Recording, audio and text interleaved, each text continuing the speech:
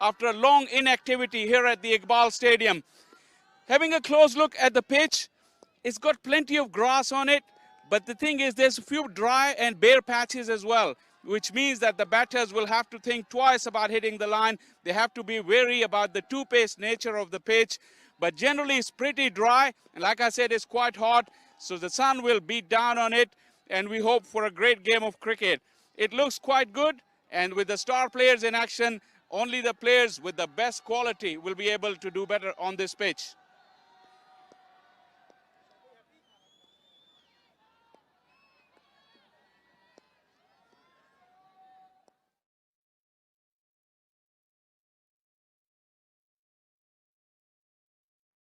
कहाँ पे प्रॉब्लम कहाँ हुई?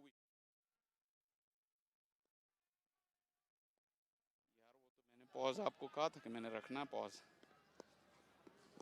हाँ चलो उसको रख लो, अगर उससे अच्छी हो गई तो कर लेते हैं. ठीक है.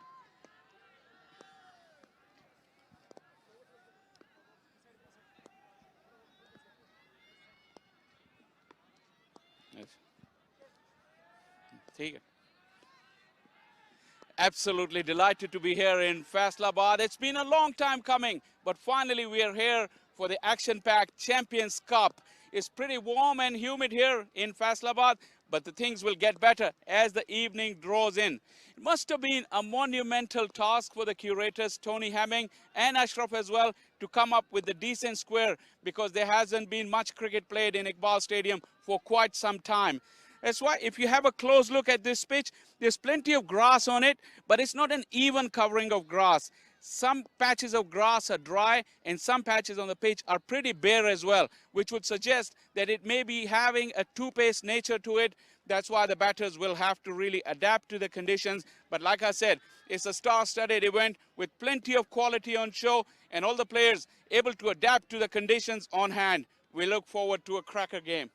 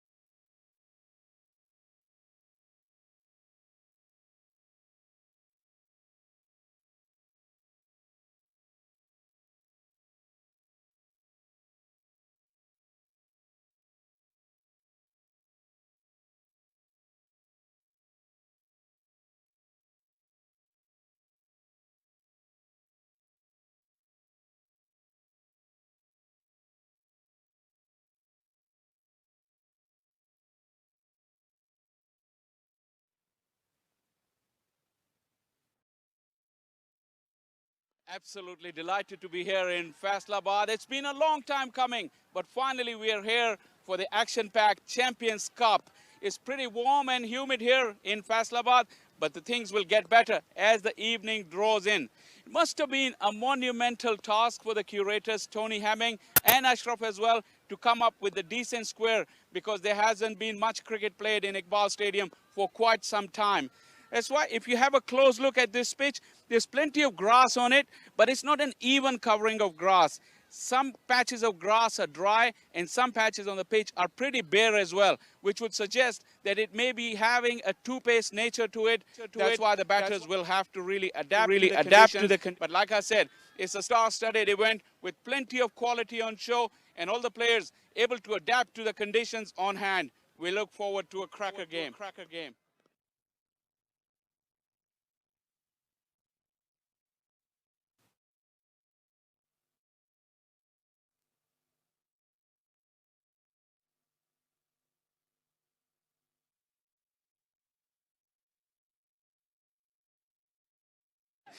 Absolutely delighted to be here in Faisalabad. It's been a long time coming, but finally we're here for the star-studded, action-packed Champions Cup.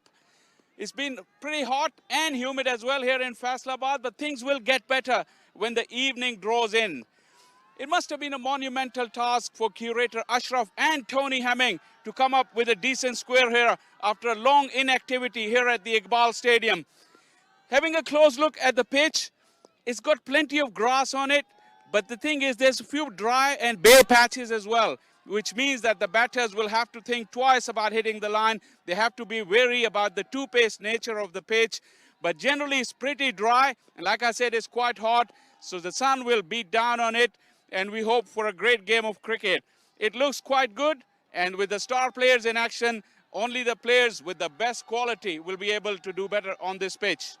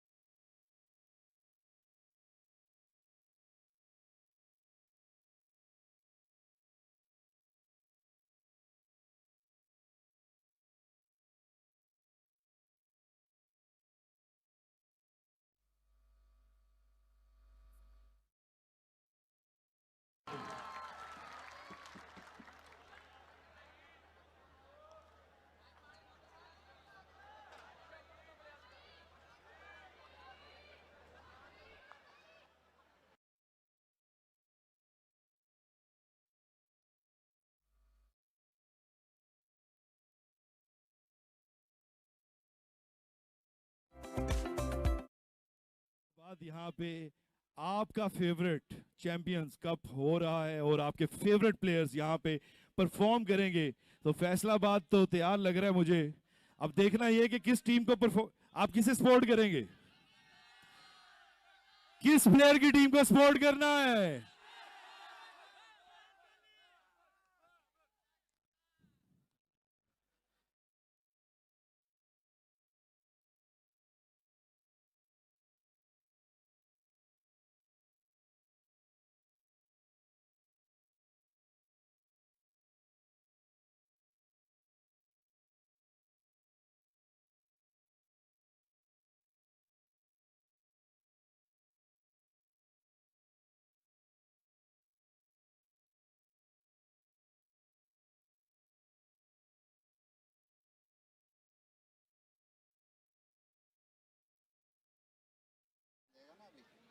Check कराओ और ही जिथे टेबल लगे जिथे उस्मान भाई जा रहे हैं।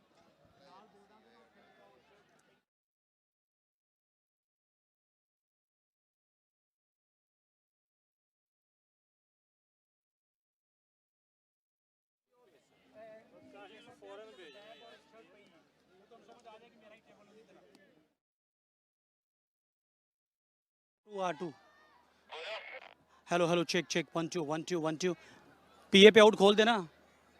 Hello hello check check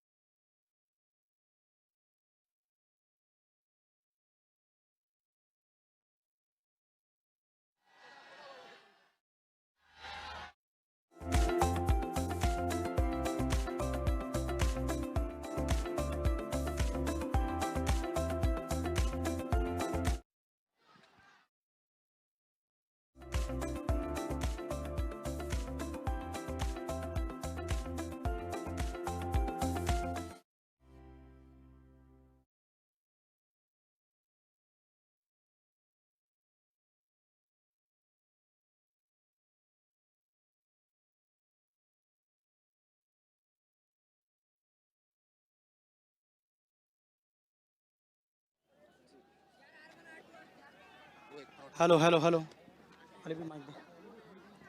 R1 check 1 2 3 hello check check 1 2 1 2 R1 1 2 hello hello check check R1 1 2 1 2 R2 check 1 2 3 hello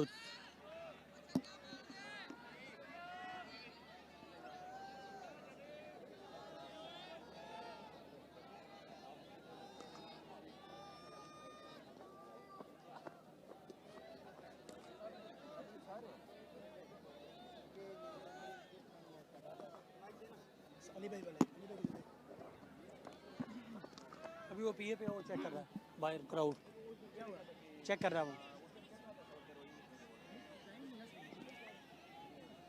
अरे पहले आ रही समझ नहीं आ रही। हेलो हेलो हेलो अंदर जा रही है ना। हाँ अंदर तो जा रही है।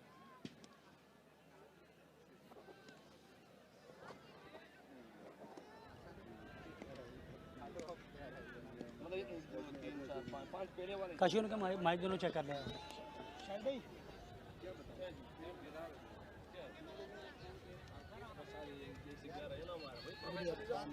मैं उनसे पूछ रहा हूँ दोनों कंफर्टेबल है इंग्लिश में। वालेकुम, आप दोनों कंफर्टेबल हैं इंग्लिश क्वेश्चन? भाई ड्रोन के द्वारा हमारा तो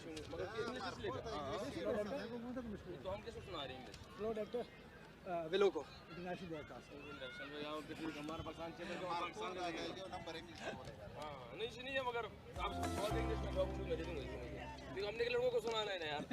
सही बात है। हां मैं तो आप कह देते मैं उर्दू में पूछ लेता हूं। नहीं मुझे सुनिए मगर मैं कह रहा हूं कि अपने मुल्क में हम इंग्लिश बोलेंगे तो अब तक तो हम दिखा रहे हैं ना सबको ठीक है कि भाई यार ये नहीं जा रहा है नहीं जा रहा है।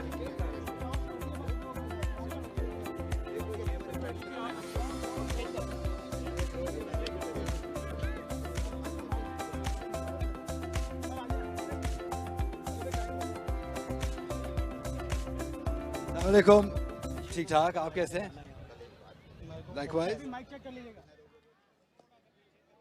टेंशन शादी की टेंशन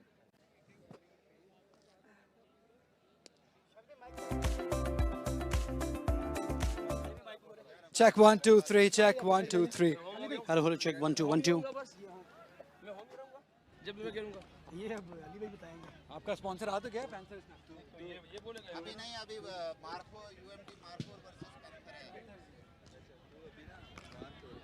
रिजवान तुझे पॉइंट दे दिया मैंने मैं कह रहा हूं मुझे होम मुझे दे दीजिए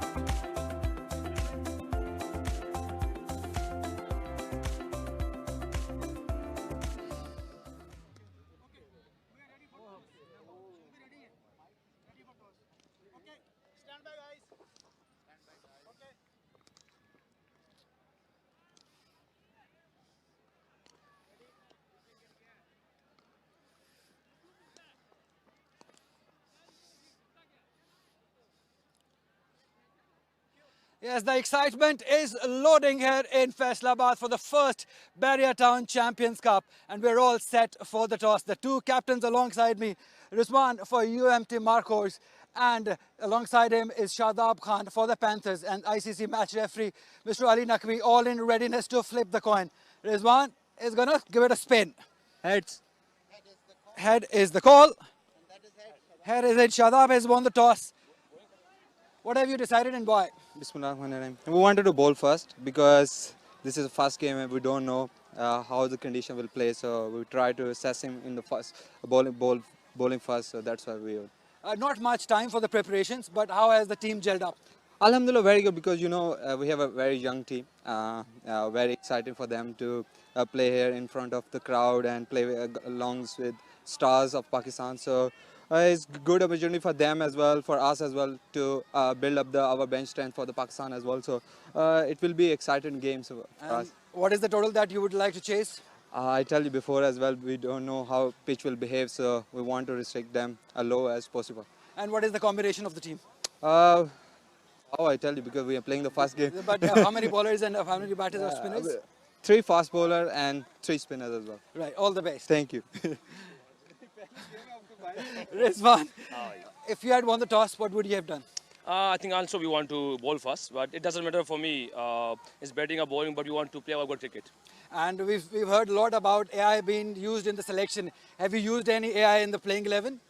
No, just you just think about that and you see the condition and the things like that. So it's good for the team. Obviously we're gonna take help from that. And how does the surface look like? Surface look like very good, but it's the first match is always is difficult for anyone condition because you don't know the condition, the area, the things are. So, but we want to play our good cricket in the batting and the bowling as well. Right, have a good one, Rizwan. Thank you. Right, the news from the toss is that Lake City Panthers have won the toss and they will be bowling first.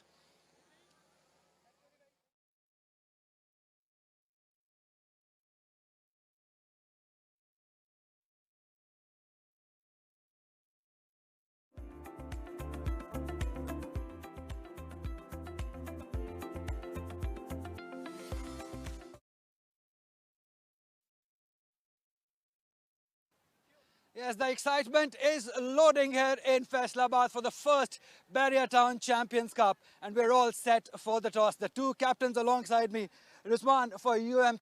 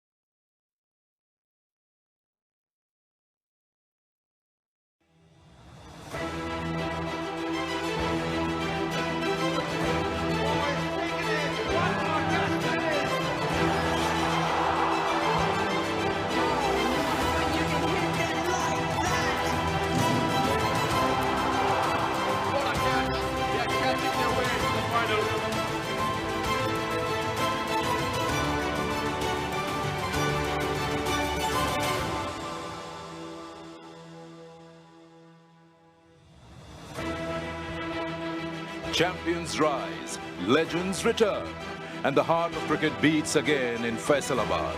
Nearly 2 years of silence, Iqbal Stadium shall awaken with the roar of the battles between the ferocious five.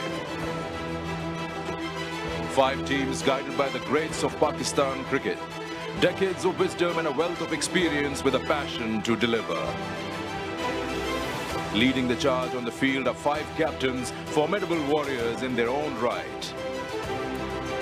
The tension is palpable, stakes are high. With the fire in their hearts and passion in their eye, the excitement is abuzz as the Champions Cup promises raw power and relentless competition. One must rise above all to reign as the champion. The time for talk is over, so let the games begin.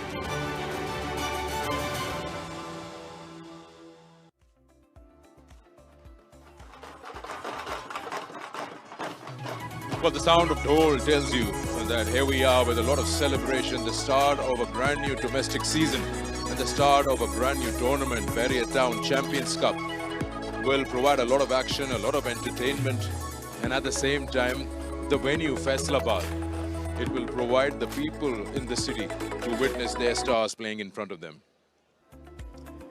And with all that, the Barrier Town Champions Cup, we have our first encounter all set and ready with UMT Markhors taking on the Lake City Panthers.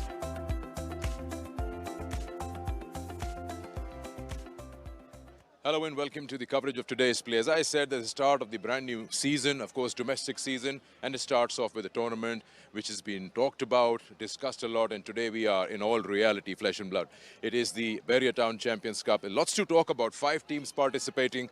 You've got the top players who are representing Pakistan or have represented Pakistan, and you've got those 5 mentors, of course, who will lead these guys through these 17, 18 days, and eventually one of them will be lifting the trophy. Lots to talk about. It's the starting, so instead of going into the details of individuals and teams, let's talk about this tournament. 150 odd players, the concept of it. I've got Salman Bhatt alongside me. Salman, lovely to see you at the start of the domestic season. Thank you, Sikandar. Likewise. Tell us a little bit about what you feel this particular tournament will provide to the youngsters, to the established cricketers, and a different kind of a competition. Mind you, it's a one-day cup. Yes, indeed it is, but it is something which has been talked about a lot, a tournament which comes in with a lot of hype, and obviously it provides a huge platform for the best existing 150 players and a lot of youngsters there as well who have a big platform, a base where they can make their name from. And as you mentioned, the top cricketers, the players who are playing for Pakistan currently, their presence makes it more special. And to perform among them will give the youngsters, you know, a big boost and a chance to make a name for themselves. All right. Like I said, we've got 5 teams, 5 captains and 5 mentors, and we know them. They don't need any introduction, but let's go through them one by one and talk about them. Shoaib Malik, Misbah ul Haq, Waqar Yunus, Sarfaraz Ahmed, Saqlain Mushtaq. Some of the greats of the game, some of them who have recently retired, and one of them who is still an active player. But these people will surely pass on their experience to the lot who will be playing out here. Well, exactly. Their massive experience and the amount of success that they have had while they were playing for the country will serve as a lot of information which is valuable for these youngsters to how to cope at international level, at different scenarios, how to take them, bring more awareness to these young children and, you know, take them as closer to the international cricket as much as they can. All right. Talk about the 2 sides that are playing today, Lake City Panthers and UMT Markhors. Let's have a look at the Lake City Panthers and what squad have they made available to themselves. So quite a bit to pick from. It's a big buffet out here. Shadab Khan is leading this team, and then you have, well, quite a bit of talent. Saim Ayub currently playing, representing Pakistan. Let's go through them and see the balance that can be created in the options that the captains have. Well, as we all know that it's a tournament where the teams have been picked like, I mean, if you had the choice, you had to pick players from different places like the draft. So these teams, whenever a team is made like that, a lot depends how their first initial games go, how much the combination starts to catch up together. And I think it's a huge opportunity for some. Look at Adar Ali, for example, played for Pakistan, got quite a run, wasn't very successful. Now is the time because the places are open and somebody like him can make use of this thing. And same goes for Usman Khan. He also needs to get a lot of good performances in to remain in the mix. Let's have a quick look at the UMT Markhors, the other side in action today. And that's been led by Mohammad Rizwan, the captain. You got Fakhar Zaman. When it's white ball cricket, you'll see him in action. Again, a very nice spread of choices that the captain has. Yes, Sikandar Abdul Samad there, the third name, a very powerful hitter, something that the people look forward to these days, and he is someone I saw in one of the tournaments really hitting the ball to all parts and to long distances. So he is somebody who might be a very interesting one to see. When you look at these two sides and the options that they have available, talk a little bit about Iqbal Stadium, Faisalabad, and the square, how it reacts and what kind of 11 we would expect. Now, I was going through a few numbers. Of course, it's a day-night game, one-day game. It's very much dominated by sides winning the toss and deciding to chase under lights, and they've got results to themselves. But in terms of the surface, you see a fair mix of spin and pace attack, or it's going to be lopsided? I think it has to be a mix. It's a one-day game. You need to be up with the over 8 as well. And then obviously you're playing in Asian conditions with this sort of heat coming down. Definitely the spin somewhere is going to come along and, you know, play a part in picking up wickets and maybe stopping the run flow, which might be there. We shall have a look at the pitch when it comes, and then we can speak more about how and what sort of mix should be going in. Some of the players who've been around the Pakistan cricket circuit have travelled a lot with Pakistan cricket, and they've just suddenly been in some hiding. Shahnawaz Dani is one name, has come out very promising. He's gone through some injuries, now he's back, and good to see him in action. Let's have a listen. ये एक आसान सफ़र नहीं था कि एक छोटे शहर से वहाँ से आप अपने क्रिकेट को, अपनी फिटनेस को डेवलप करके आप अपनी कंट्री को रिप्रेजेंट करते हो. इसके लिए काफ़ी डेडिकेशन चाहिए होती है, और मैंने उसके लिए काफ़ी मेहनत किया और पेशेंस रखा और बिलीव था कि मैं पाकिस्तान खेल सकता हूँ. तो टू बी ऑनेस्ट के बिफोर मुझसे पहले कोई भी इस तरह छोटे शहरों से आके पाकिस्तान के लिए कभी नहीं खेला, तो थोड़ा मेरे लिए मुश्किल था उस चीज़ को एक्सेप्ट करना. उसमें मैंने अपने जो परफॉर्मेंस थी मेरे अंडर 19 में, उसके बाद लाड़काना रीजन ग्रेड 2 में मैंने 2-3 साल वहाँ पे खेला, वहाँ पे मैंने परफॉर्मेंस की. उसके बाद मैं सिंध के टीम में शामिल हो गया, वहाँ पे फर्स्ट क्लास पे मैंने टॉप किया. और टॉप करने के बाद उसका मुझे रिवार्ड PSL में एज एमर्जिंग प्लेयर मुझे मुल्तान सुल्तान ने मौका दिया. बीइंग ए एमर्जिंग प्लेयर, आपका पहला सीज़न और आप best bowler of the tournament, और उसके साथ आपकी टीम चैम्पियन बने, तो उसमें आपकी भी कंट्रीब्यूशन हो, तो मेरे लिए वो बहुत ही बड़ा अचीवमेंट था. नसीम शाह एक बहुत ही बड़ा बॉलर है, अभी पाकिस्तान के लिए काफ़ी उसने परफॉर्मेंसेस दी हैं इवन PSL में, और माशाल्लाह हमारा पाकिस्तान का एक बेहतरीन बॉलर है ऑल 3 फॉर्मेट्स. तो उसके साथ बॉलिंग शेयर करना मेरे लिए भी काफ़ी खुशी की बात होगी. मिसबा भाई के साथ मैंने 2 साल उनके साथ अंडर में खेल रहा हूँ, वो SNGPL में भी एज अ हेड कोच हैं, तो मुझे काफ़ी मज़ा आया और मैंने उनसे बहुत कुछ सीखने को भी मिलता है. चाहे वो बैट्समैन हैं, लेकिन उनको माशाल्लाह बहुत नॉलेज है क्रिकेट के फील्ड में, तो उनके साथ जो मेरी अंडरस्टैंडिंग है वो काफ़ी ज़बरदस्त है.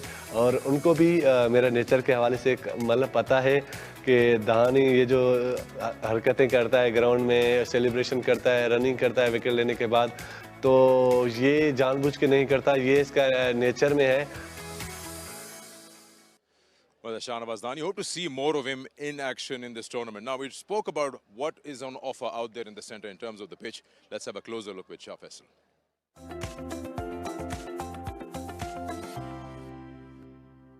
Absolutely delighted to be here in Faisalabad. It's been a long time coming, but finally we are here for the action-packed Champions Cup. It's pretty warm and humid here in Faisalabad, but the things will get better as the evening draws in. It must have been a monumental task for the curators, Tony Hamming and Ashraf as well, to come up with a decent square, because there hasn't been much cricket played in Iqbal Stadium for quite some time. That's why if you have a close look at this pitch, there's plenty of grass on it, but it's not an even covering of grass. Some patches of grass are dry and some patches on the pitch are pretty bare as well, which would suggest that it may be having a two-pace nature to it. That's why the batters will have to really adapt to the conditions. But like I said, It's a star-studded event with plenty of quality on show and all the players able to adapt to the conditions on hand. We look forward to a cracker game.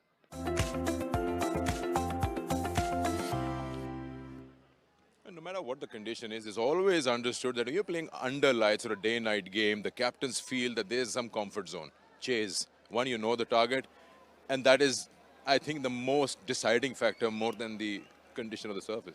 Well, at times, yes, in white ball cricket, it is a factor, and it also depends how much dew comes in, when it comes in, if it comes in, and whether if there's a cloud cover, because we've had so many rains in Punjab in the last month or so, you never know, they can come uninvited at any moment. But there are a few bare patches, there are some grassy patches, so that means it may be a two-paced pitch. It may be.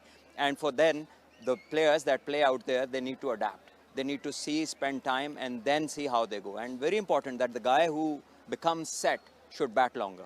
And it's always the case that when it's the start of a new tournament, a fresh surface, the teams that are playing the opening game, they are touch tentative.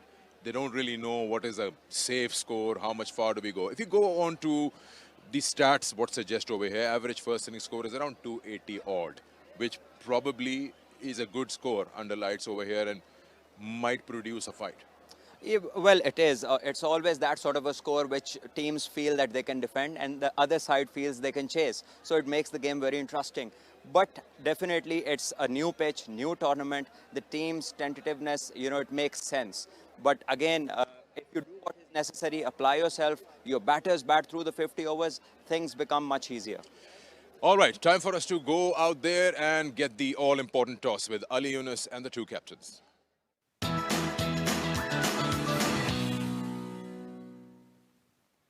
Yes, the excitement is loading here in Faisalabad for the first Barrier Town Champions Cup, and we're all set for the toss. The two captains alongside me, Rizwan for UMT Markhors, and alongside him is Shadab Khan for the Panthers, and ICC match referee Mr. Ali Naqvi, all in readiness to flip the coin. Rizwan is going to give it a spin. Heads. Head is the call. Head is it. Shadab has won the toss. What have you decided and why? Bismillahirrahmanirrahim. We wanted to bowl first because this is the first game and we don't know how the condition will play. So we try to assess him in the first bowling first. So that's why we. Not much time for the preparations, but how has the team gelled up?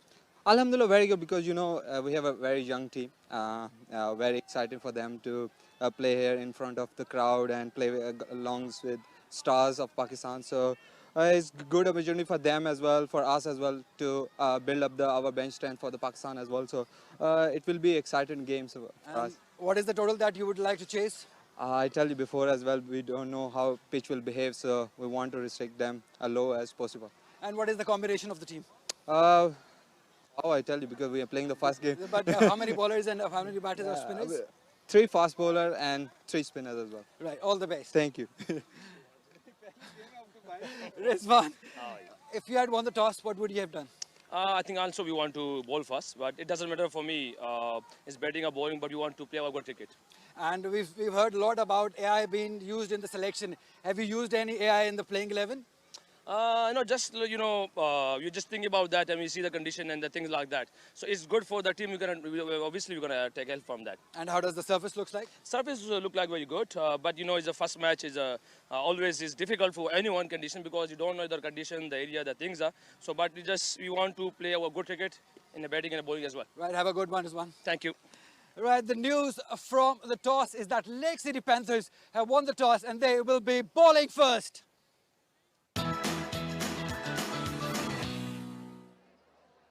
Well, no surprises there. Side winning the toss, deciding to chase. Now, this is the 11 on each side. UMT Markhors, have a look at this, Salman. Open Fazan, another very promising hard hitter. Kamran Gulam comes in, provides the experience and a lot of runs in the middle order. So does Rizwan. Salman Ali Agha, the all-rounder, obviously, and Iftikhar. They have the luxury of these two who can bowl a bit. Abdul Samad can really tonk the ball, and Zaid Mahmood, with all his experience with the red ball cricket, can be a handy customer. Naseem Shah, Shanwaz Dhani and Akif, their pace battery. So pretty balanced side there for the UMT Markhors. Lake City Panthers. Lake City, also. Again, you see at the top two people who can really hit the ball long, Sam and Usman. Bangal Zai is a technically very correct youngster. Azan Abbas from the under-19. Haider Ali, Shadab Khan, Mubassir Khan, Ahmad Butt, and Hasnan Usama Mir. So 2 frontline leg spinners, potential match winners over there. And Zishan, I think, is the emerging player. So we're all set for action out here for the Barrier Town Champions Cup. It's the Lake City Panthers and the UMT Markhors taking on each other. And the first game, as you just know, that the Lake City Panthers have won the toss and they've decided that they are going to bowl first. So let's find out what kind of score UMT Markhors can put up batting first in this opening game. Lots of fireworks, lots of cricket to be played here at the Iqbal Stadium, Faisalabad. Thank you very much, Salman. Let's enjoy some good cricket action. What a time, what a day for Faisalabad. All these pictures you can see, they've been waiting for a long time for these stars to come and perform in front of them. And what a time to do it. This Barrier Town Champions Cup, the first game just about to get underway. Lots of stars being included in this tournament. It's the best against the best. Well, without wasting any more time, we'll be talking about the teams. Just a little bit wait because all the teams are ready for the national anthem.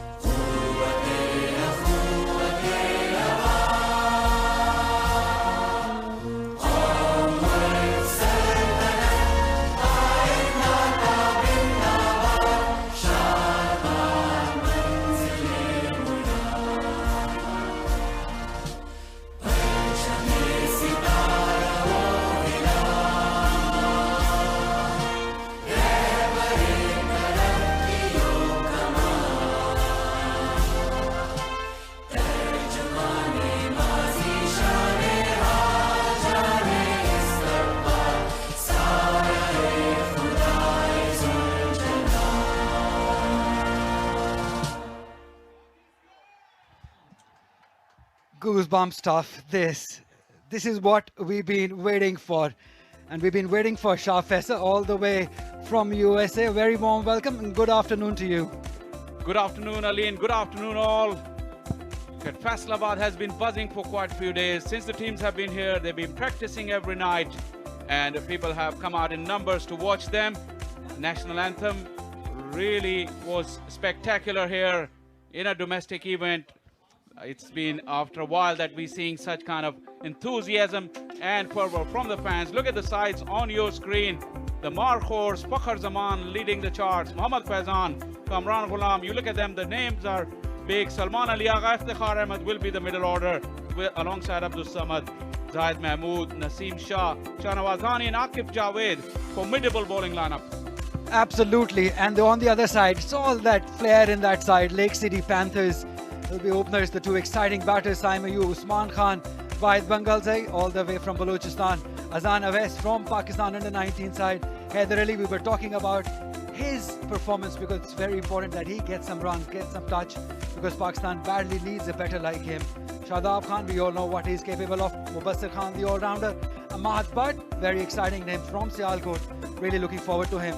Hasnan also in the side, Usama Mir and Zishan in that side. So a very exciting game in our hands in Barrier Town Champions Cup. This is game number 1 all the way from Faisalabad. The two openers, well, we know what he can do, Shah Faisal. Fakhar Zaman, he can be a destructor. The world beater, Fakhar Zaman, he's been welcomed to the ground by rapturous applause from this Faisalabad crowd already. They'll be looking for some fireworks from this man. who is a flamboyant opening batter. He'll be coming out to bat to entertain this huge crowd here, which is building. It's pretty hot out there early and humid, but the weather is set fair and it will get better during the evenings. The outfield looks in stunning shape. The pitch, everything, all the settings promises to be making it a cracking event. Now, a very important tournament for few players who are looking to make a comeback to Pakistan side. Well, not him, because we know that he is a permanent member of the side. Fakhar Zaman, these are staggering numbers. Look at that average, 47.65, 6,672 runs. Strike rate, very impressive. And that highest runs of 210.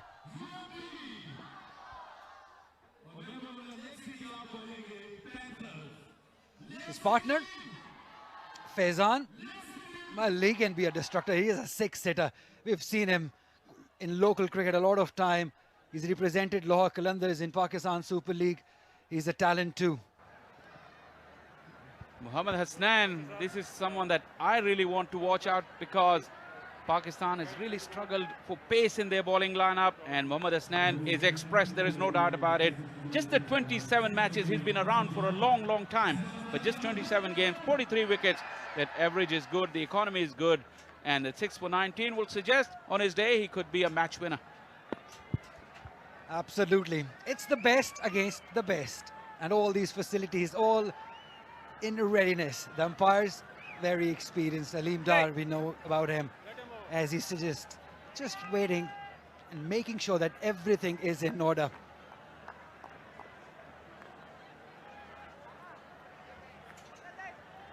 Walid Yaqub, the leg umpire, alongside Aleem Dar. We will be talking about the importance of this tournament, Shah Faisal. We'll take on your take as we go along in this game. That's Walid Yaqub, another very good umpire. 2 slips for Hasnan. First ball of the Champions Cup. On target. He'll be running hard to get the second one. He does, quite easily in the end. Couple of runs for Fakhar Zaman. There was a hint of movement inward there from Hasnan. This is his go-to delivery with the new ball. He does get a beautiful shape to the right-hander, away from them, into the left-handers. Fakhar Zaman looked to be a bit watchful to begin with. There's a little bit apprehensions about the wicket being too paced, but early exchanges will let us know that all these pre-game assumptions, how they turn out. As they say, the talking's been done. It's time for action.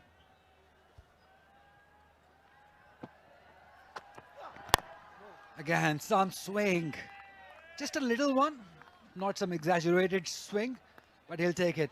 Fakhar Zaman is better when he's looking to take his time early on, because more he bats, destructor he gets. It's kind of strange. We see a lot of Test cricket and then we see a lot of T20 cricket. This is in between. Pitch, you've been the expert for us all these years. What do you make of it? Shah Faisal, one more time for us. It is not an even covering of grass. There's some bare patches you can see and some dry grass as well. Batters will need to watch out for that. That's played in between the two fielders. He will come back for another cupper, Fakhar Zaman. Again, that movement in, but talking about the pitch and the uneven nature of the grass, that is the concerning thing for the batters early doors. But we can understand there has been no high-profile cricket at this venue for a long time, and the curators must have been working really hard to get this square ready. Just a little delay, umpire just making sure that the batters took the complete run, because the suggestion is that maybe there was one run short. That is what the delay is about. Well, what a moment for Faisalabad. We have to say this, because we just got a little delay, so we can talk about this event being held here, and this is why the delay is about. I think that's fine. There shouldn't be a problem here. Yeah, well, he didn't get himself into the greatest of angles. Probably that's why he wanted to double check it, just to be on the safe side.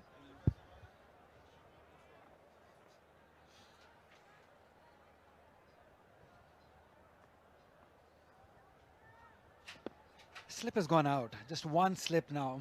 Started off with 2, remember. But because of that in-swing that he was getting to a left-hander, he's placed that fielder at mid-wicket catching. That can be a good move against Fakhar Zaman. It could be if there was better communication between the skipper and the bowler, because for the first time in the over, Hasnan angled the ball across the left-hander, for which 2 slips would have been handy, although started out quite wide and went away. But yeah, again, that in-swinger, that's why that mid-wicket is in place. If anything goes in the ear, that fielder will be in action.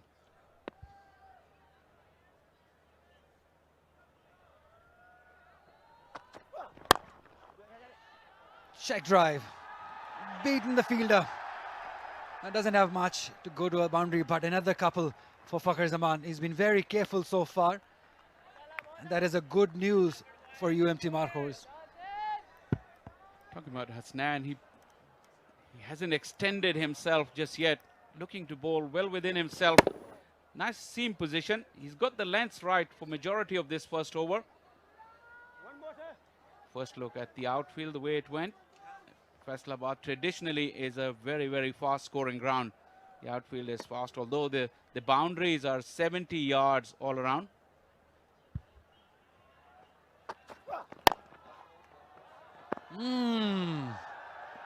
Straight away apologizing. Some aggression by Hasnan. End of the first over.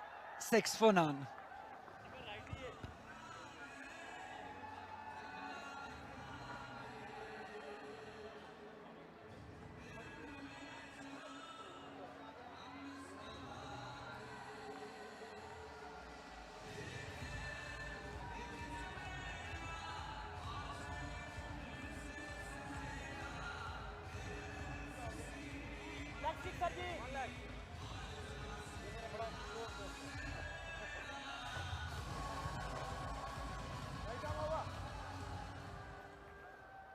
Ahmad Butt. He's been around for a while. The number is 80 matches, 109 wickets. Economy 5.62, best of 5 for 54. He's an all-round cricketer. He's a very good batter too. I believe Pakistan has missed out on him, on his talent. He's still there, still got cricket in him. 2 slips to start off. Good area. Excellent areas and a hint of movement as well. Sometimes we cover a lot of domestic cricket and we have a lot for few players that we all thought, if given chances at the top level, could become the real deal. Ahmad Butt was one of them. He threatened to break into that Pakistan team. Still, the skill is there. There's no doubting the skill. Good start from the all-rounder.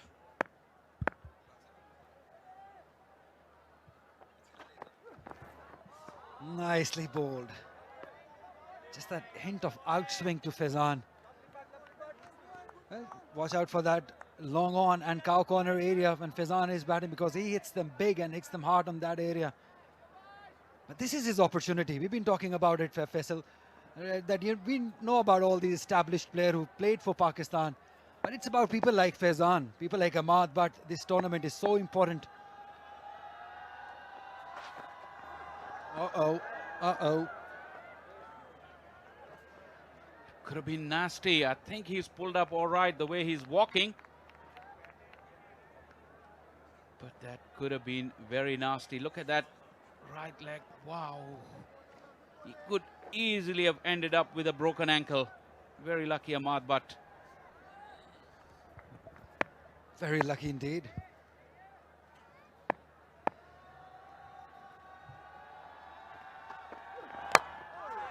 Fuller this time. Yeah, we're talking about people like Faizan, people like Ahmad Butt, Mubassir Khan, all these players. It's very important for them to perform, because you don't get such stage now and then, because this is an opportunity being staged by PCB. Well, this is the man, Aleem Dar. He's supervising this game, a former first-class cricketer, a former best umpire of the world for multiple years. And Walid Yaqub giving him company on field.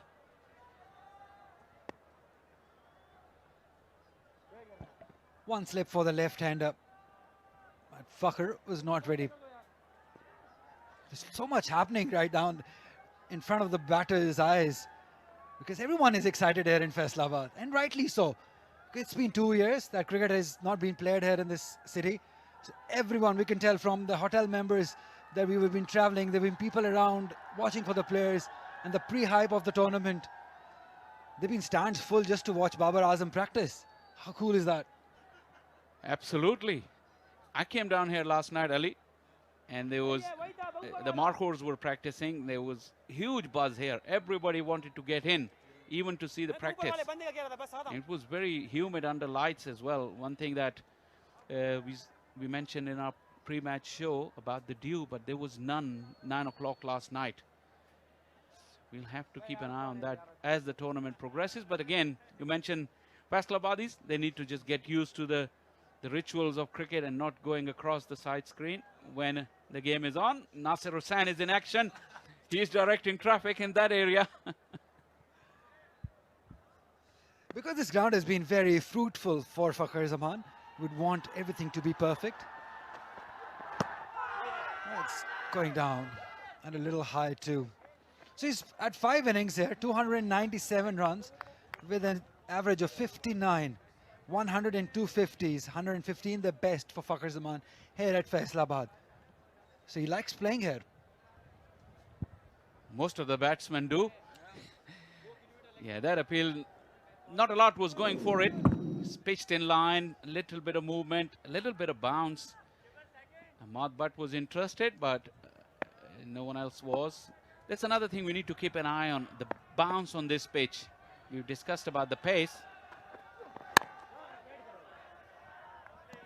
But the general consensus, talking to Misbah ul Haq and the other coaches around, they reckon it is pretty hard, so we can expect to see good bounce and the pace that the batters would need to keep an eye on. Absolutely. And that is why the captains were not sure what to do. Both the captains, they wanted to bowl first. They didn't want their batters to be in trouble early on, just because they could not tell how the pitch will behave. Punches it. Excellent fielding too. This is what Faizan can do. Punches them very hard. But Bangal's doing a good work there. 2 done, 8 for none.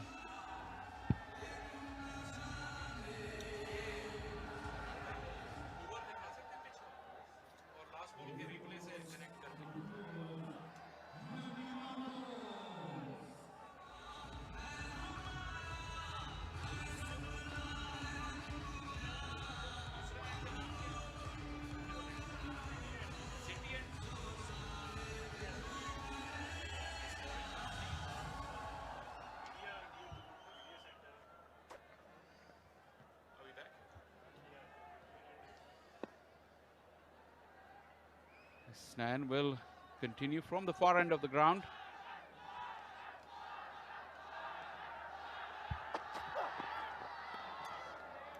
You just notice the change of stance. Maybe now Fakhr Zaman is standing on the middle end off. He started off from leg stump because the ball is swinging. So now he's just made a little bit of change. That is what experience is. Just quickly realizing what he needs to do at this level. That is where the learning is for the youngster, somebody like Faizan, that if you realize something, just make a quick change.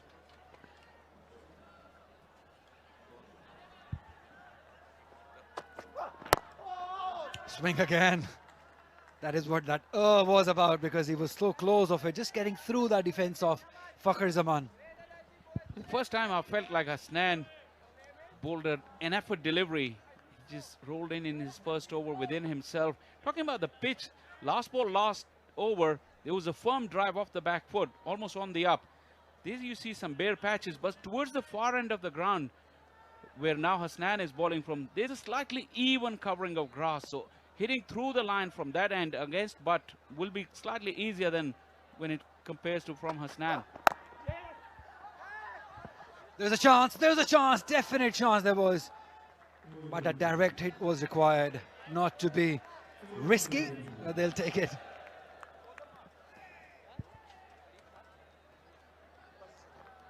Half a chance, you reckon, in the field.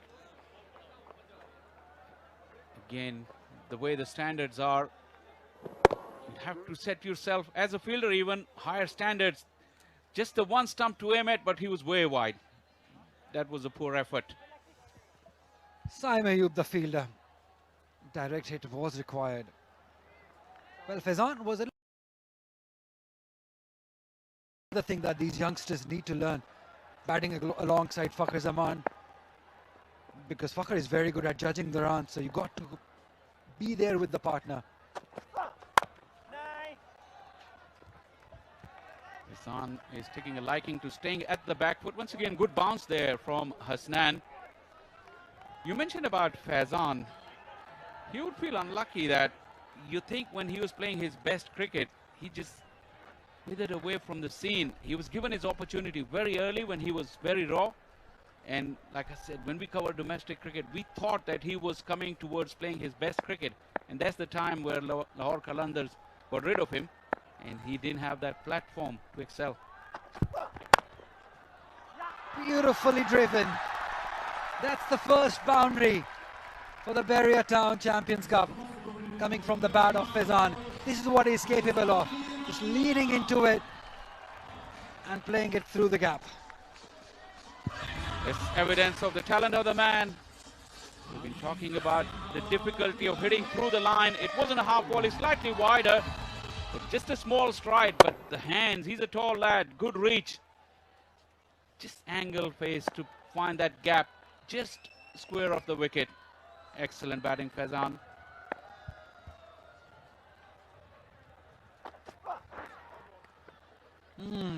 Putting the pressure on the bowler. That's what Faizan can do. Trying a little too hard, Isnan. We've been talking about his talent. You just mentioned lots of things about him. When he gets going, he gets them big. I've seen him play some big innings. And he can be a big six setup. Very wristy he is. And he must take advantage of this opportunity that has been provided by the PCB. Because if you perform against these competitors, it means you got something in you.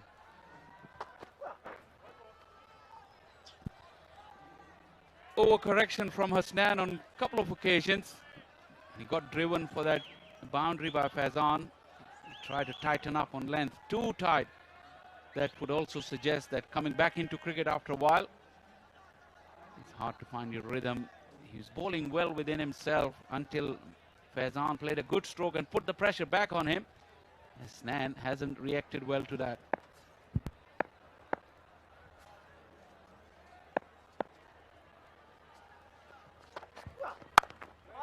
That's better.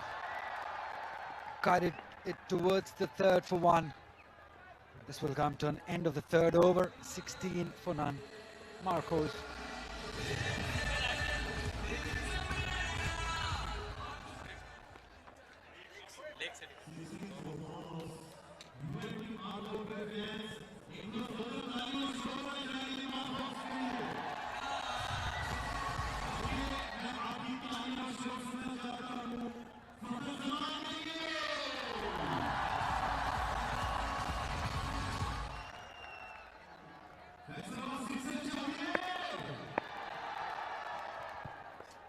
Ahmad Butt will continue. Gave away just one run in his first over.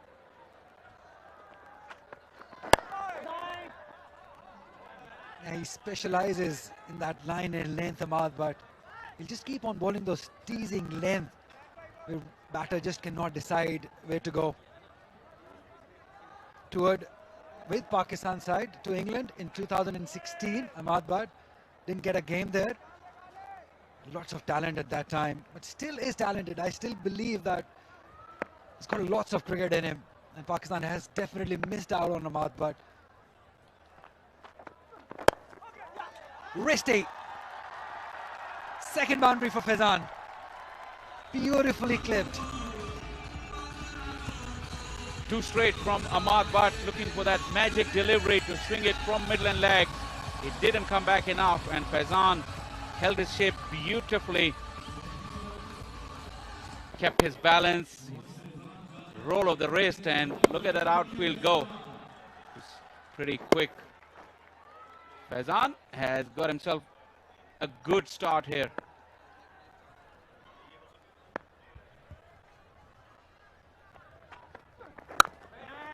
Pulling back his length a little, Ahmad, but realizing that Faizan is now comfortable, looking to score runs.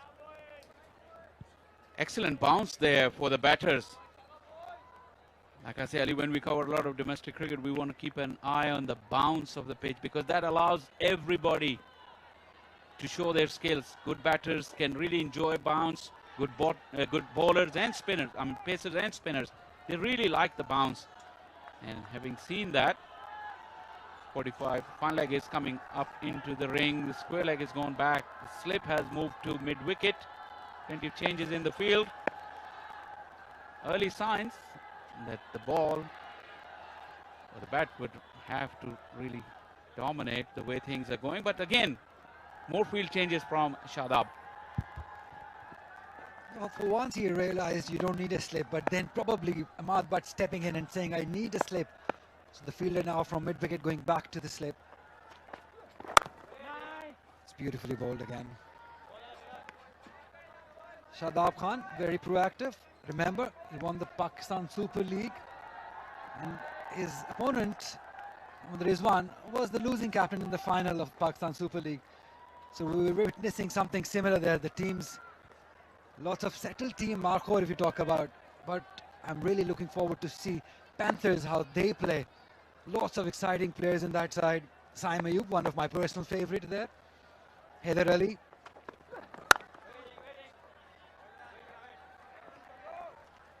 Ball is coming on to the bat very nicely. Like I said, this end of the ground where Ahmad Butt is bowling from and where Faizan is batting is slightly even covering of grass. So from that end, length deliveries have been dealt really nicely. The other thing in early exchanges that I really have liked so far is the bounce. It seems pretty even. You just love it, talking about the pitch. Your favorite thing. Again punches it, but could not quite find the gap. We'll talk more about it, don't worry, we're here. 4 overs gone, 20 for none.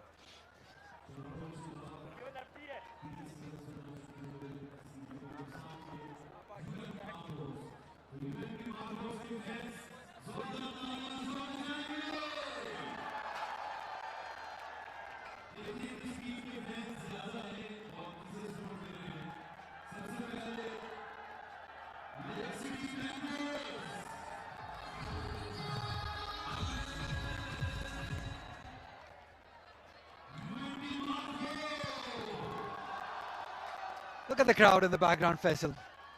That is why it is very important to have cricket in stations like Faisalabad.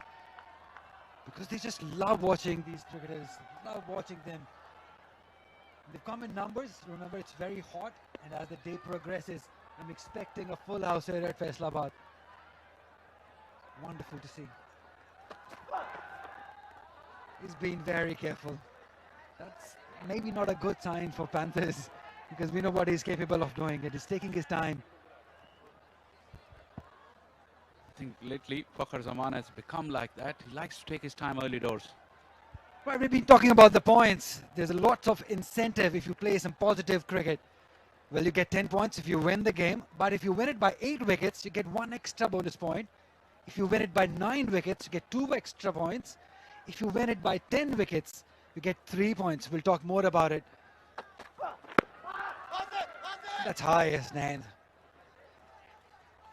So yes, lots of incentives as far as the bonus points are concerned, because they want them to play that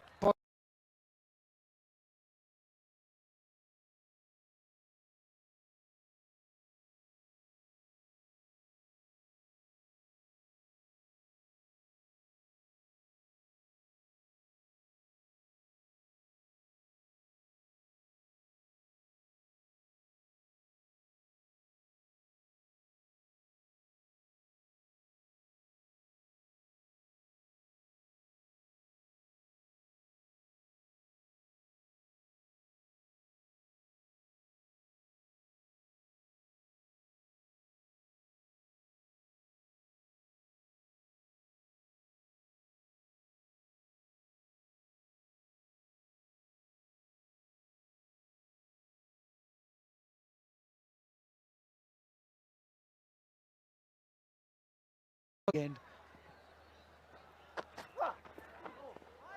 Flashed it outside the off stump, didn't get the connection. Fakhar Zaman. First signs from Fakhar Zaman. He went hard at it.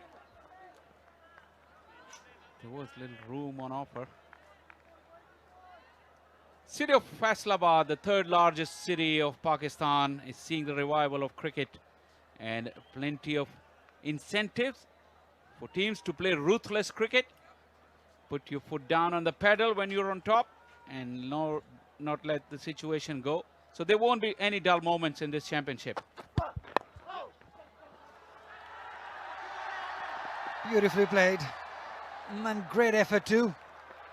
That's Osama Mir. Another couple for Fakhar Zaman, but I'm sure umpire will have a look at that boundary check because it was very close to that skirting. Osama Mir did his best. He's not sure, of course, yes. One can never be.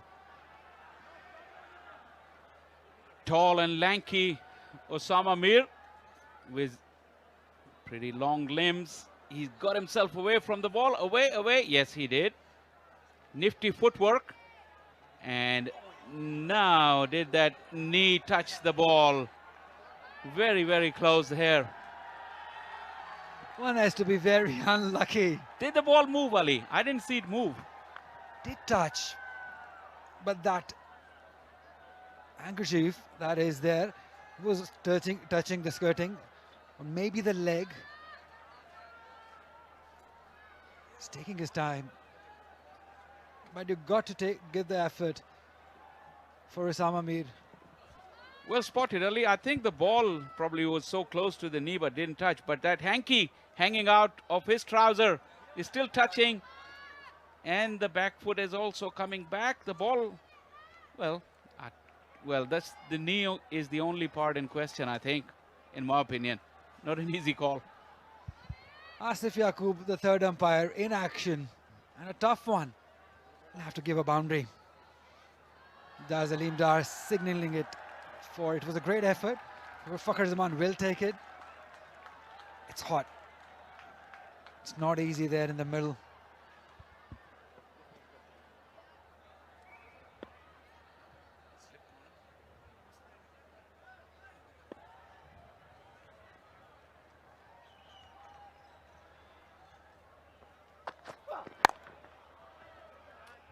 Not finding the gap one more time, Fakhar Zaman. End of 5, 24 without any loss. UMT Markhors.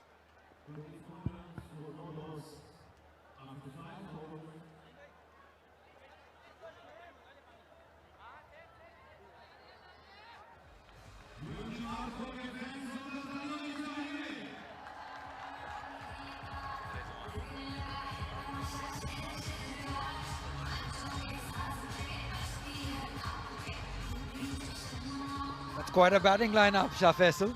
Got Kamran Gulam, Ahmad Rizwan at number 4, Salman Ali Agha at number 5, Iftikhar Ahmed at number 6, Samad, he can bat too. It's a huge middle order.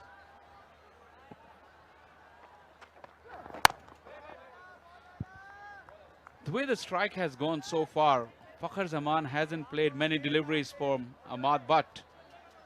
With his gentle pace and that inward movement, and we've noticed that the ball comes on a bit better from this end where Ahmad is bowling. Fakhar Zaman would want Faizan to turn over the strike and let him have a look at Ahmad, because Fakhar has been in for a few deliveries now and he showed first signs of aggression in the last over.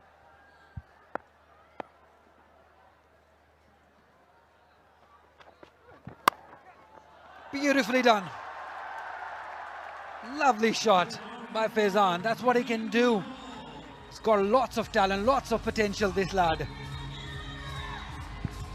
Boundaries of the front foot and this one off the back foot. He rode the bounce beautifully. Very tall. Not a lot of width, but that bat speed was superb. Shift of weight into the shot, and this outfield is going very fast. Looking very, very good, Faizan. And the use of wrist, Faisal. Waited enough, then placed it.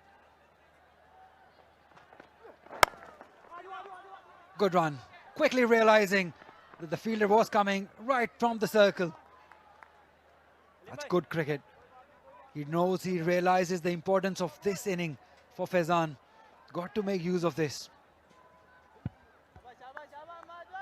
Good cricket, Faizan. He's looking good. But now, the matchup that I was looking for, Fakhar Zaman against Ahmad Butt. For the first time, the left-hander will be on strike. There's a deep mid-wicket going back. And there is a fielder at a 45, third man rather. Keep saying that angle 45. It is 45 degrees, but way outside into the deep. Still slip in place.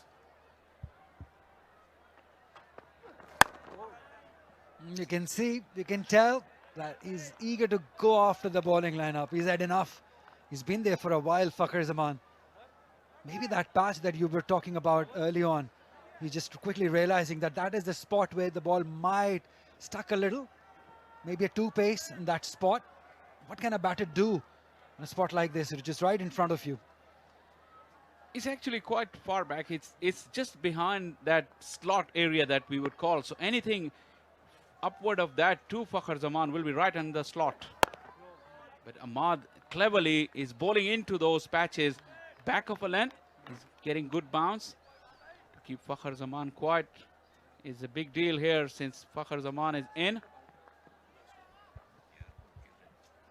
You need to score 100 runs in the first 10 overs to get 3 bonus points. Scores, beg your pardon, 1 point. You score 100 runs. Beautiful Faisalabad, formerly known as Lalpur. Big day for them. We're expecting lots of people to come to stadium just to support the cricket. We've already seen lots of people here. The buzz is around.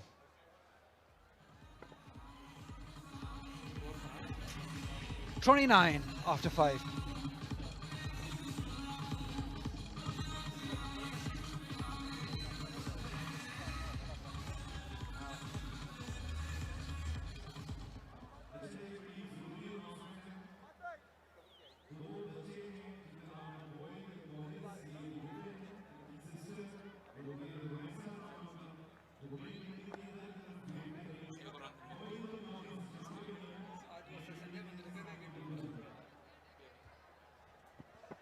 This is match number 1, live from Iqbal Stadium, Faisalabad. It's UMT Markhors versus Lake City Panthers. As we see the first sign of spin being introduced, it will be Mubassir Khan, another very talented off-spinner. Good all-round cricketer, can bat too. 41 wickets, best of 4 for 51. Still very young, lots of cricket in him. It's good that Usama Mir is there with him, the experienced member. Shadab also the leg spinner with him. This is what this tournament is about. The blend of seniors with youngsters. Absolutely, and Mubassir is a very good red ball cricketer as well. This should come naturally to him, this 50-over format. Been on the fringes of Pakistan team, has been with the Shaheens for a couple of years now, Mubassir. Big stage, big opportunity for him. Bowling from the right hand, I think. And it will be interesting to see how Faizan deals with him. Still in the power play. Just give it the ball a little air. Mubassir has got a fielder at long on and a fielder between mid-wicket and square leg. That's where he likes it, just checking it in the end. Faizan playing it towards long on for 1. Letting the bowler know early doors that he's going to come after you. Faizan did.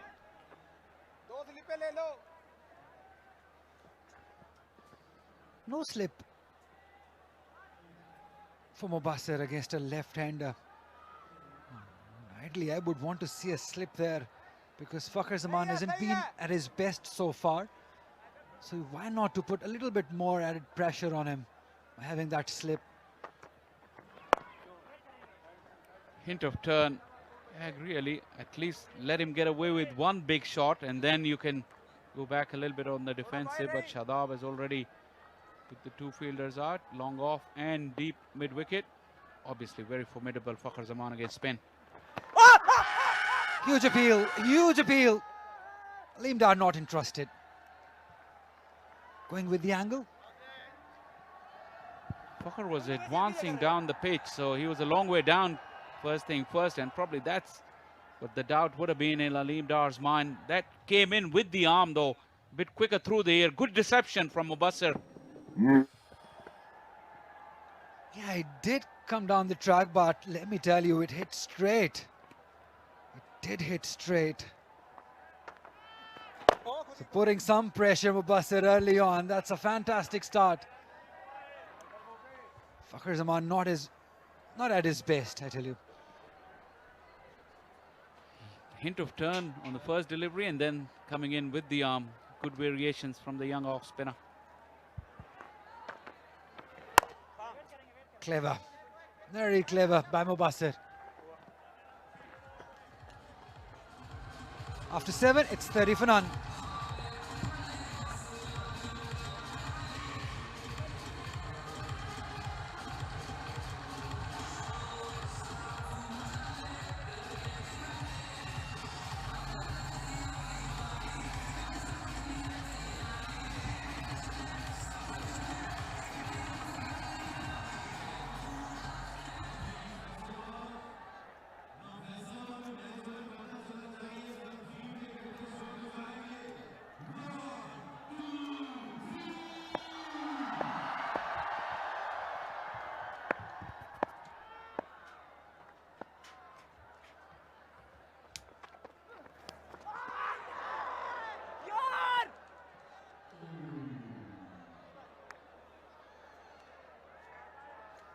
Unlucky the bowler, brilliant line, good delivery, took the outside edge and the keeper wasn't good enough. Usman Khan there, dropping a sitter. Have a look, just fending to a delivery, going away just a touch and no feet there in the stroke. And Usman, well, they don't come much easier. You could understand the frustration of Ahmad Butt. It's hot out there and the fast bowlers are working hard.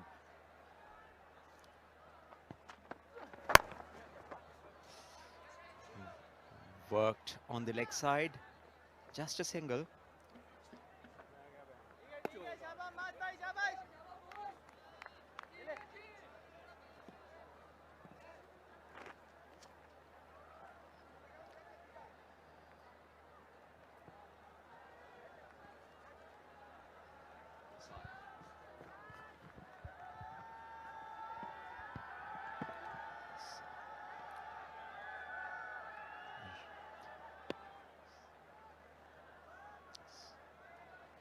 Been a stable start for the UMT Markhors. Oh, wonderfully bowled, jagging back and cutting in half. Fakhar Zaman didn't know much about this one. Every time you see Ahmad Butt, it takes me back to that tournament, National T20, which is on the same ground back in 2018-19, and he was at his peak at that time. Got his opportunity to be in the Pakistan side. I'm not really sure how many games he got, but he's such a complete package.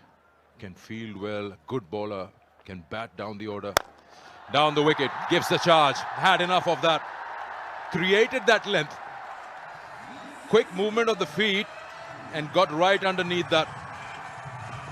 Yes, this is something Fakhar Zaman really knows better than most people. Dances down the track and puts this one straight over mid-on for a flat 6. The first 6 of the tournament, and see him again, holds the pose just for a bit. Not much time there for the photographers. After a jaffa of a delivery, he has decided not to allow any movement to disturb himself again.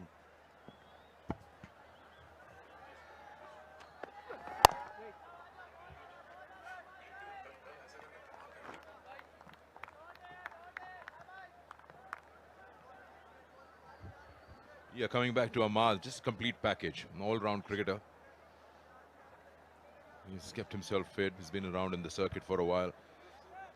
is usually the first choice in these domestic sides. Yes, Samad, but a very super fit, very capable all-rounder. Hasn't had many opportunities, but he's certainly somebody who carries a lot of talent, a lot of promise. And he's only 29 Sikandar, still a lot of time on his hand if he's utilized in the correct manner. Once again, attacking the stumps, bowling to his fields, and Fakhar is a bit defensive on this time. Overbowled, 37 for no loss.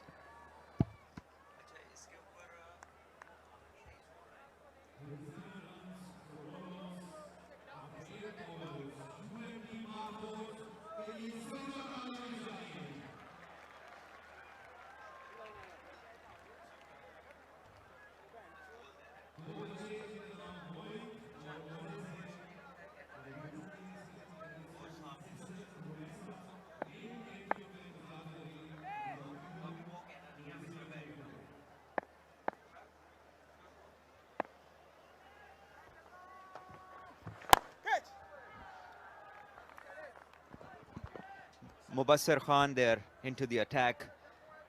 Very first delivery. Fazan looking to go after him. Did not succeed.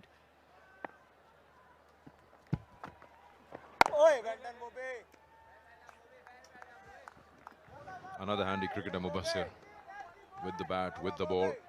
So important, especially in white ball cricket, that you've got to be a bit of everything. Then you can squeeze your way into the 11.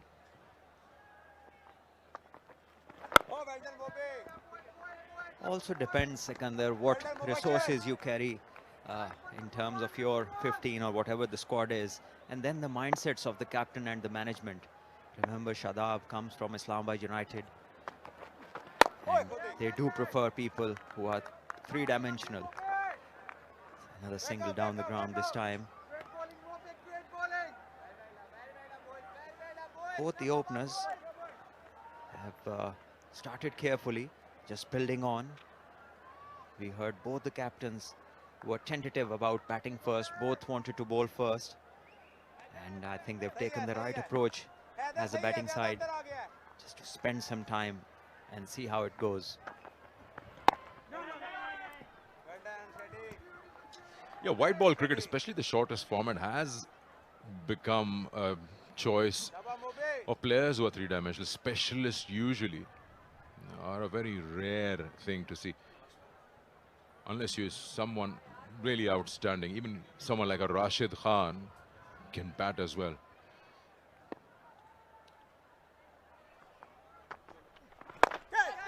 Should be out. It is out. Tried to clear that mid-wicket fielder. Well-timed jump, and the first wicket falls. Fakhr Zaman walks back.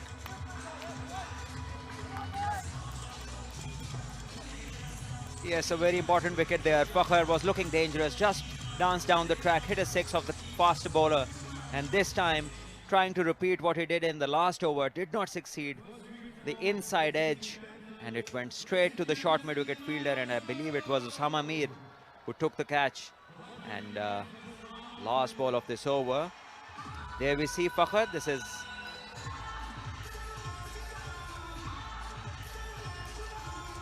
well, he's coming back. 17 he got of 28.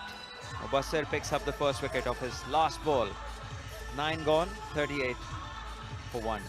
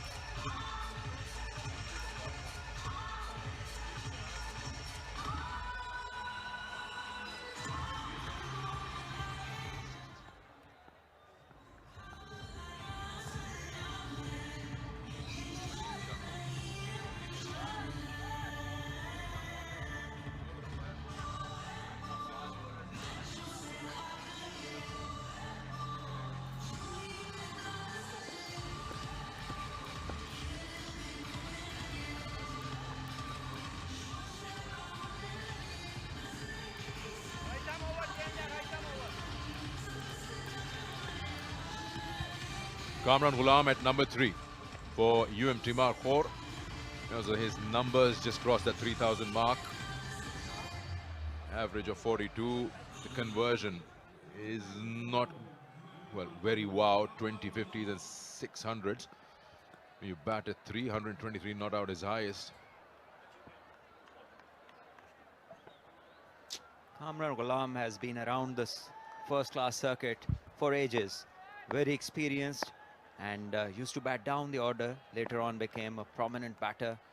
And Zishan, the tall guy, start off in the good areas. A wicket has just fallen, Sikandar, and there's just a little bit of movement there, and we've seen the batters not being very confident. I would like to see one slip there at the moment, because they've just picked up one wicket. It's the new bowler, probably tall Zishan, might extract some bounce. Maybe a good idea to have a slip there.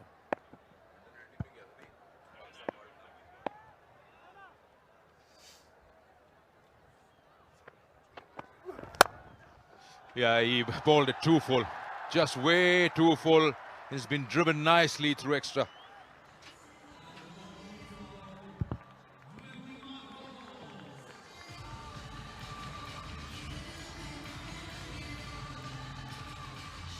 Yes, too full this one, and to a batter who's been there throughout the innings, this is too easy.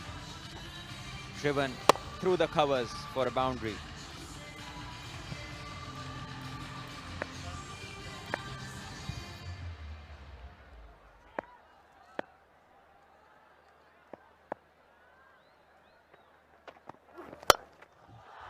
Again, too full. This time, even a better shot. We'll wait for the umpire. Probably a bounce to the fence. Yeah, he's leaking runs here. You got the men up in the circle, so it's easy pickings for the batter to just elevate that over the 30-yard marker. Yes, Zishan seems someone who is having problem warming up to the occasion. It's two looseners now, consecutive looseners, and too easy for the batter who's in form. Looks good. Fazan striking it hard and getting the boundaries for his team. Some sort of momentum gain here now for the Markhors. 46 they have got to. It's the 10th over, last over of the first power play.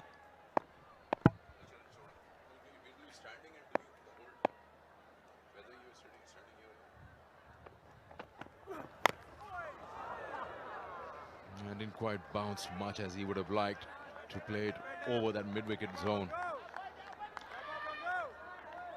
That one wicket that fell was again a clear example of disciplined bowling. Just one run given by Mubassir. Quite a few dot balls that pushed Fakhar Zaman out of his comfort zone, tried to get a boundary going and lost his wicket there. That's that last ball. Again, that bounce, getting that inside part of the bat. Yes, Zishan seems a bit rusty so far. The 4 deliveries that he's bowled, he hasn't been full throttle, not going through the full follow-through after delivering. And this one is pulled. The fielder is at the boundary. Cut off this. Just a single. Yeah, couldn't get that timing right on that shot, otherwise would have been another boundary, because the man in the deep is very square.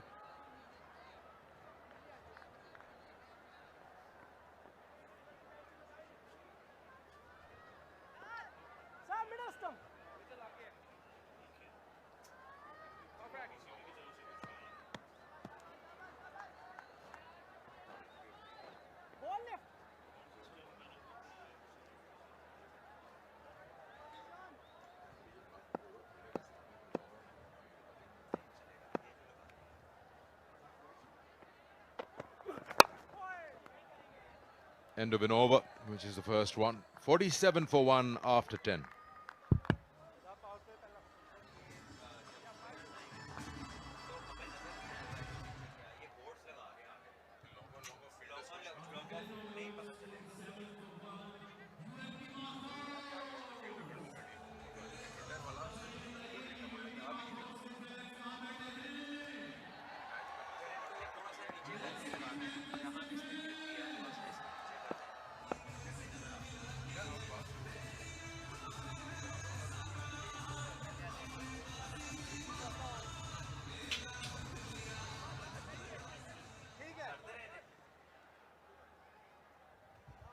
10 overs have been bowled.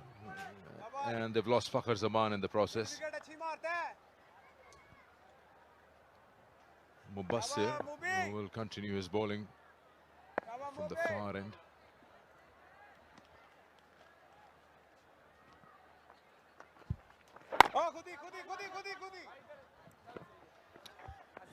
Easy single between short mid-wicket and square leg. Mubassir Khan, to start off his first over, he had two men, one on square leg, one at short fine, and now after watching that there isn't much spin on offer, there's an extra man on the offside and just two in the ring on the leg side.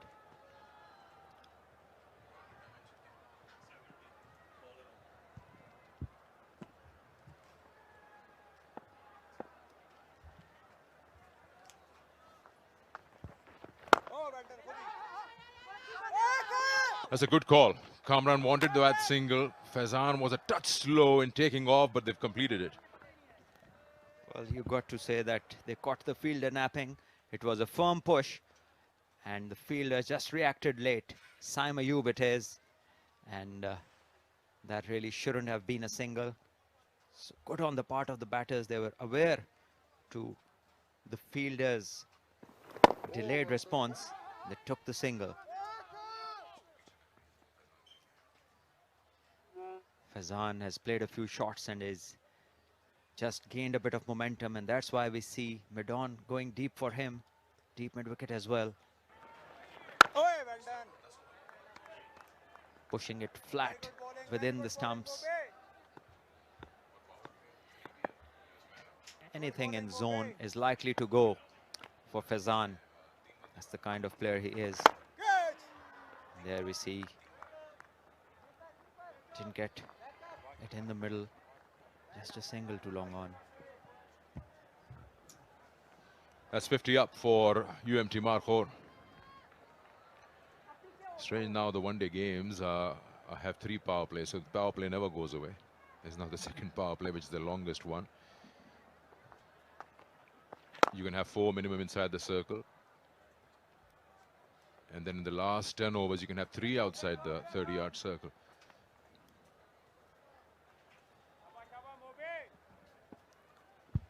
Talk about classic spin bowling. Nothing in the air given by the bowler Mubassir Khan. All flat and quick, targeting the stumps. Once again, bowling on the leg side, and lucky. Ball went to square leg. 11 gone, 51 for 1, Markhors.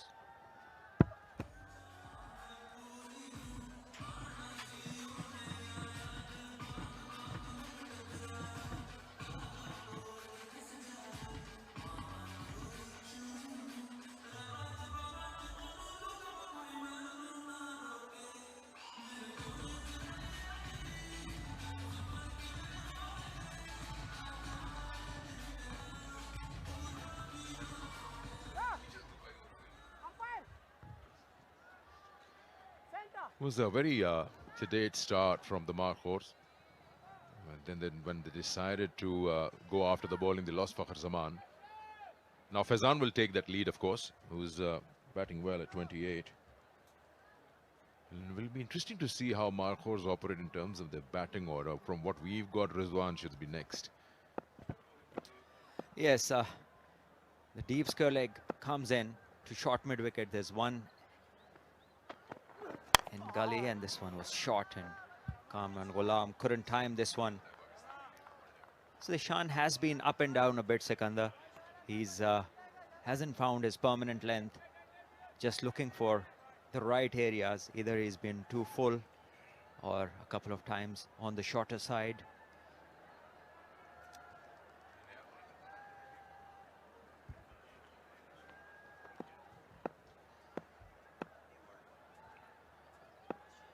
As soon as the circle opened up, Shadab got young Zishan.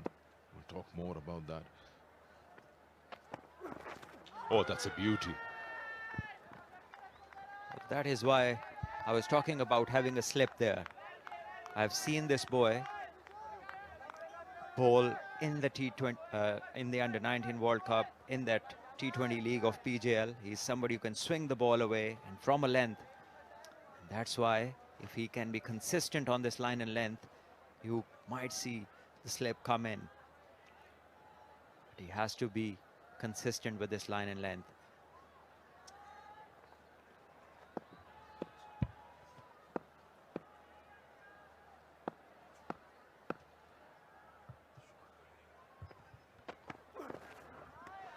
Yeah, talk about Zishan. Of course, we know that he's got that extra height, so he is expected to get some extra bounce. His ball's the new ball. He played for Pakistan under 19 and then the PJL you mentioned. Here, of course, the captain giving him the ball once the circle has opened up, giving him more protection because he's young to this. And of course, when he saw that Fakhar Zaman and Faizan are going great guns, didn't really take a chance on him inside the 10 overs, the first power play. He seems to be now gathering a bit of rhythm and the area he wants to bowl, and compared to that first over where he was all over the place. 2 full, was hit for 2 boundaries, and then a little shorter delivery. He was lucky that the batter didn't time it well. But now he's bowled a couple of good deliveries. Let's see what he has up his sleeve now. And he's better off bowling to Kamran Gulam in his first few overs because Kamran is fairly new. But it'll be a tough ask to break through his defenses because he is a solid bat. Yes, 4 decent deliveries. Just the last one, a touch up, maybe looking for that edge. I think he'll be better off maintaining his line and length, which is just a touch short. The ball is doing a bit. And Kamran Gulam, although very experienced, but it's never easy against this sort of line and length. Short this time, a lot of time for Kamran Gulam, who pulls it convincingly for another boundary. 4 more to the total, and it's 55 for 1.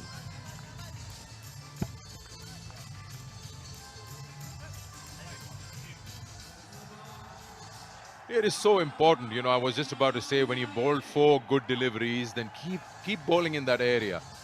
It's the discipline that will reward you with a wicket. You suddenly, as a youngster, try to do something different. You pull a length back fraction, and then you get put away like that. It's just someone needs to be talking to him every delivery. We bowled good 4 deliveries, finish it off well. Let's see what he does in this last delivery of the over. Yeah, driven. At least a couple here. Probably the television umpire would like to have a second look, but they've completed 2. Yes, this one was well driven. After that boundary, certainly the new batter feeling good, driving this one on the up with a lot of control. And this is where the umpire might have to just check whether it's a boundary, whether Heather Ali was connected to both the ball and the boundary at the same time, and I believe it was, and he will have to signal this as a boundary. Yes, visible very clearly. So 2 balls, 2 boundaries to end the over. It's 59 for 1 at the end of 12.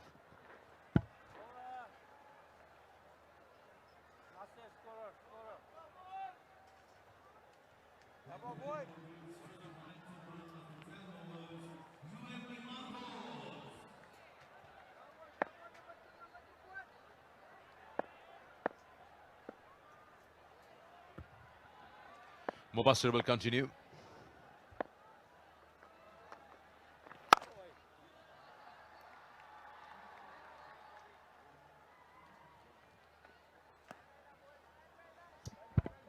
It's all flat trajectory from Mubassir Khan. No variation. Not looking to spin the ball, just darting it in. And if he doesn't find his line and length, then the margin of error is going to be very little for him. That's where he'd like to be, mostly within the stumps. Ask the batter to take chances. Kamran Gulam, 10 of 10 he's got, off to a good start.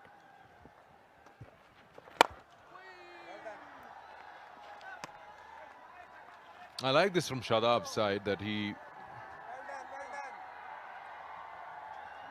has been using his resources pretty well as of what we've seen up till now in terms of the choice of bowlers. at what time he wants to bring them in.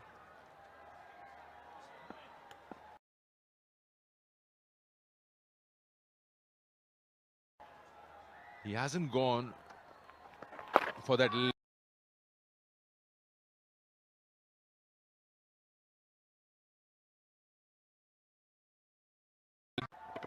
Well, it's twice now. He's bowled just around that leg stump and the batter hasn't scored off it. Lucky Mubassir on 2 occasions. This one again, another dot ball. So dot balls are good. You can understand he got him for Fakhar Zaman, but once he got Fakhar's wicket, he didn't move him out of the attack. Good bowling. Another good over from Mubassir. He's bowled 4 overs, 1 for 7. It's 60 for 1.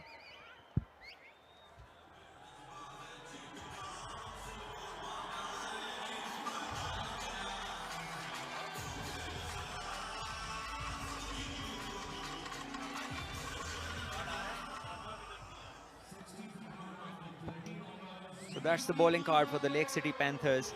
Hasnan bowling 3 overs, 18 runs he gave. Ahmad bowled 4, he was pretty decent, 17 he gave. Mubassir, the wicket taker, 4 overs, 7 runs only. And Zishan 2 overs, 17, and that is where they need to improve. Well, they still have 2 very experienced leg spinners, Shadab, the captain himself, and Usama Mir, both current Pakistan players and both potential match winners.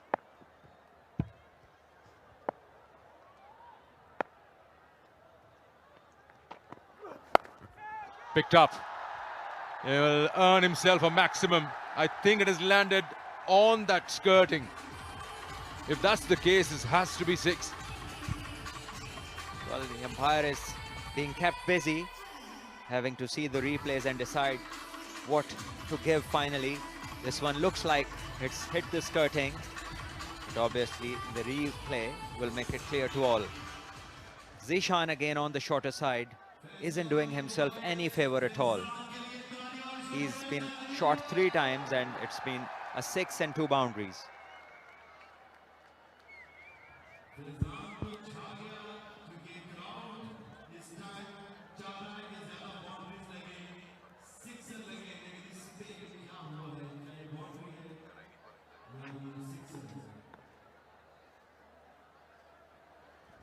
It's hot and the players are feeling the heat. The shirts are already wet. They're using the towels. But as fast bowlers, you need to have the hand grips on. And that would keep your palms less sweaty and give you more control on the grip of the ball. We saw the great Waqar Yunus, Wasim Akram, when they used to bowl in such conditions, especially cricket being played in Sharjah in those days. They used to have those armbands. And that is how they managed to keep their sweaty palms dry, and they were in absolute control of the ball. And Zishan is not having it even on one of his hands.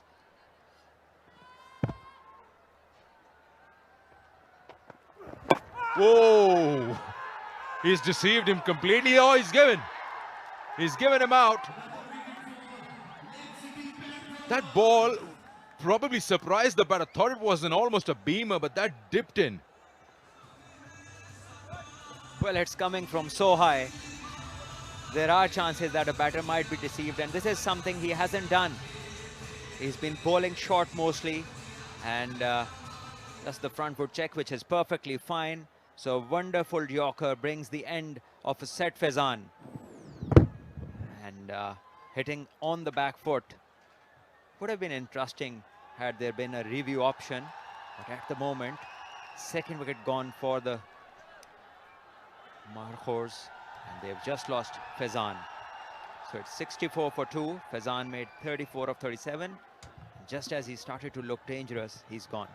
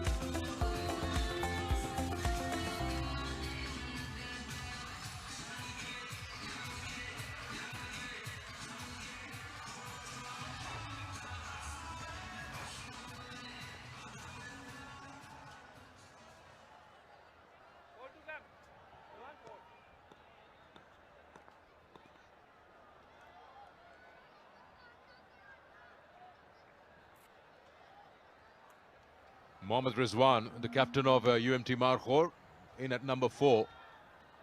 And Zishan has 4 deliveries to go in the over. Now, it's important how the youngster will bowl at a star cricketer.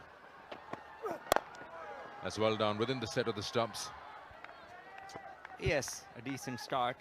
But I was hoping to see a repeat of what he just did in the previous delivery. Just a full one, a Yorker one.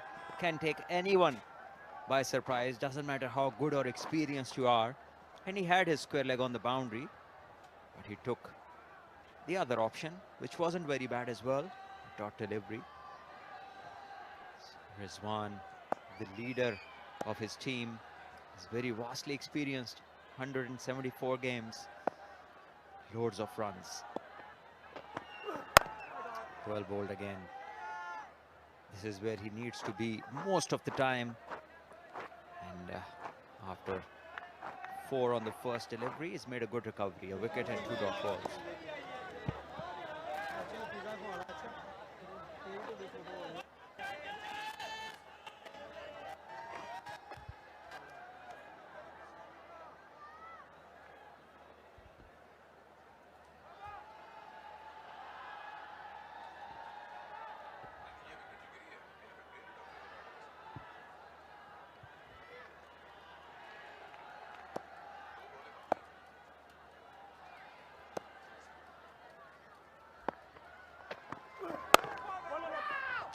Soft hands there, rightly sent back. Good start for Zishan, keeping it fairly simple within the stumps to the new batter Rizwan. Got that wicket of Faizan. Probably feel in replays that would touch unlucky.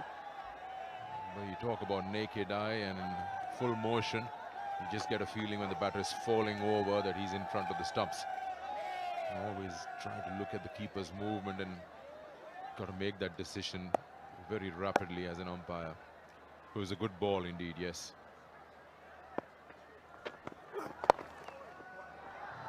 Slightly leg stumpish will allow Rizwan to keep strike. It's into the over. It is 65 for 2.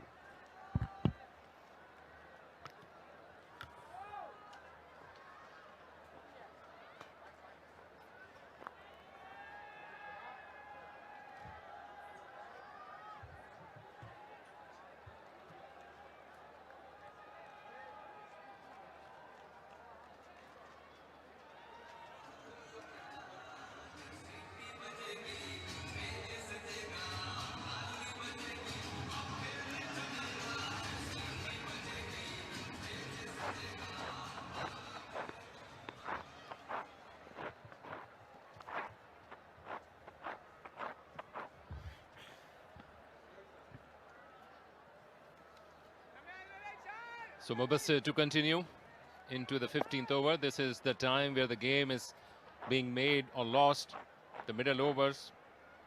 And on the one hand side, there is the steady hand of Rizwan.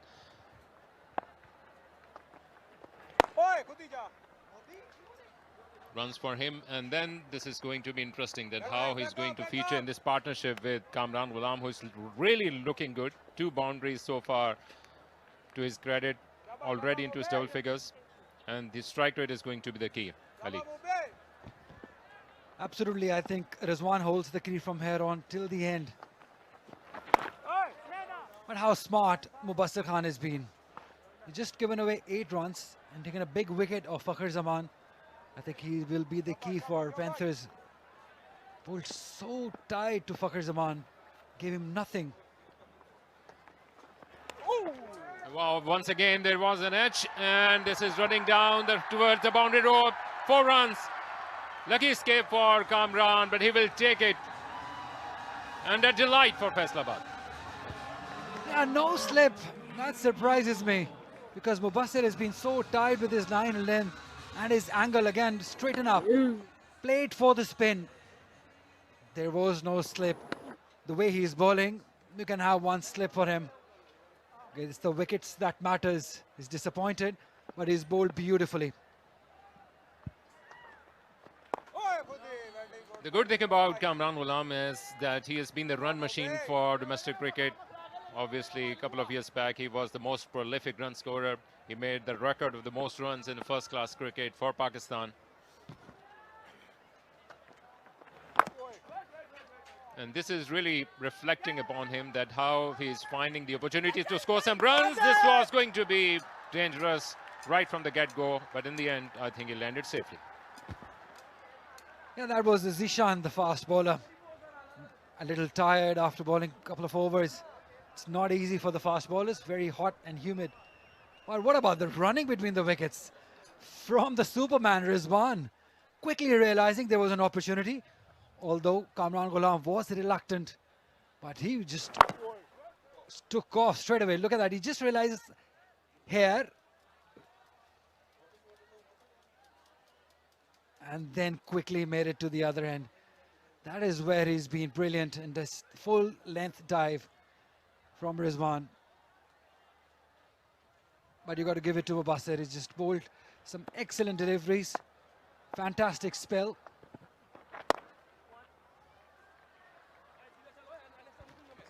A better over for UMT Markhors, 72 for 2.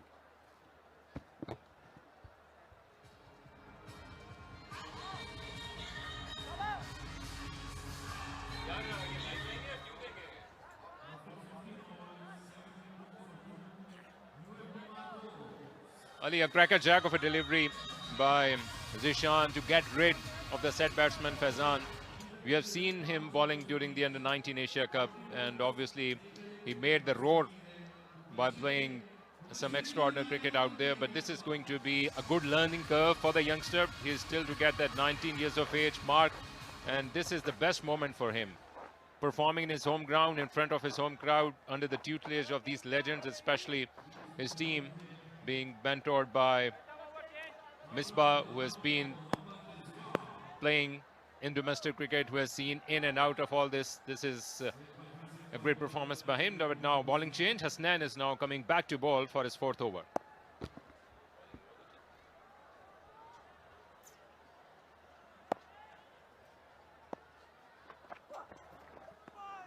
Yeah, it's important that Shadab Khan uses his fast bowlers very smartly. So just give him about short spells. Hasnain was bowled for 3 overs. And now again, Zishan also bowled 3 overs and then taken off. It's important, but let's have a look at the 2 wickets that have fallen so far. This was courtesy to some beautiful bowling. He frustrated Fakhar to play that shot because he was so tired with line and length. And then Zishan, that was a beautiful setup to Faizan. He bowled those short length deliveries and then surprised him with that Yorker. So that shows that Zishan has got a good head on his shoulders. Remember, he was the find of Pakistan Junior League. He was the best bowler there and was rewarded with a place in Pakistan Under-19. I saw his one spell against India in UAE. The pitch did support his bowling lineup, but the way he bowled it fast and that length he uses with that height and high arm action, so heartening to see. And it's important, I repeat that, it's very important for the captain to use these fast bowlers smartly.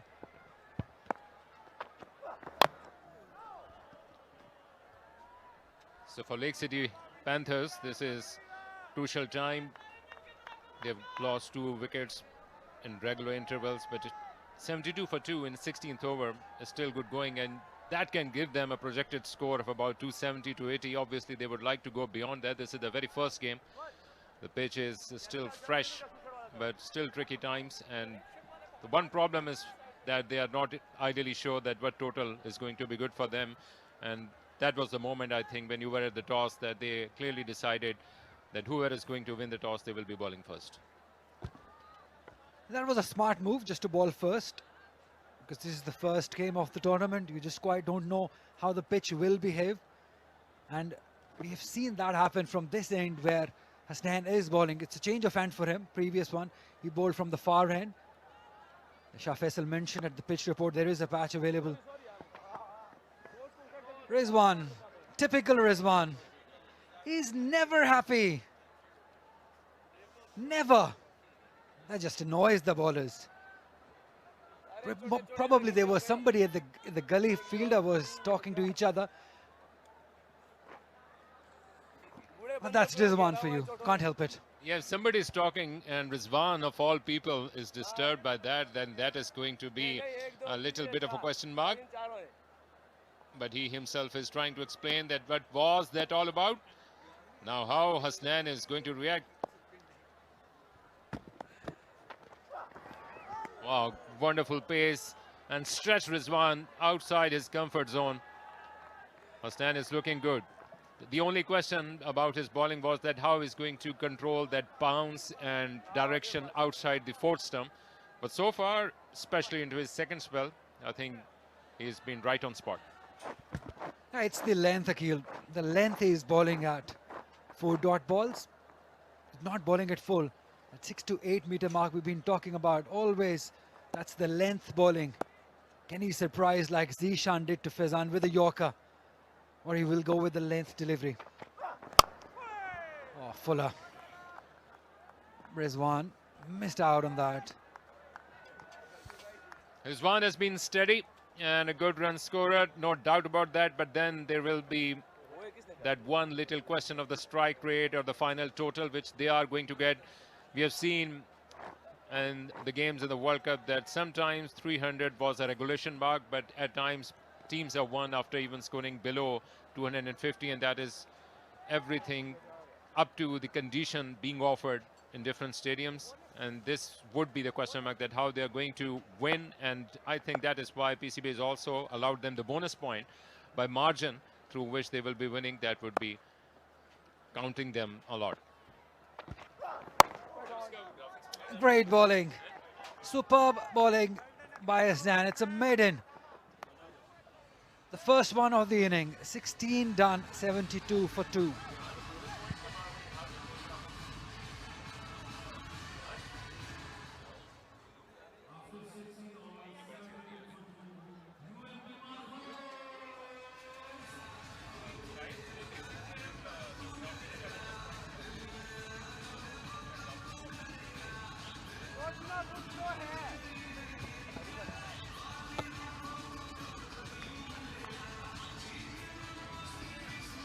So this is the point system for this Champions Cup. If you are going to win by 8 wickets, that will give you 1 point. That would be in addition to the 10 points which you will be getting anyway. If you win by 9 wickets, that will give you addition of a couple of points. But I think the margin of the runs through which you will be winning is going to matter a lot. That is when you will be bowling second.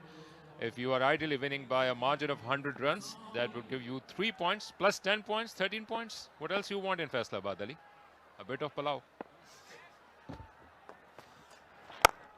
One of the 2 leg spinners in the side, Osama Mir, recently been picked in Big Bash League, the only Pakistan player to be picked up there.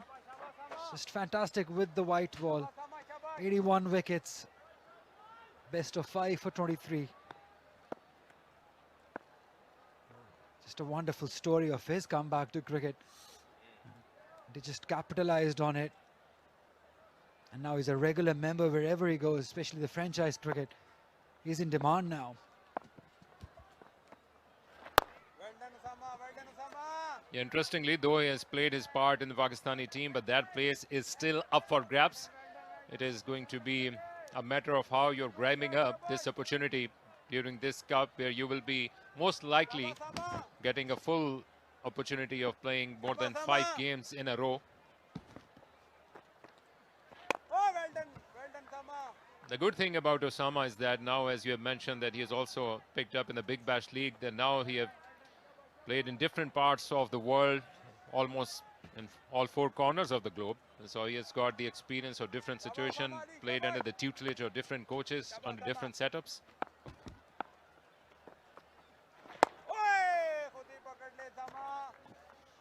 And maybe now it's the time to make it count during this Champions Cup and find his place back in the national team.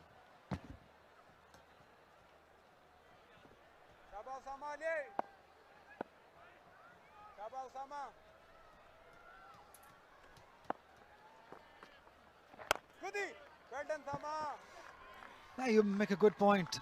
That opportunity is there for Osama Mir to make a comeback to Pakistan side. But ideally, I would want him to be a better red ball bowler.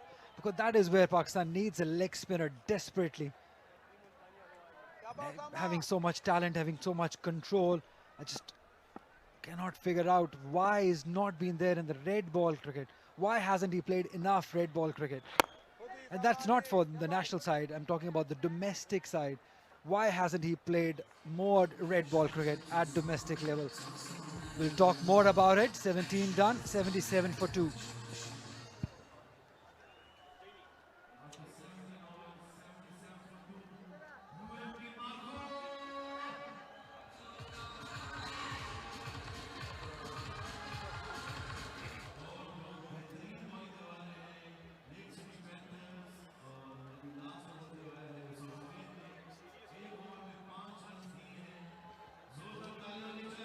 Lovely setting in Iqbal Stadium, basked in the late summer sunshine. Here in this late afternoon where the temperatures are now going to drop and we are expecting more crowd, maybe a chock-a-block during the mid-innings break when I think there will be some musical program also arranged for your delightful ears, Ellie. Yeah, what more do you want? There's good food around, there's music, there's cricket. Doesn't get any better than this Faisalabad. So if you're anywhere around the stadium, hurry up a little because the stadium is almost filling up quite quickly. So better quickly come to the stadium because Aima Beg will be performing in mid-inning break. But at the moment, it's Hasnain. Got to have your eyes on his length, the way he's bowling, the length that he's using.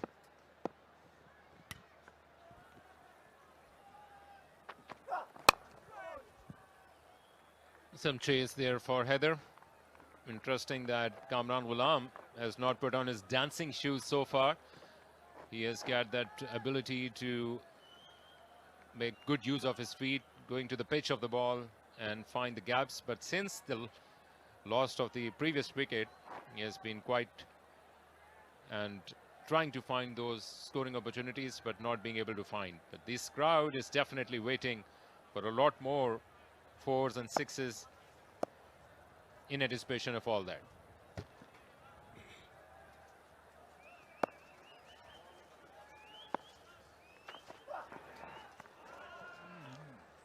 A little swing, but wide call by the umpire. He's been very consistent with that length, Hasnain. Almost giving nothing to the batters. This one a little too wide. Won't be long that you'll see batters try to do different things. Try to come down the track maybe just to cater that length.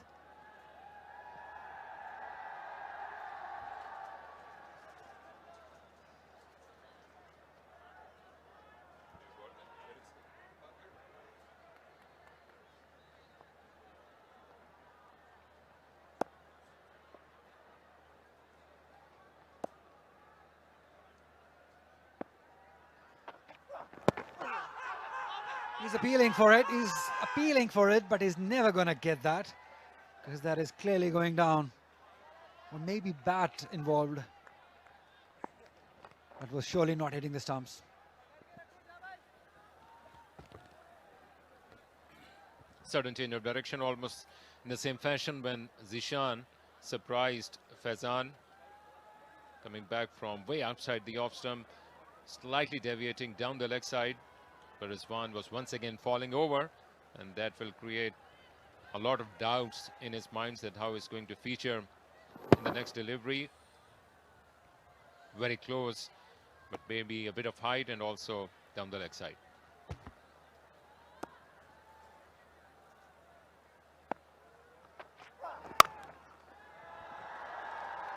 Sweetly driven, just for one.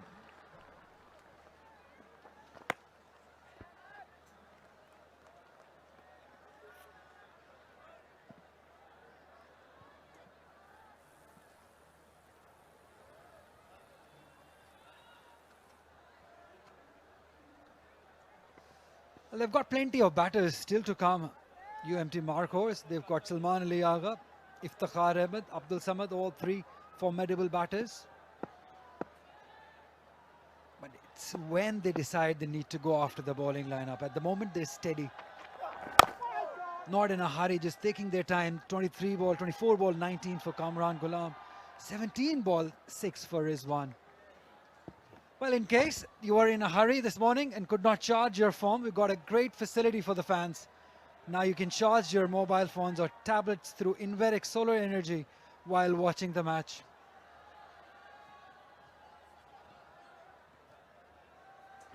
Impressive stuff. You're already charged up. So is the crowd.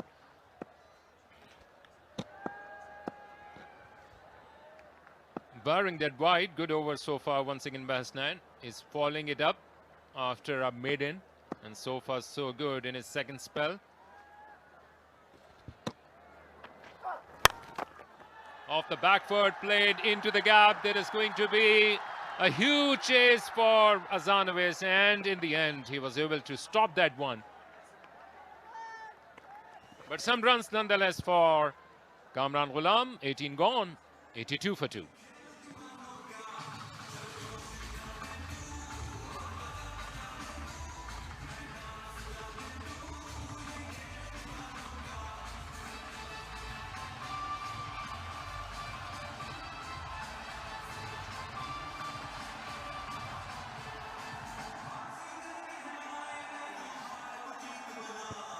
It is just the beginning of the tournament. It will build up. And we will see pack houses. We will see that because people of Faisalabad, they love their cricket and the cricketers. Fantastic scenes. Well done, PCB. Yeah, this is what happens when you take cricket to relatively smaller cities, obviously known for its textile and maybe some citrus. This is Faisalabad for you, just the beginning. Remember, this is a working day and only late afternoon. But they are going to build up and we are expecting a day in, day out. This is going to be more than 2 weeks of an affair where you would be seeing a fresh new champion from the Champions Cup. The best of the lot is playing in this tournament, which is another huge success on part of the organizers.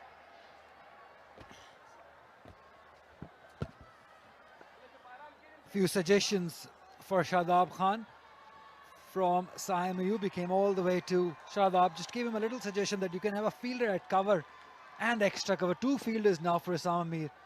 Just Kamran Gulam because he likes playing in that area. That is where he sets himself up towards that offside. Looks to give himself room and look to play there towards offside. So that is smart. And that is good that a youngster like Sahim Ayub has come up to Shadab Khan, gave him that suggestion. That is what we want to see. 2 is the call. He's not going to get that. It's not just cricketers, Akhil Samar. We're looking to create or build some leaders also, some captains out of this tournament. Because we want that these youngsters to step up and whatever they're thinking, they should be allowed to just convey that message or suggest the captains what they think about the game or the reading of the game. So it's very important for the captains to have those youngsters around and listen to what they say. It's very important. That's how you make those captains or the leaders. Yes, the remarkable aspect is that the teams are almost equally divided. Obviously, you will be seeing some teams with a bit of strength towards their bowling, some towards their batting sides, but overall, this has been even Stevens.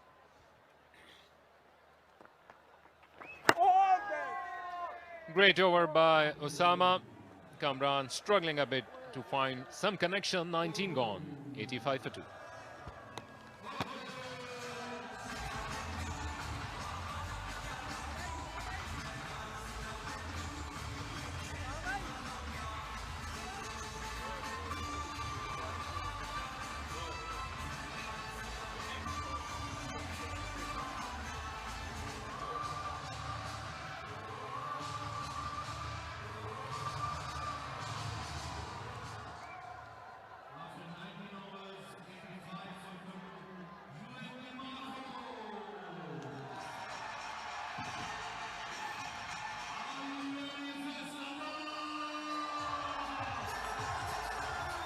Lake City Panthers, after winning the toss, decided to bowl first. So far, it has been even Stevens. UMT Markhors trying to find their feet on the ground.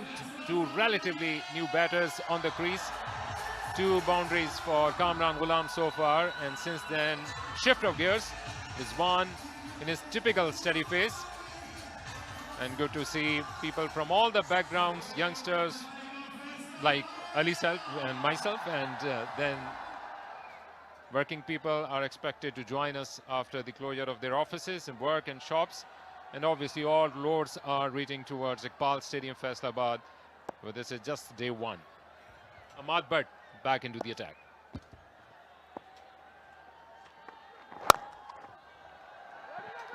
Just punched down the ground. Great bit of fielding too by Shadab. Very smart captaincy. I've been making this point again and again. Just a couple of overs for Hasnain. He bowled 3 in the first, 2 in the previous spell. Ahmad Bhatt has been brought back from the same end. He's using those fast bowlers from this end because he realizes that there is a patch where the ball is misbehaving a little. It is holding up a little from this patch. So he's using those fast bowlers from this end. We saw Zishan bowl from this end, Ahmad, Hasnain. All the fast bowlers are bowling from this end and the spinners from the other. We saw the previous delivery, the last delivery of Usama Mir's over, keeping low. So he realizes what is required on this pitch and he's exactly doing that. So that's great captaincy by Shadab Khan, because all these youngsters, he doesn't have much experience in the side. So all he has to do is just deal with himself, make decisions. It's good to see Saim Ayub just giving him suggestions, but mostly it's him taking all those decisions.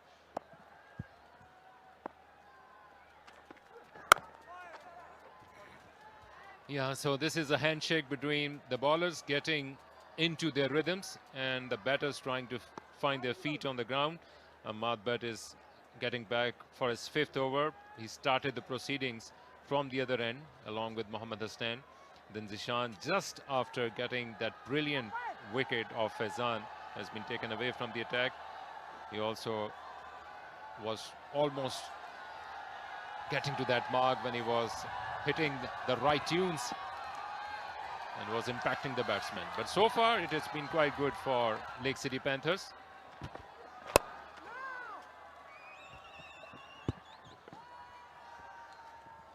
It's just not happening for the Markhors at the moment. Both these batters, Kamran Gulam and Rizwan, they're stuck. They've just not been able to rotate the strike. Either they've been block, and no hit even. So just blocking. Hasnain bowled a maiden from this end. Ahmad Bhatt has just given away 1 run.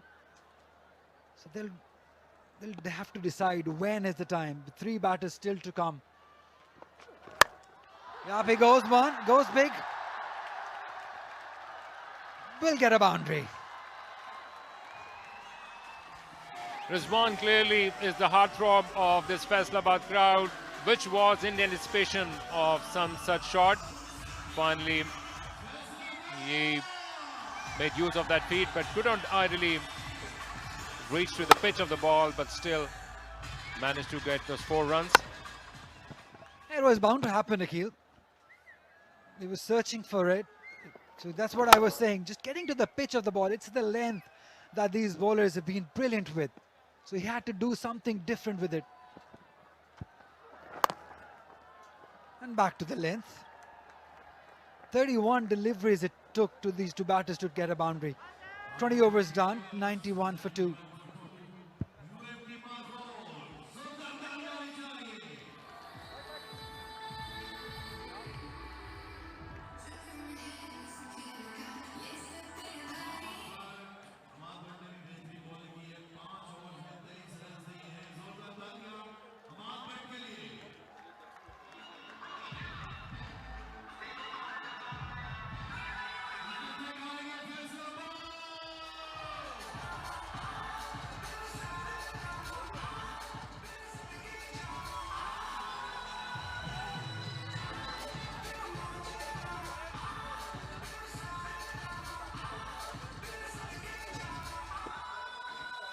Yeah, they were going in 4th gear, 47 runs in the first 10 overs.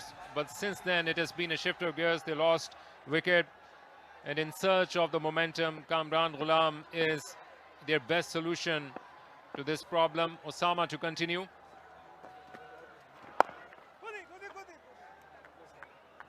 And this is where the partnerships matter. Rizwan has been in and out and seen all the challenges. Kamran Gulam is also being a regular affair in the domestic cricket, and he knows how to find those scoring opportunities. And a boundary here or there will keep you on track. So with a run rate of better than 4.5 in an over, they can still go bang bang in the final 10 overs or so. Turn. It's been an excellent pitch for the bowlers. It has got that turn, and odd ball keeps low too. So bowlers are liking bowling on this. Have a look at that for turn and that area that he turned from. Any bowler would like bowling on this track.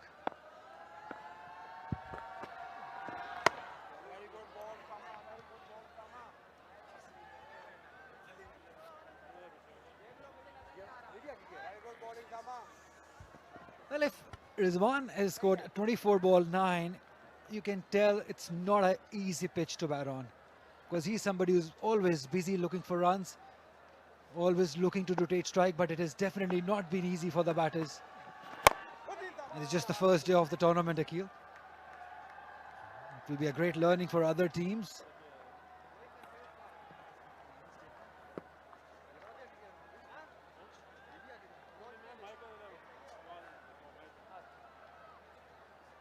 Lions takes on Stallions tomorrow.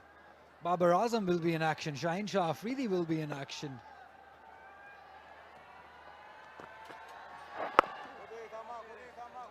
So they will be keeping an eye on this game, how pitch behaves.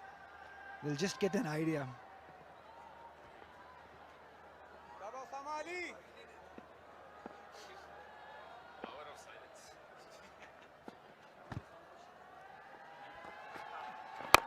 Once again, great use of feet and out of the park. This is Kamran Gulam for you. Unleashed his power. Brilliant 6 to end the over.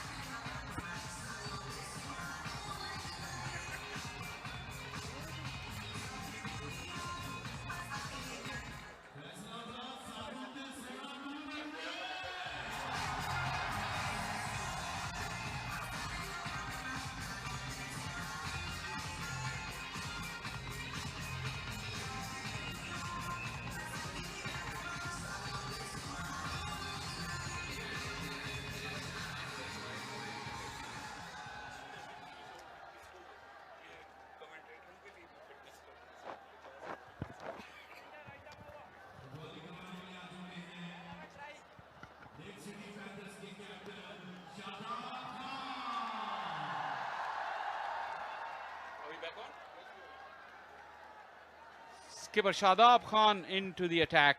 86 games, 108 wickets. That economy of 5.3. Seen plenty of perches there from Osama Mir. Shadab starts off with a nice loopy delivery. Hint of turn as well.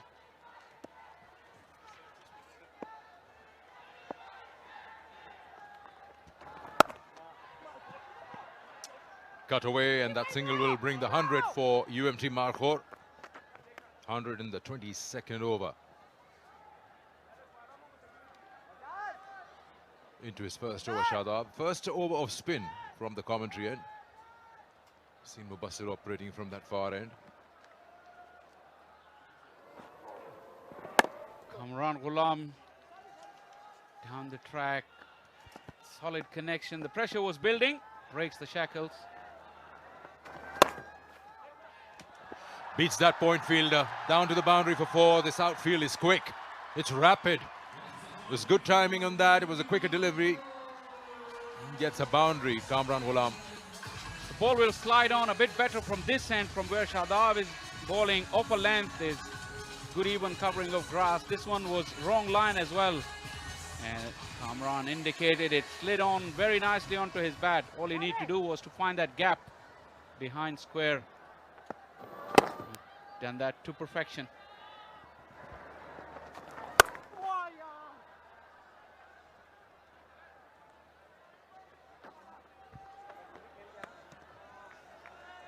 भाई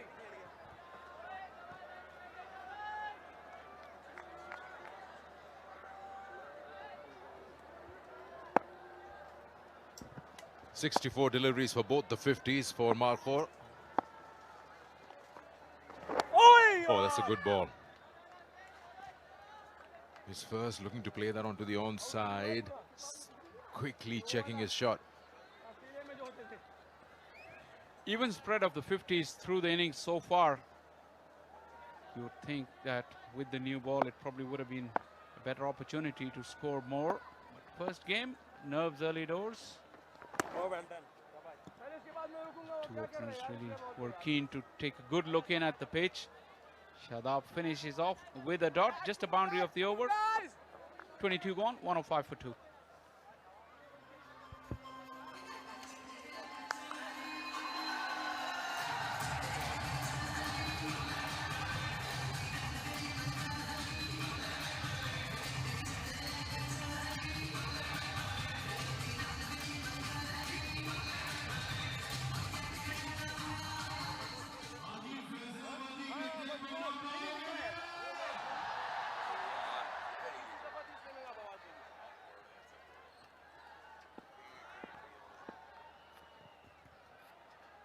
Osama Mir, so spin from both ends. Two leg spinners. When was the last time we actually saw two leg spinners in a one-day game in operation?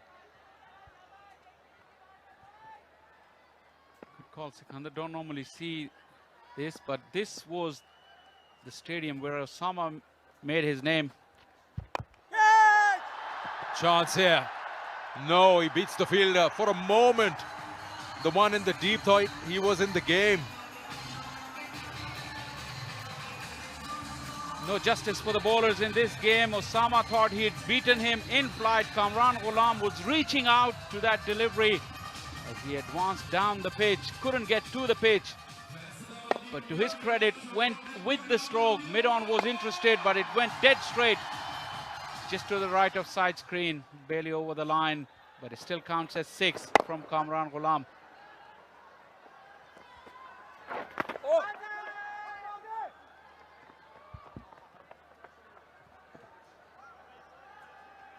Leg by signal by umpire Aleem Dar. Osama has gone for some runs here.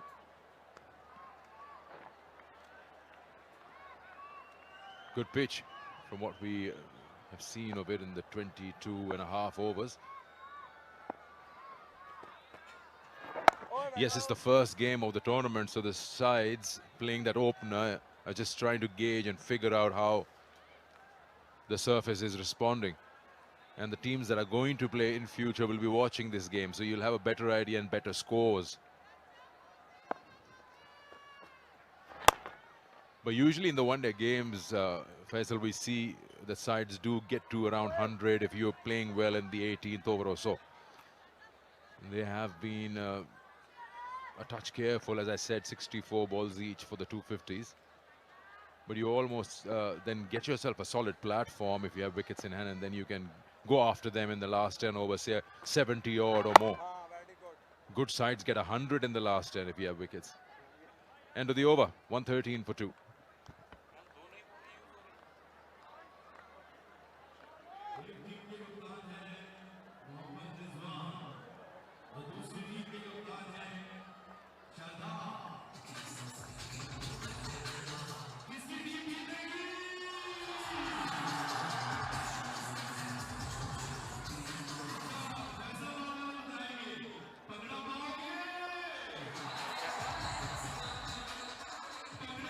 Projected score 246 at current rate.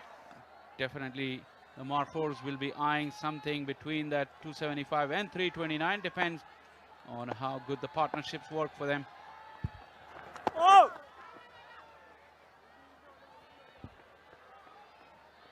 Shadab's googly. Have to wait for the umpire's signal. It has been a real struggle for Rizwan so far. 13 of 33. Has the ability to turn it around, but at the moment, he's really struggling to rotate strike. Oh, very good ball. Kya baat hai, Shade? Shabash, Shade. Great atmosphere inside the ground already. Sun is setting here in Faisalabad, and the crowd is building steadily. Well done, Shade. Yeah, he's a good fielder. We know that. He's saved a single for sure. He's one of the very best that Pakistan has ever had, Shadab. Very agile, couple of decent strides, and then the full length dive.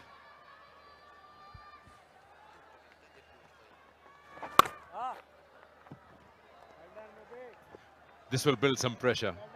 Good over. You're getting 3 dot balls going in. We saw that in Mubassir's over as well. Forced Fakhr Zaman into a false shot. How does Kamran Gulam react to this now? He's looking to pierce the gap somewhere through the offside.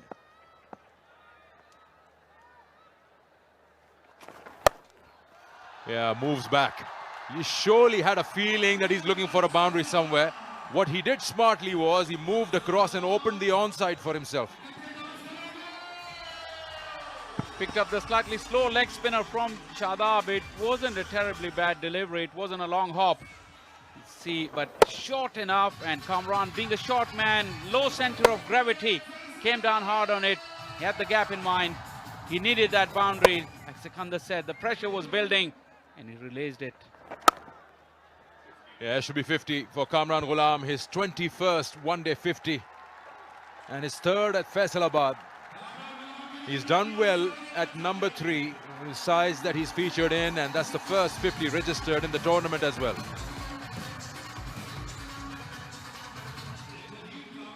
That single brings the over to the end, 119 for 2.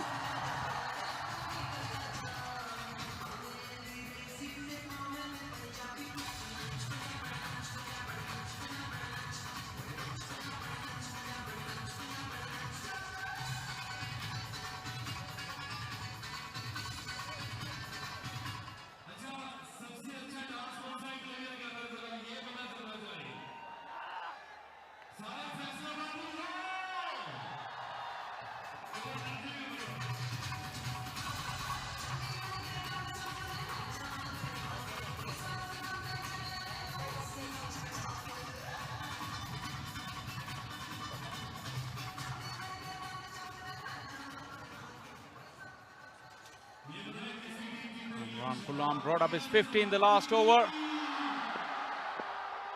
Crucial partnership though. Work is only half done. Again, the weight on that back leg and pulls it away for a boundary. Heather didn't have a chance to cut it off. Repeat of the stroke from the far end though. This time it was shorter and slower. Kamran Gulam doesn't need a second invitation. Couple of boundaries brings the innings back on track, you feel, using the depth of the crease beautifully, allowing himself all that time to rock back and then find the gap as well.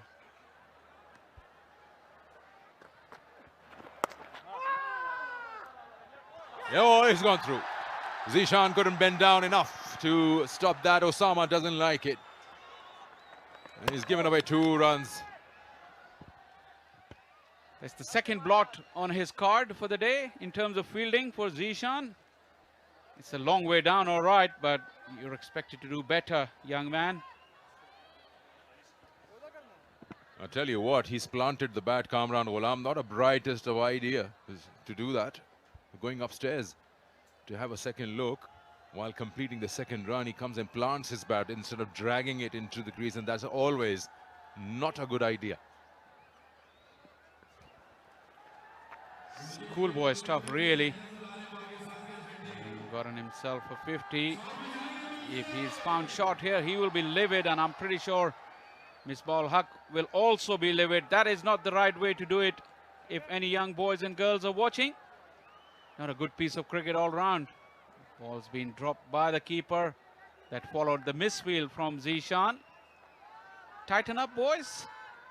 Should be the call from Misbah Haq and his staff.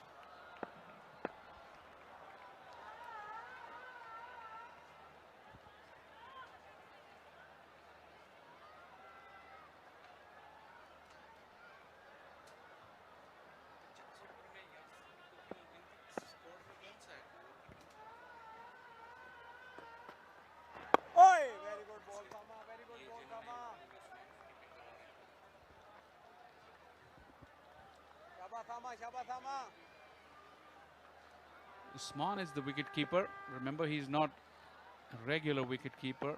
He does that from time to time. Should be 4. There's no point chasing those because the outfield is very quick and Usama is offering some pace.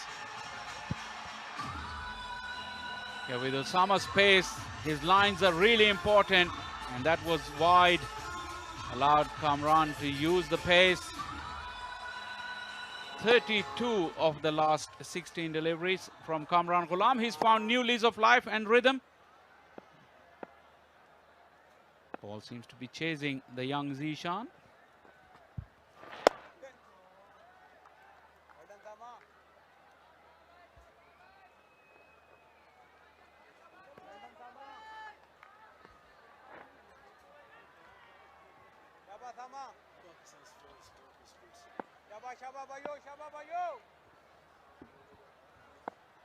Sam Amir has gone for 34 of his 4.5 and more.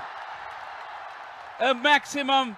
It really sounded beautiful off the bat of Rizwan.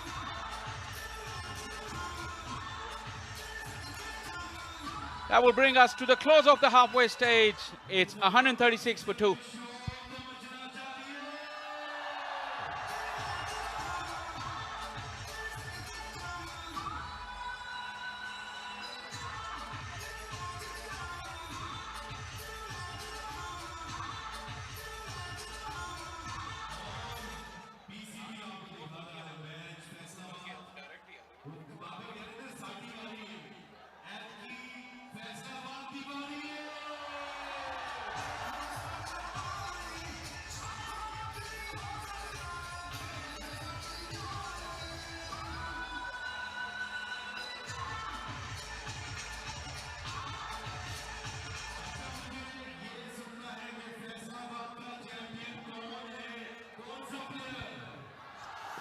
The tall fast bowler Zishan has been brought back into the attack after he went for 22 in his 3 overs, but he got 1 wicket of Faizan. He's going to bowl from that same end, which is our commentary box end. Runs are now coming in very freely, especially from Kamran Gulam's bat. He mentioned his 61 runs, his last half of that has come in no time.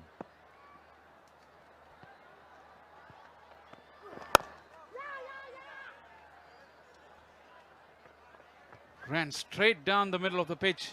Kamran Gulam. Parwaleed Yaqub just moved away from the action pretty quickly. Yeah, Kamran Gulam has found that rhythm. One of the things that I was listening to you guys earlier, that the batters who get in will have to make it count. And Rizwan also took his time, but now he seems to be finding the middle of the bat. That really hit the sweet spot of the bat, and it went and went and landed in the crowd.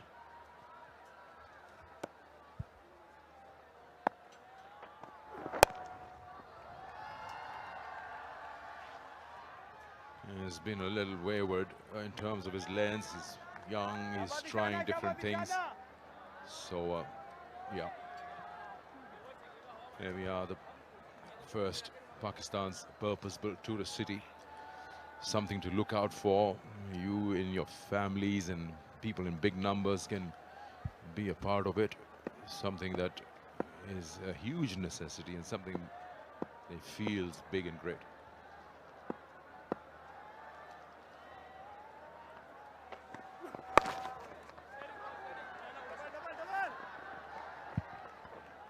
Looking for 2 was Kamran Gulam, not there.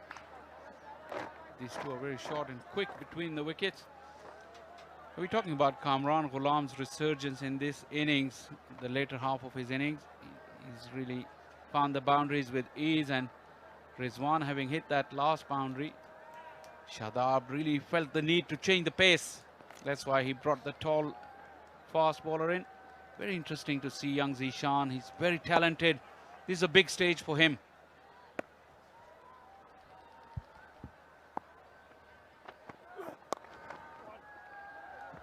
He's bowling the middle leg line, so it's just once again nicely worked away. Both the batters are finding it easy, closing the face of the bat. All the deliveries in this over gone for those singles on the onside. I mean, that is the time when you start becoming a touch predictable as a bowler. He's got Shadab captain and Ahmad to his right and left to give him a bit of advice at the top of his mark.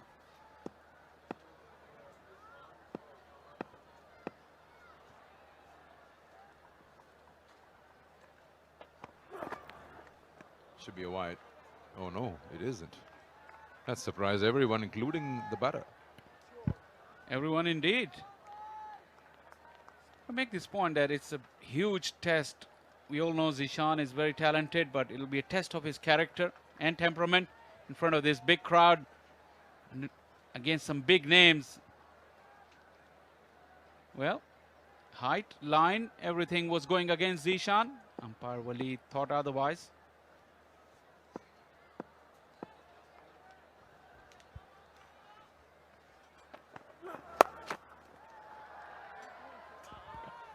Kamran will keep strike. It's 141 for 2.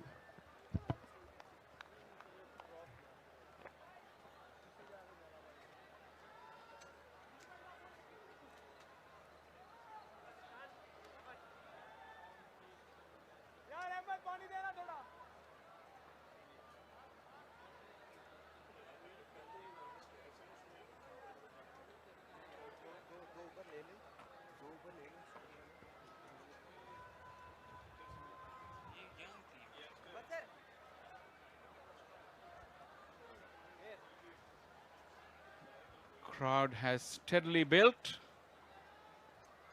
I'm pretty sure when the lights are on, this ground will be absolutely full. Still almost half full. Huge crowds to the right of us.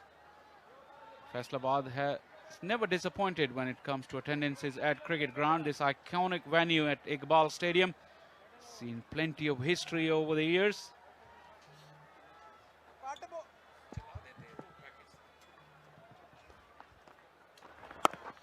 Shadab now has changed ends. He's taken that side far end from Osama Mir. He's into his third now. Always had a feeling that far end is better for spinners, although Osama went for plenty.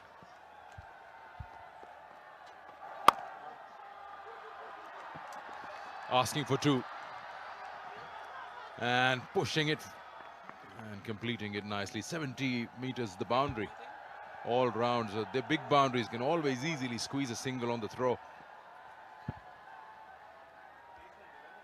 That's Azana West. Poor effort in the deep from the youngster. The throw was lifeless and very inaccurate.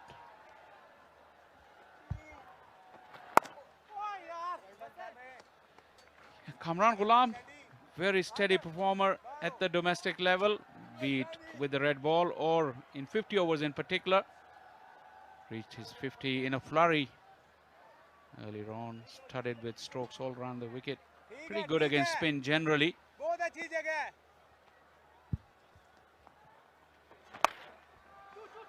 Yeah, that's a bit of a slog, isn't it? Against the spin, playing it to square leg. Just a single. He's looked better when he's attempted to go down the wicket and hit straight down the ground. Probably that was a premeditated stroke because it was flighted up by Shadab.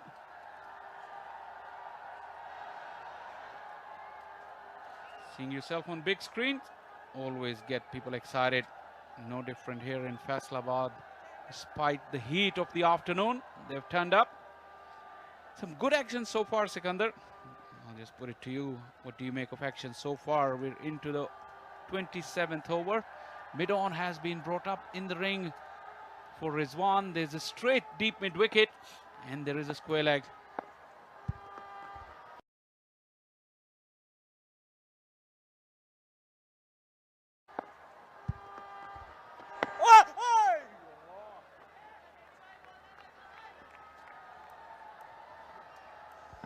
It's looking very busy. Both Rizwan and Kamran Gulam move a lot inside the box, looking to create gaps, a lot of body movement, angle bats.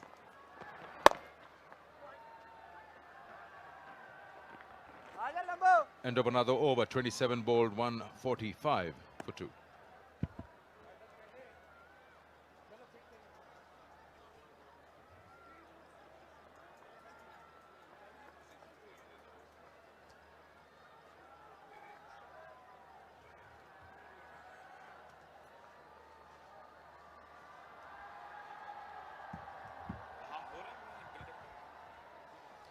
Good partnership between two similar players in stature. Kamran Gulam has looked in more fluent form than Rizwan.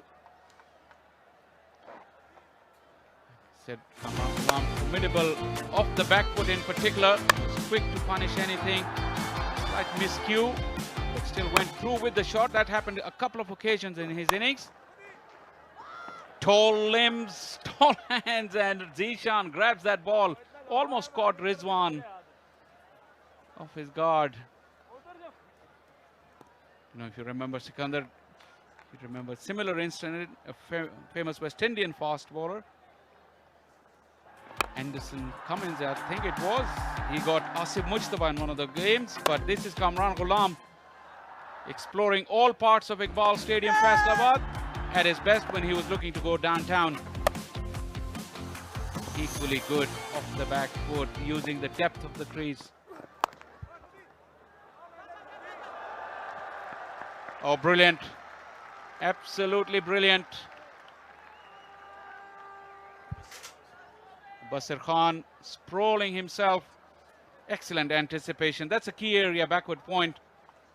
You have to be very agile and you have to concentrate every single delivery. Setting a good example for some of the other youngsters in the team.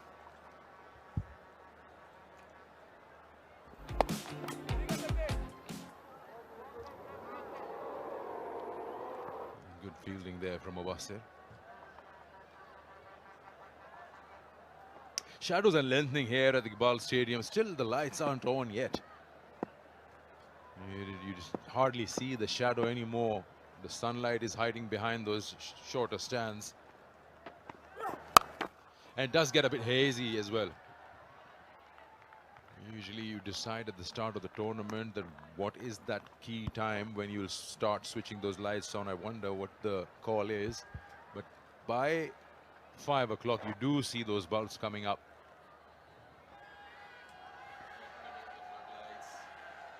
It has already started to get hazy, Sikandar, like you mentioned.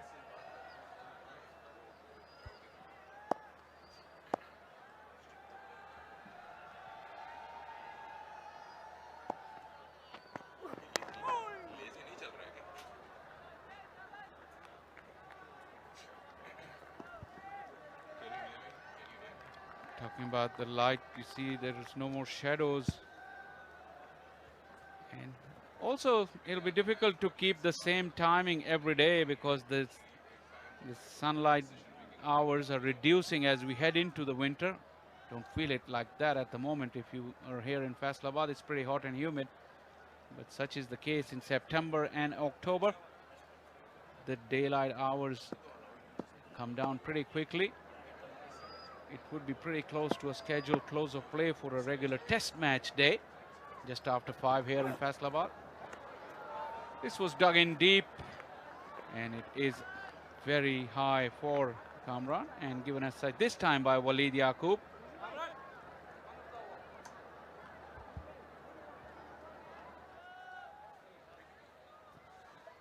Yeah, this one surely is on. Last time, what you can say is that Aleem Dar was very sure.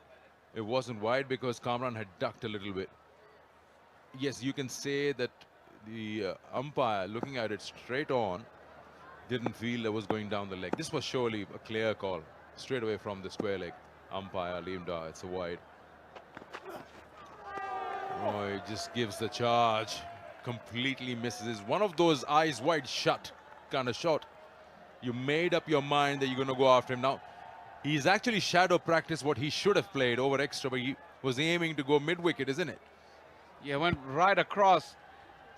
Did some part right. Probably he was second guessing that Zishan will bowl a fuller delivery, having bowled a wide over his head, the short one.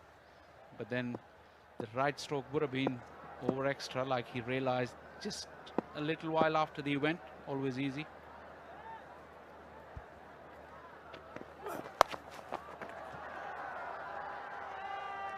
A single brings the 150 for UMT Markhors. 28 overs bowled.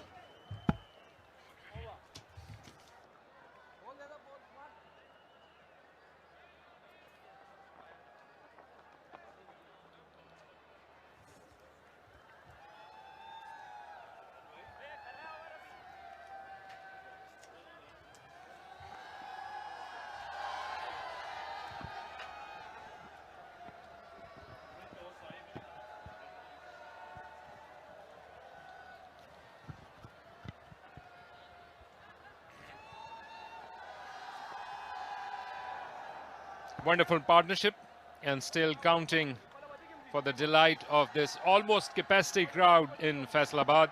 So far, so good. 86 runs. And now he's also making a lot of use of his feet, which has been the hallmark of his performances in domestic cricket. 150 comes up already in the previous over for UMT Markhors. So are they on track, Salman Bhatt, or a bit behind? I think they're doing pretty well, especially after the 2 wickets that fell, and they were pretty close to one another. And since then, these two have taken over, developed a very good partnership.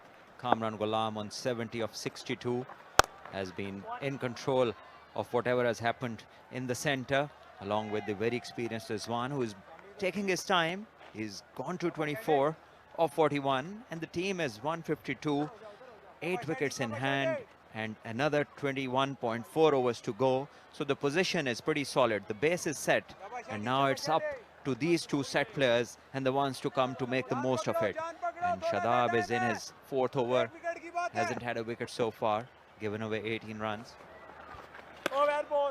Metro 1 wicket is the call by the wicketkeeper, but another wide by the bowler. Shadab has utilized his fast ball, especially in the short burst. Hasnan first for 3, then for 2. And once again, back-to-back wides. Yes, another wide, and I think he's just being a little more careful. He's bowling on the offside. He has his majority of fielders in the ring, on the boundary, on the offside. 2 behind point, 1 at covers, and 1 behind point on the boundary. And this one is cut straight to the point fielder in the ring. Dot ball after a couple of wides. So straight away the bowler is under pressure. He's just bowled 3 balls, given away 4 runs. Can't afford a boundary.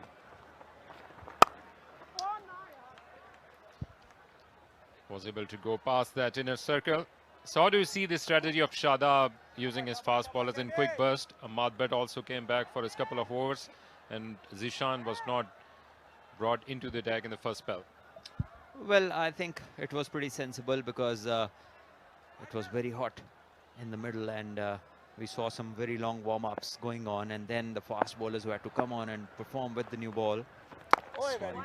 Once again pushed in the gap on the offside, and it's good to see that the fast bowlers were being looked after, giving short bursts and asking them to bowl in the right areas and then have a good rest after a short spell. That's the way how you manage your bowlers in such heat, just to make sure that you're managing their workloads and not exposing them to potential injuries. And finally found the gap. Kamran Gulam latched on to that opportunity and found it just behind the square. Boundary to end the over.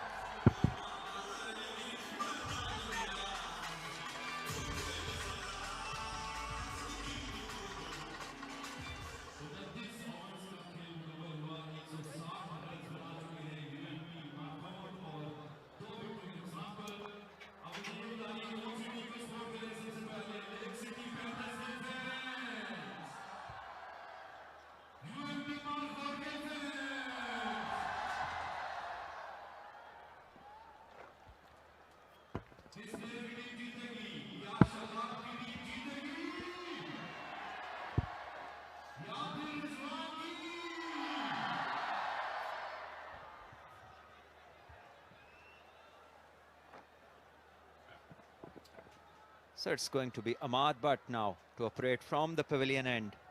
And Rizwan facing him. 160 for 2. 30th over to kick off. And match is evenly poised at the moment. Markhors would love to carry on, build on this platform. And Rizwan comes down the wicket, hits it over mid-wicket. Possibly just one bounce before the boundary. The umpire will just make sure, and that also brings up the 100 partnership. Clearly, this is the action time for this partnership. Walid Yaqub requesting to go upstairs. But when you are starting an over in this way, then this is going to be a huge one for Lake City Panthers. Made good use of his feet at one moment in time. It was looking that he was losing, going towards the pitch of the ball, but finally find it. Just made it. It's a maximum. Yes, just crossing the ropes and gets the maximum. So first ball straight away he puts Ahmad Butt under pressure. He knows now he's got his work cut out. The next 5 deliveries, he's already conceded 6 of the first one. And Rizwan, the very experienced batter, knows when to attack. And goes again, repeats the stroke, this time more convincing, even bigger, another 6. Brilliant shot. And when you add the acoustic angle to that shot, this is even more delight for this almost capacity crowd in Faisalabad. Almost an action replay of the previous shot, but even better and with a lot more distance to cover. No doubt about that one.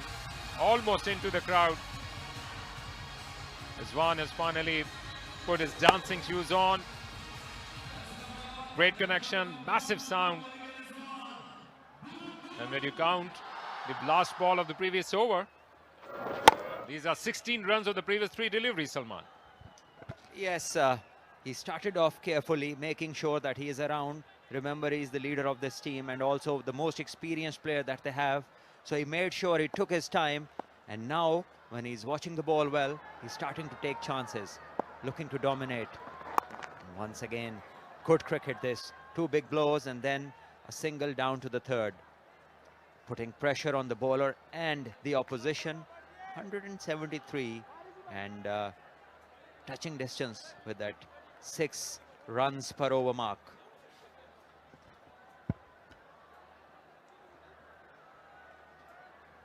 So these are the 2 sixes. The first 2 deliveries of this over. Ahmad Butt already in back foot. Even better, almost in a replica, but with a lot more power and that acoustic angle, giving a lot more confidence to Rizwan.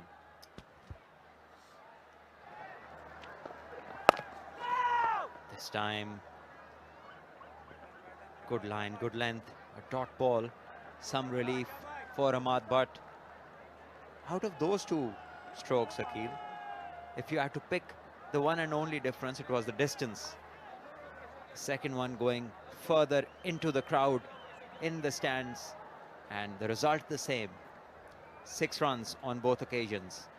So already 13 of this over and 12, I believe, in the last over. So runs coming thick and fast and pressure on Panthers. A good comeback by Ahmad Butt. Remember, he's already under tons of pressure, bowling his 6th over. But the good part for Shadab is going to be they've got plenty of options remaining. Hasnain and Zishan could still bowl 10 overs in between them. He has got 4 more to go, Ahmad Butt. Yes, bowled pretty decently. The first 5 overs costing only 23 runs. And this over already 14 with those 2 maximums that Rizwan took off. And once again, Rizwan is the man facing. Last ball. Pushing down the ground. And no run this time. 30 gone, 174 for 2.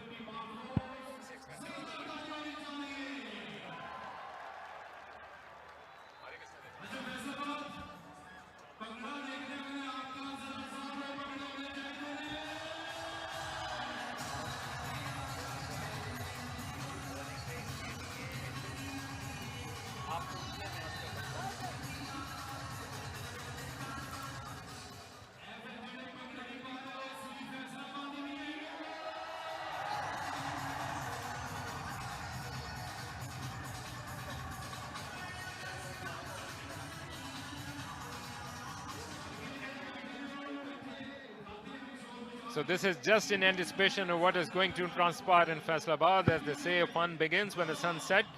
And looking at the different phases of this innings so far, the first 10 overs, they were a little bit steady, perhaps going in the third gear. But since then, they have made a huge comeback in the last 10 overs. And looking at the captaincy and also the bowling of Shadab. Once again guided through the two fielders, point and the third, and a chase for Zishan, who manages to stop it. And the batters will come back for an easy couple. Talking about Shadab, and the line that he has been bowling has been touch outside off, providing the room to the batters to cut him through this region again and again.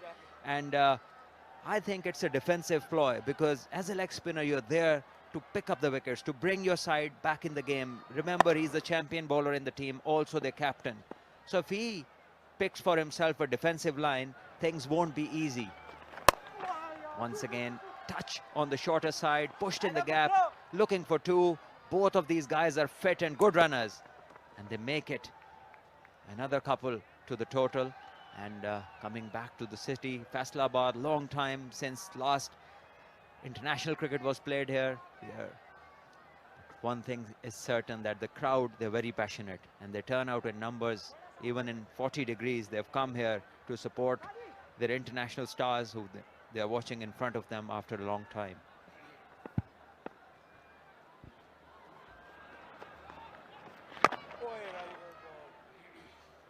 Shadab still into the attack, bowling his 5th over. And the remarkable aspect of this partnership is that they started slow, but now they are able to find those gaps, especially behind the square on part of Kamran Gulam, approaching his century.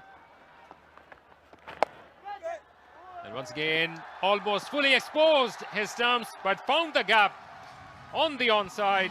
Brilliant batting by Kamran Gulam, the run machine for UMT Markhors.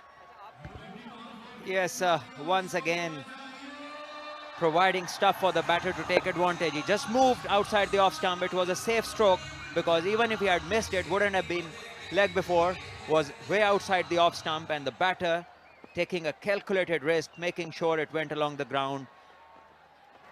And once again, trying to bowl the other one. Shot. So runs coming thick and fast. And at the moment, the Panthers side don't seem to have many effective answers. They're just going through the motions and letting the Markhors run the show with full authority. Yeah, almost an hour to go to the sunset. But still, lights are already on, and also is this great partnership going in between them. 31 gone, 183 for 2, UMT Markhors.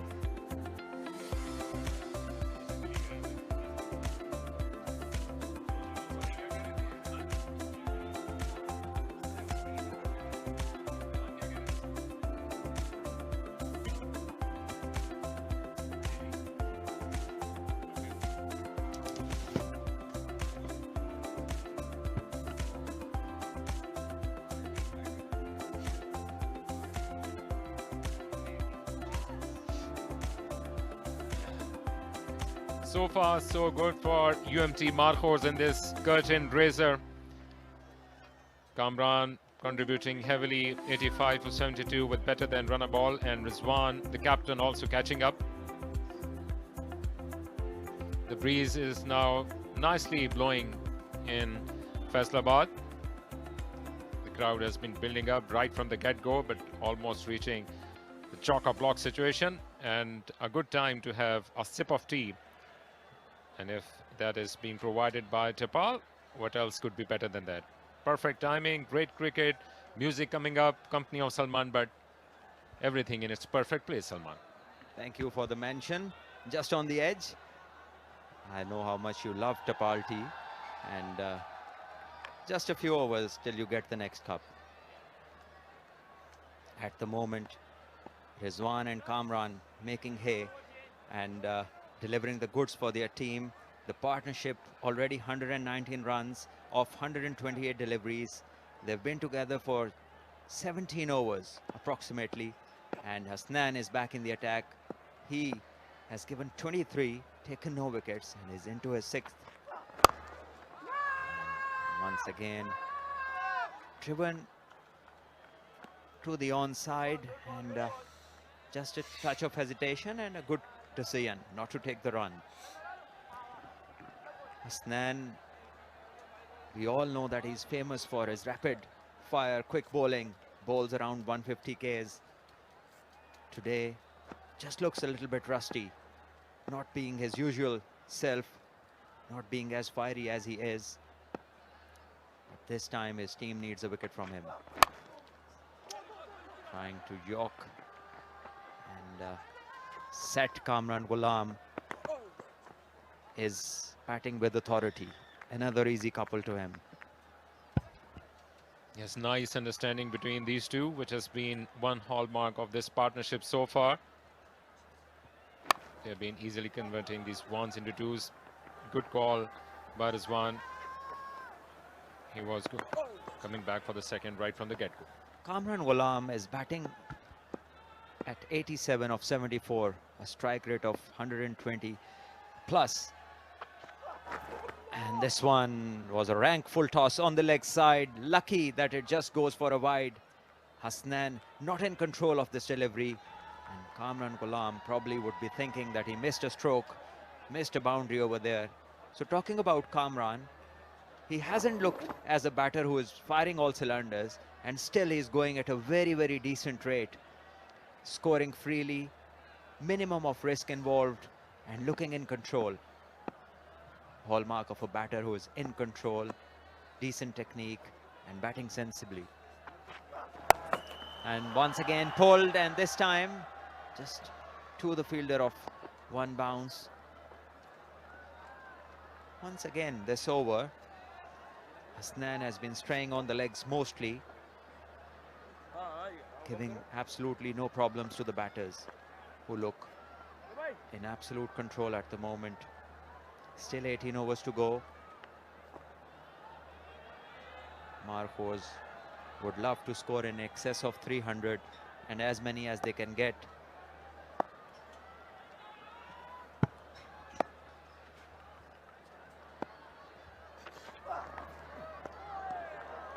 Perhaps that's the line which he was trying to find.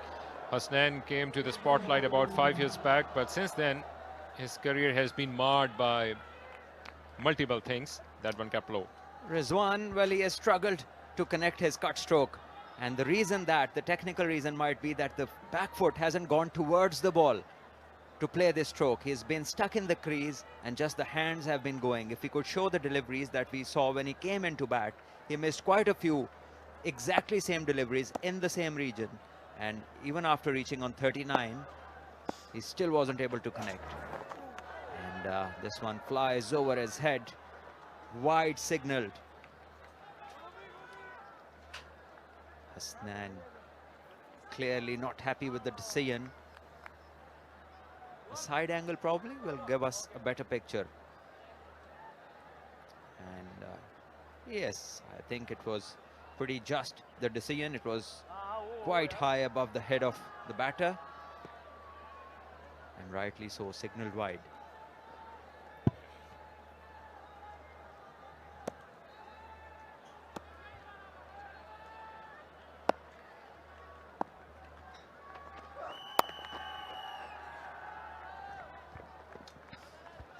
This time connects straight to the fielder. Dot ball. Would have loved to see a speed gun here operate and see how quick Hasnan is. He's been around the circuit, was part of the 2019 World Cup in England, and has been in and out of the Pakistan team. And since then till date, I believe this is his 23rd or 24th List A game in 6 years. So he hasn't played much, should be fresh, and should be bowling quick.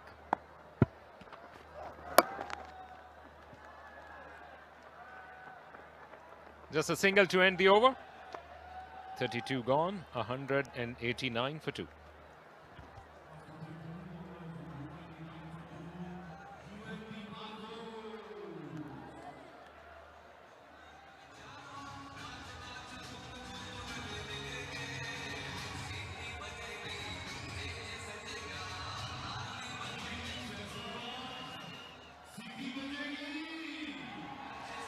Six bowlers tried so far.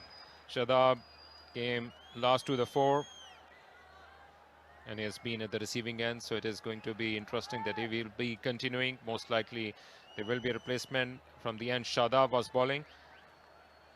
Mubassir was the first wicket taker and he has been phenomenal in terms of his economy also. Just still under 3 runs in an over, but perfectly aligned, all the bowlers after Hasnan and Ahmad with 5 bowlers each. Interesting, that bowling card. We shall come back to it once Mubassir kicks off with this over.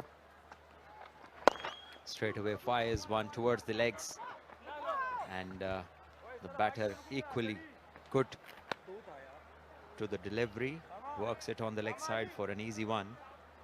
So coming back to the bowling card, see at the bottom, 2 most experienced cricketers, international players, 5 overs each, and collectively have given away 75 runs in the 10 overs they have bowled without picking up a wicket. And this is very important.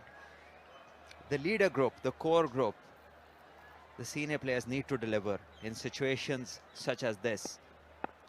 But at the moment, they haven't been successful. And once again, and this is where regular bowling becomes so important. Mubassir anticipating a big stroke, firing the balls down the leg side.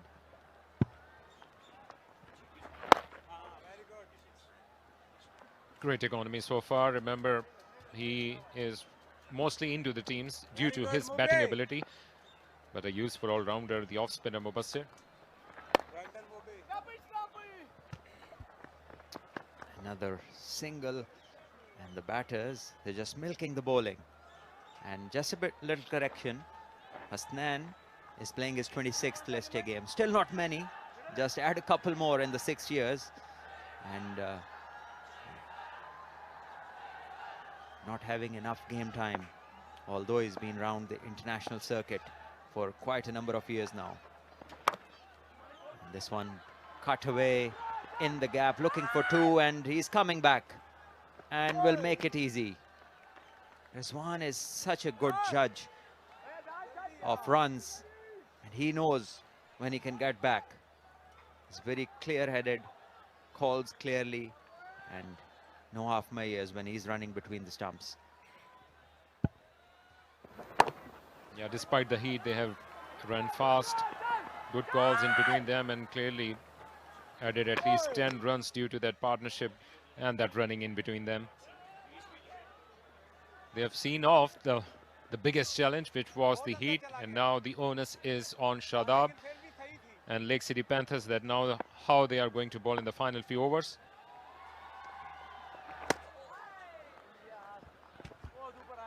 Mubassir is just firing it towards the wicket-keeper. Lucky this occasion, Rizwan missing. Had he connected this one, would have been 4. Once again, quick delivery. 33 gone, 195 for 2.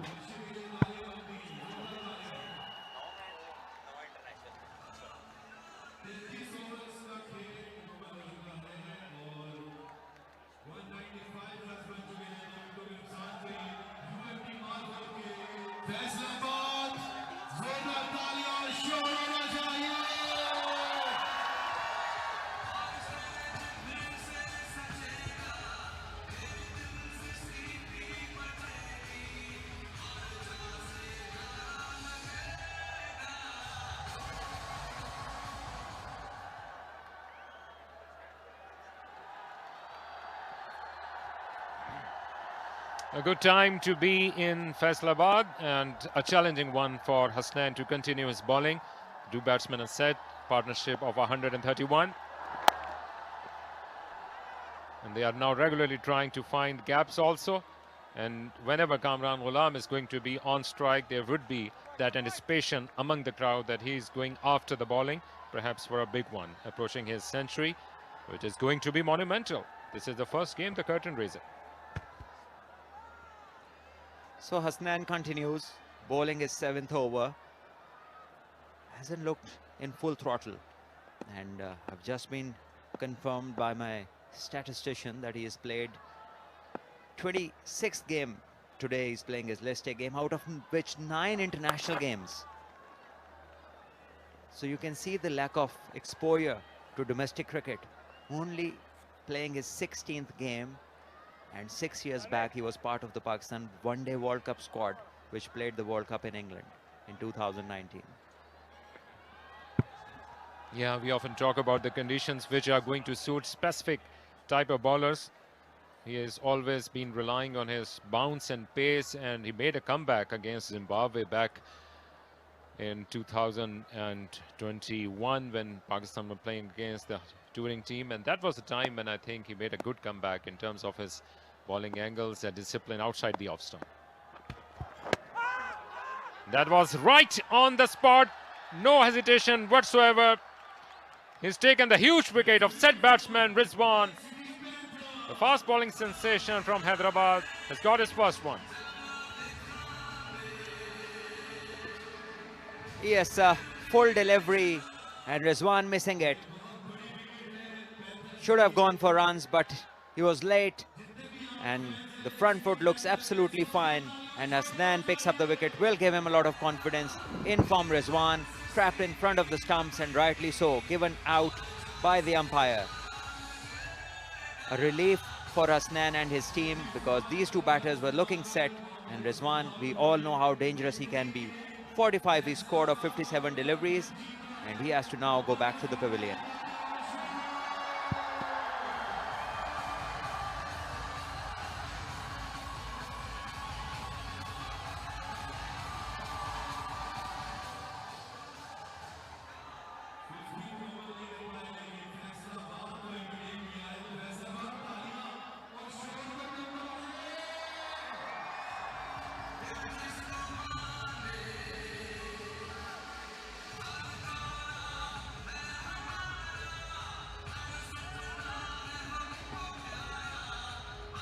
Salman Agha, the new man in, 94 games and 2,467 runs, decent average of 38, 14 50s and 400s to his name. Age 30, where the batters start to really get in control of their game, and that is what his team would be expecting of him. The UMT Markhors. The platform is set now for the rest of the batters. Agha just playing test cricket for Pakistan, and to follow him would be Iftikhar, the very experienced Iftikhar.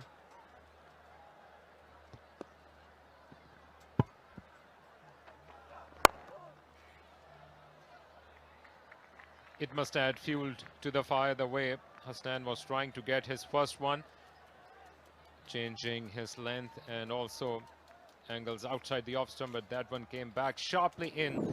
Once again, Rizwan totally missing the line of the ball, found right in front of the stumps. Walid Yaqub has no hesitation whatsoever. And once again, there would be questions if they will be able to cross 300. A lot will depend on Salman Ali Agha and Iftikhar, who is yet to come. Still some time to go.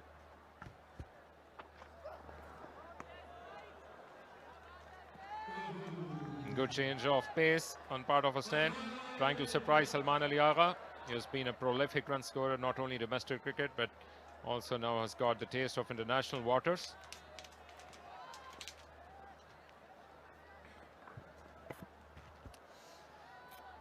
Looks confident, timing well the first delivery to mid-on.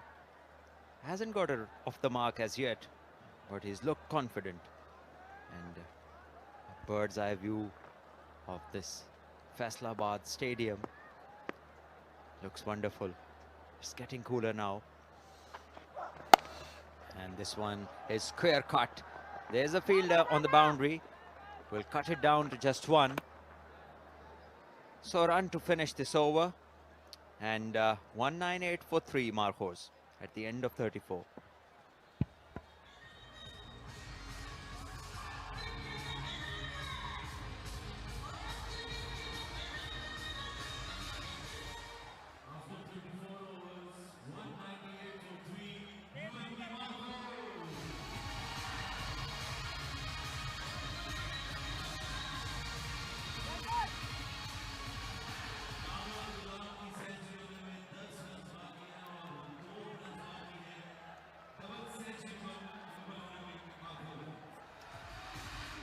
Iqbal Stadium looking lovely in this late evening sunshine. The sun is on its last legs. About half an hour to go to the sunset. This is mid-September when the summers are going away, but still not faded.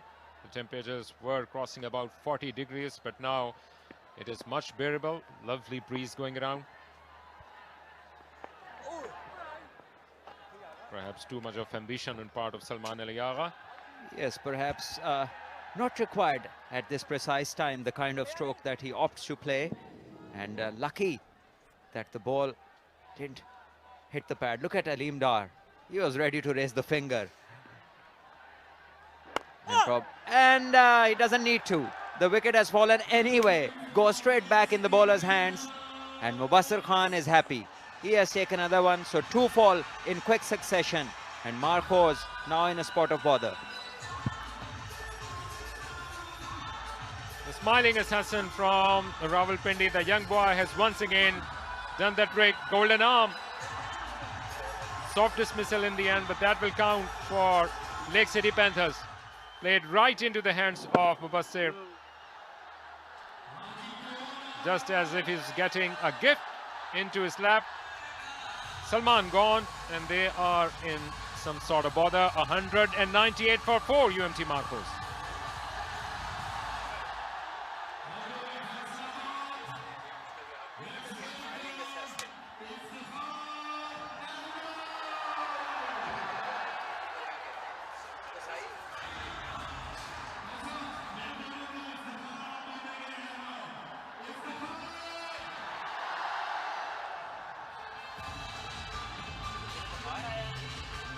Oh, this was some welcome for the man from Peshawar, Iftihar. And I hope that our viewers got that roar from the crowd, which was backing up Iftihar. Tons of experience under his belt, more than 100 matches, a decent average, and 10 centuries, 22 50s. Yeah, a very healthy average of 47. Lots of experience Iftihar has. And just the other day, he was talking to some media, and he was not happy with the less overs that he had to face. So today he has 15, and he can make the most of it, and the team also needs him to fire. Starts off very confidently, drives down the ground, takes the one, and gets the ball rolling. Yeah, got 1 century last year in the Asia Cup in Multan, but since then his batting form has been in some sort of trouble, and after which feels like ages, Kamran is going to face the music once again from Mubassir. Already got a couple of wickets. Yes, Kamran, with the experience that he carries, he knows what his role is. He just has to carry on till the end, at least till the 45th over, and develop more partnerships, because they've just lost 2 in quick succession, and they cannot afford to be 5 down from here onwards.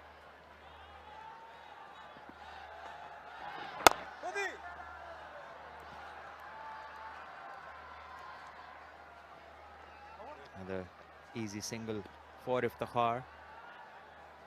201 it is. And the Markhors just in some trouble, losing 2 quick wickets. And Mubassir Khan, he's had a good day. Picked up 2 wickets, both when required, given away only 23. Shadab is always a live wire in the field. So 35 gone, 201 for 4.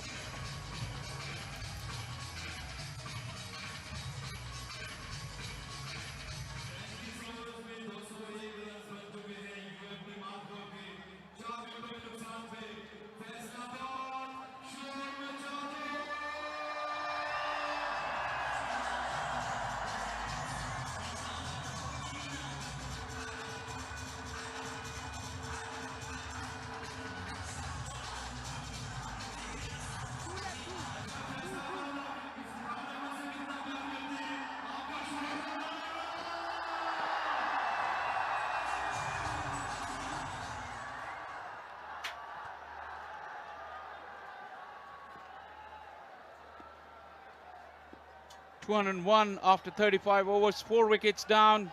Crucial part of the game. Hasnan has found a little bit of rhythm. Iftikhar greets him with a beautiful on drive. A little bit of a knockdown, and a tidying up job by Osama will allow Iftikhar to get a couple of runs. Hasnan has looked at better rhythm with a slightly older ball. Got the ball to tail to get rid of Rizwan, but now Iftikhar is in. Kamran Gulam closing in on yet another list 100 and have settled in. Alongside me is Ali Yunus. Good evening, Ali. Yeah, very good evening to you too, Faisal. What a fantastic inning it has been by Kamran Gulam. And now it's up to Iftikhar Ahmed how they finish this inning.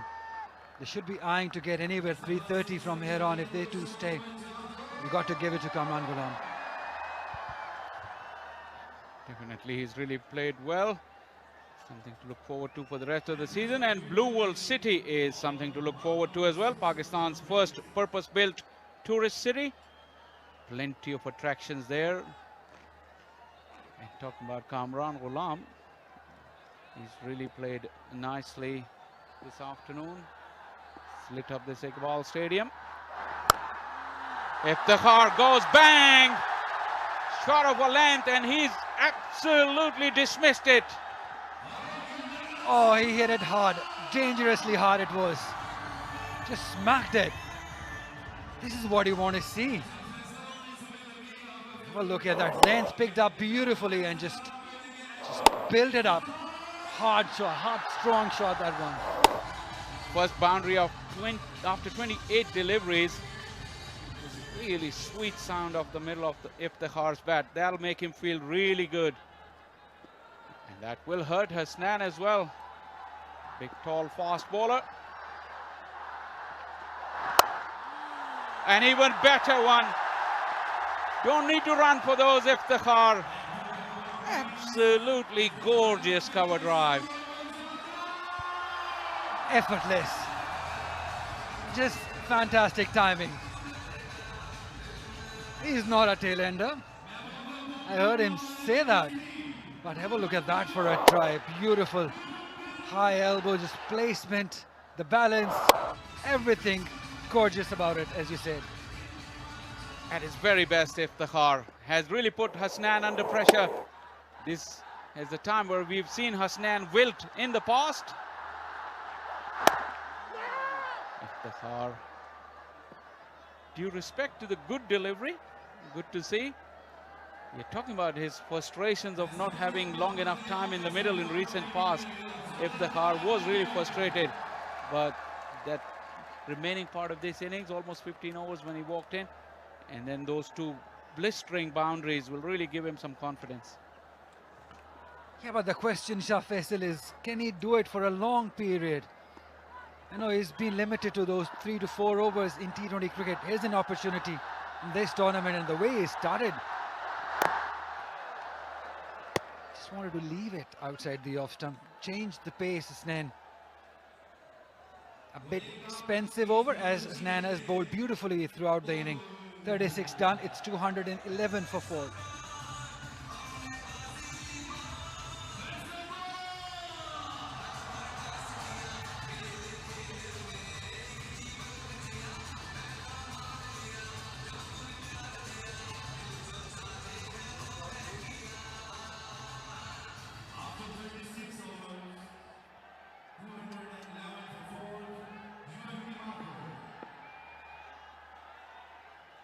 solid looking batting card. Held together by Kamran Gulam. Grabs another single. Mubassir probably has been the pick of the bowlers for the Panthers. He's really shown his skills, his variations. Only 22 years of age. Must have seen Mehdi Hassan Miraz and thought to himself, I can be like him or even better. And also Faisal, the pitch has suited his bowling too. Probably more of a finger spinner's pitch where you can bang into the pitch and then you'll get that purchase out of it. So he's utilized these conditions to his best. The line and the length and the variation in his pace, it's been brilliant.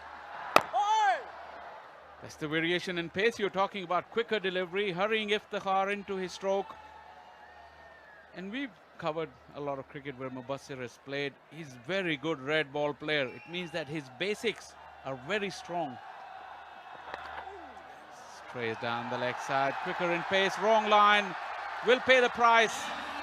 Nice little tickle from Iftikhar. Yeah, this is some start by Iftikhar Ahmed. He's quickly moved to 16 of just 11. Markhors are looking for a similar sort of inning by him. Quicker one, but as you said, wrong line. He's always going for a boundary. Just a tickle.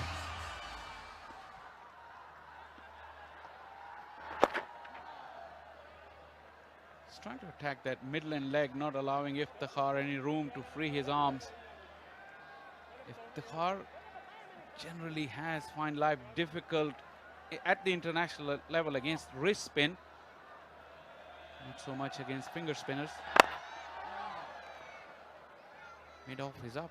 Young off spinner is throwing challenge to Iftikhar to go over the top, not to be on that occasion. A good one from Mubassir has come to an end. 37 gone, 216 for 4.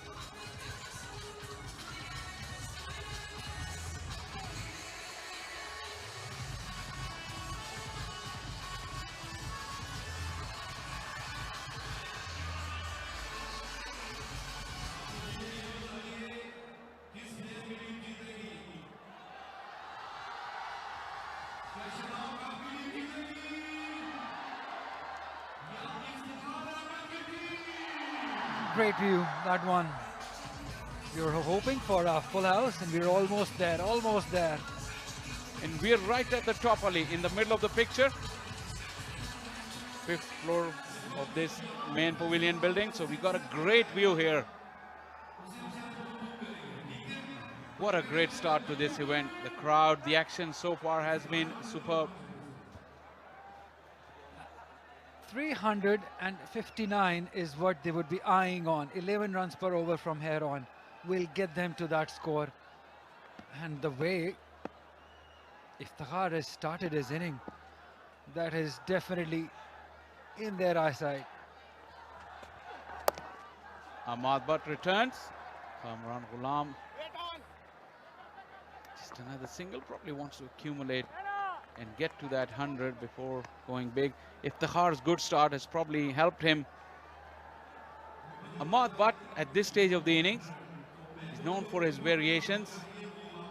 Good new bowler. And also I think Kamran Gulam has felt a little bit in his wrist or forearm, probably cramps. It's been very humid today this afternoon. Yeah, and not to forget, he's taken lots of runs by running through. Not hit many boundaries. 10 fours and 2 sixes though, but he's ran well with Rizwan when he was there. So as you said, it has not been an easy afternoon. It has been very humid, hot. It takes a lot out of you when you're running that much.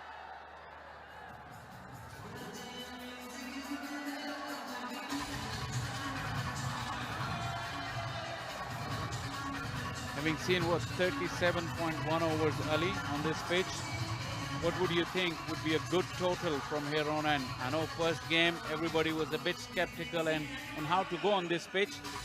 What's your take on it so far?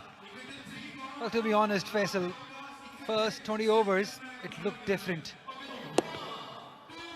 but after 20 overs, when Kamran got settled alongside Rizwan, they've changed that run scoring. Maybe earlier I was thinking if they can get to 280, but now 330 is definitely on. provided Kamran Gulam stays fit, stays till the end, alongside Iftikhar Ahmed. At current rate, they'll get up to 290. Pretty respectable, but you're right, 9 and over will get them to 330. The way Iftikhar is going, if he stays till the end, it can go beyond that.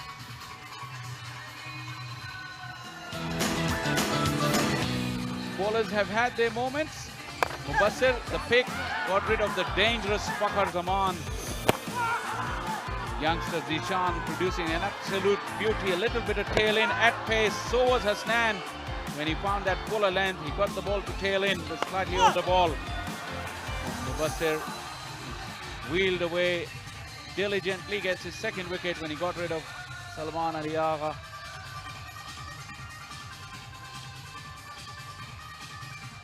Ahmad will be challenged by Iftikhar Ahmed, who's good against pace, especially the kind of pace that Ahmad offers. Although Ahmad has got that very good back of a hand, slow delivery as well. But I think Iftikhar looks in the mood.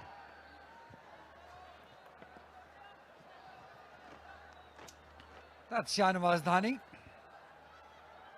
Really looking forward to see him bowl, because he will be looking to make a comeback. It's been a while that we've seen him in action.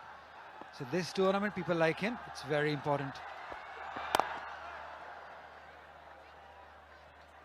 Good work, Ahmad. But talking of Shahnawaz Dhani, what do you think when he takes wicket? Which side of the ground is he going to run?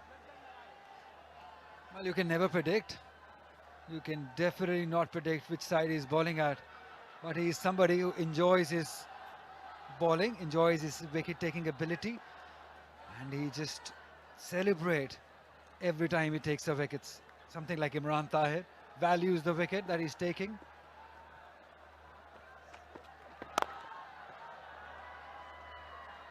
Sweetly timed again by Iftikhar for a run.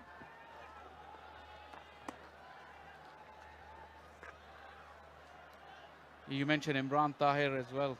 Both real characters. You have a feeling in this day and age, cricket does need characters to bring that entertainment value, and Shahnawaz Dhani definitely is an entertainer. I don't think many of his relatives or friends will live in this area, so that's why I asked you which way is he going to run, because normally he finds his friends and run towards them.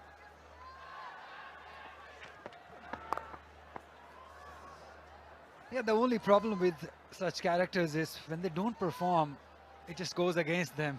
That's the trouble, and then the people start judging them from their characters rather than their performances, and that has actually happened with Shahnawaz Dhani, I believe. I expect a lot of good things from him. He's got all the ingredients. Just that final touch-up, the final fine-tuning to make him into a product for the Pakistan national team.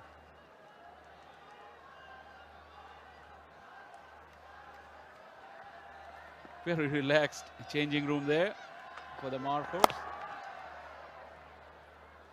That's the length. Previous couple of deliveries that Ahmad Bhatt bowled, there was a little touch fuller or shorter side. But in the middle, the way Hasnan bowled, I think it was very impressive. He bowled a maiden to Rizwan, bowling that length. And that is why Shadab Khan has persisted with the fast bowlers from this end. We have not seen a spinner ball from this end. It has been the other end, the far end, that the spinners have been used.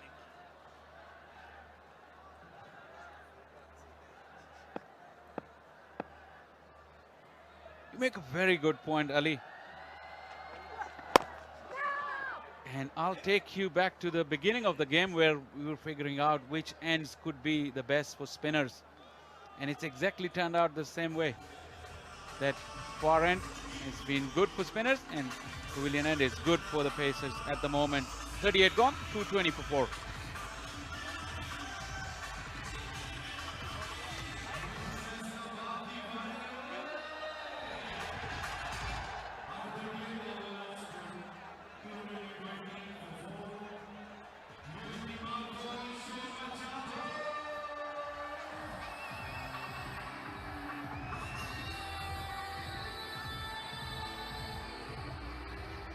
Plenty of color in the stands.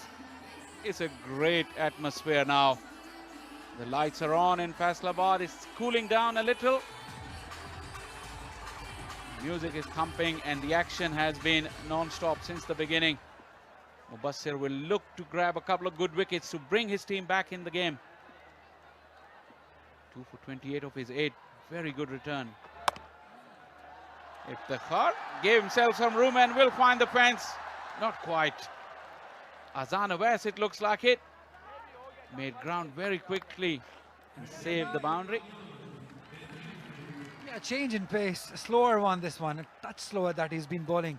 Had he bowled at the previous pace that he was bowling, it would definitely been a boundary. But good effort by the youngster. Oh, he's done well. Easily well. This is what you want to see. These youngsters throwing themselves around. Because it's about them. They need to be on the highlight in this tournament. We've been talking about the established players, but this one is about these youngsters, how much they can learn from this tournament.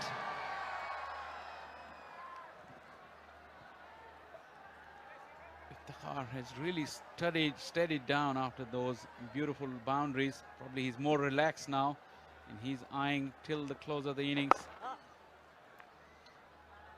Kamran Gulam has dropped something along the way, which will be picked up by wicket-keeper. The throw came right at him. What do you make of Kamran Gulam's effort, Ali? Superb.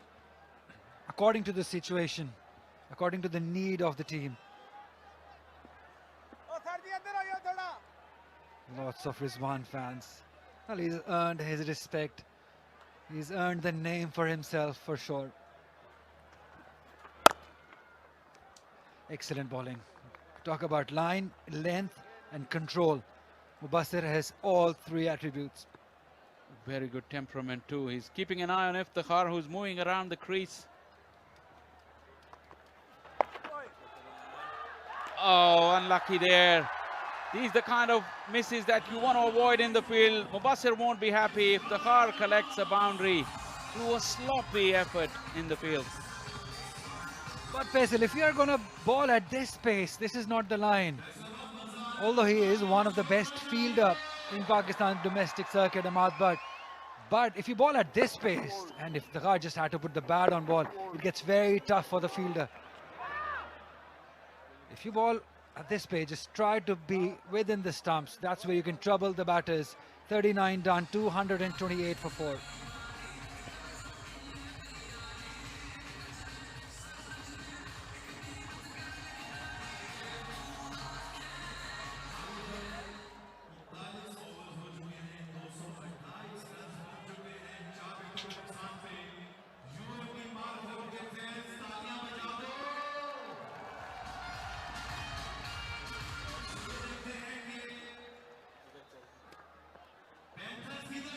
Yeah, Faisal, you just were talking about Kamran Gulam.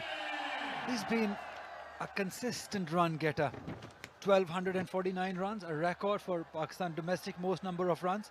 4-day that is.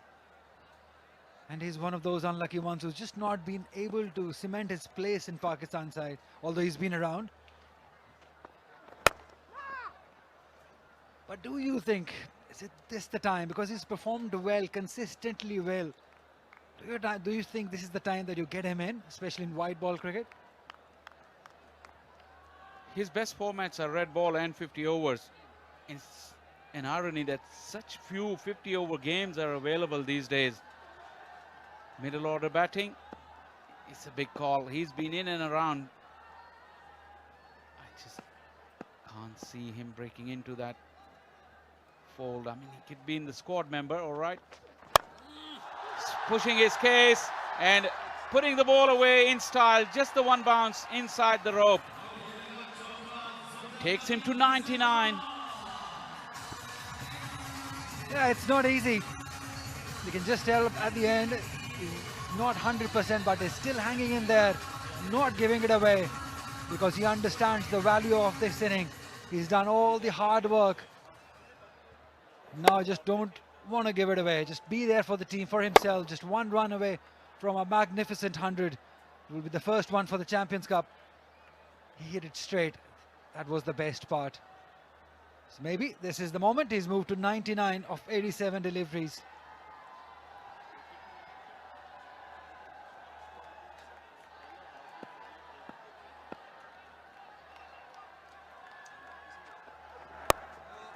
There you go, Kamran Gulam looks to come back for the second, will do so, or will he? He's pronked the bat once again. Nonetheless, he still got to his 100 because he's completed 1 run. Umpire Alimdar wants to have a look. Kamran's technique with the running hadn't been perfect, but he can raise the bat in celebration. Brings up his 7th century and first in Faisalabad. Prolific run getter in the last few seasons. Well played, Kamran Gulam. Sensational stuff. 1 for the team. The way he batted in this inning is just amazing. It was not easy when he came into bat, but he stuck there to the task. He knew that it's not easy early on, and he's earned this inning, these numbers. Out or not out, that doesn't matter because his celebration is done. It will be mighty close though. Mighty close. Yes, he's made it. He surely has made it, in my opinion. Yeah, Usman, the wicket-keeper's hands went right around the stumps before dislodging the bails and allowed the bat to slide in. Kamran Gulam, 101 not out. What a knock from the little right-hander. Incredible in a way that this is his 7th 100 in just 42 innings of a career of 82 games. So he had a slow start, but the improvement is there for everyone to see. Yeah, not to forget that he started off as a left-arm spinner. He was more of an all-round cricketer early on in his career, but then has graduated to being one of the best batter of Pakistan domestic circuit. And how well he's deserved this century. Because when he came, as I said earlier, it was not easy. The conditions were not easy. Hasnain, Mubassir, even Usama Mir started off brilliantly. But he knew if he stayed, he will get runs. And he did. One thing for sure, he does know how to craft an innings. Sweet strike for no runs. Yeah, you can tell by the expressions, he just missed out on that. It was there to be hit, full. But just straight to the fielder. Still probably on the high of that 100, the adrenaline rushing either side of that fielder in the ring in extra cover. It would have been a boundary.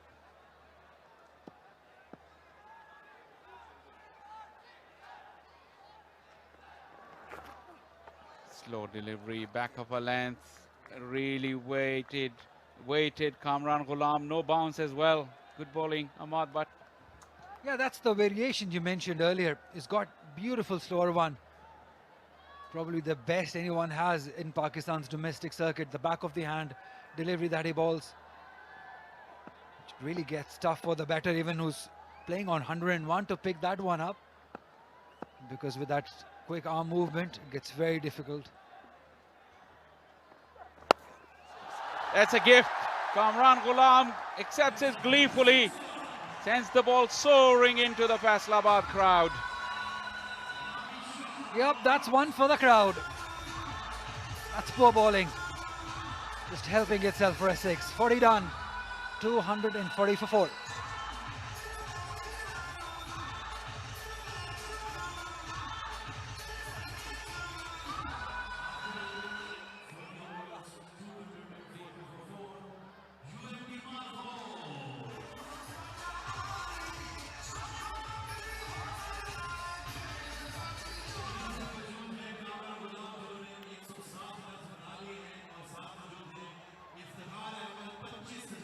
Into the last 10 overs, 240 for 4. The platform is set.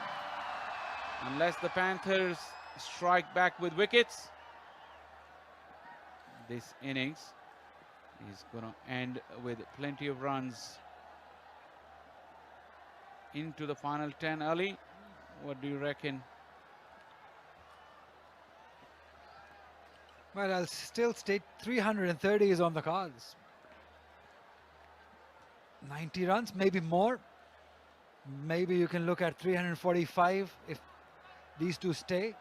There's still Samad to come who can bat too. Wrist spin against Iftikhar. Do you think Shadab missed a trick by not getting him early? Because Mubassir was bowling beautifully and they just wanted to put a break on the run scoring. That is why Mubassir was bowled.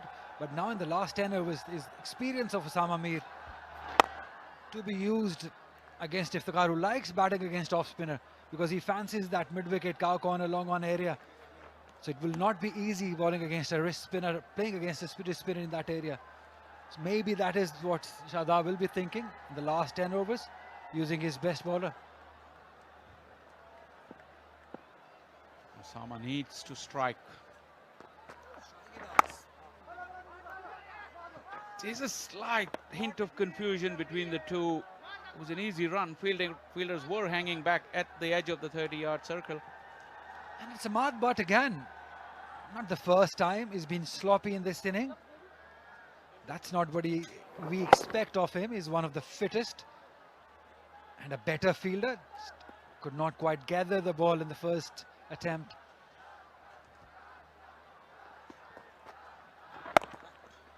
Well bowled. Excellent bowling from Osama. Usman. There was another little confusion between the two fielders. It's all happening here. It's action time, the last 10 overs of a 50-over innings. Especially when you've got Iftikhar Ahmed on crease and his partner is on 108, Kamran Gulam. So it's all action from here on. See, that's the key, Faisal. Variation in the pace. That is what Osama Mir has realized from his first spell. 5 overs he bowled. He was bowling touch quicker at that time. But now watching Mubassir bowl from this end, he's realized and is bowling now touch slower. And that is the requirement of this pitch. Kamran Gulam hanging deep in the crease, waiting for Osama to err in length, which he did. An excellent over from the tall leg spinner. 41 gone, 243 for 4.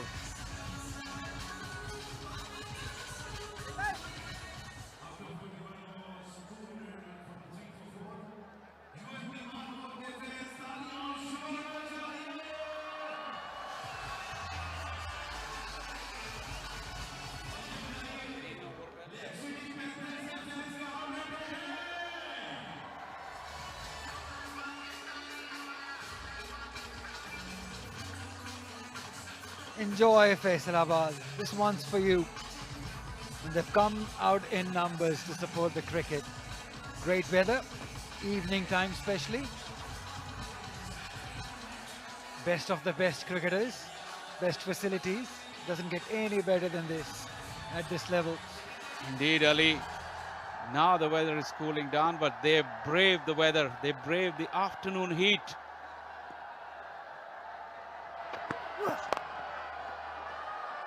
Iftikhar would feel he's missed out on it. Again, big test here for young Zishan. But that's what this tournament is all about. The test for these youngsters. And that line, be very careful, because Iftikhar, he fancies this area, square leg to long on to mid-wicket, all this area.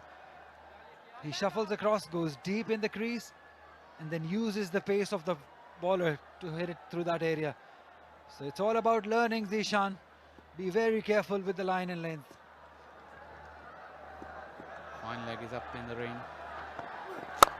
Iftikhar goes big. This is a terrific strike on the up. One bounce for. I just forgot to mention, be careful on the offside too, because once he gets going, no area is safe. And that is what he's showing at the moment. The range he has. Just playing with the mind of the bowler, just going deep, realizing that he's not going to bowl in that area, the leggish line. Forced him to bowl that offside line and then hit it over the head of the fielder. Super batting, experienced batting. From that length, wasn't a half volley by any means. It was back of a length actually. Youngster responds very nicely with a slow delivery, although Iftikhar was eyeing the second run, not to be. Excellent comeback from Zishan. This is good cricket. Yeah, exciting stuff. One of the youngsters bowling against experience. Tapal Tea Lounge. It's time for some tea here after the hot afternoon. It's starting to cool down. re-energize yourself because action has only started and Tapalti Lounge is the place.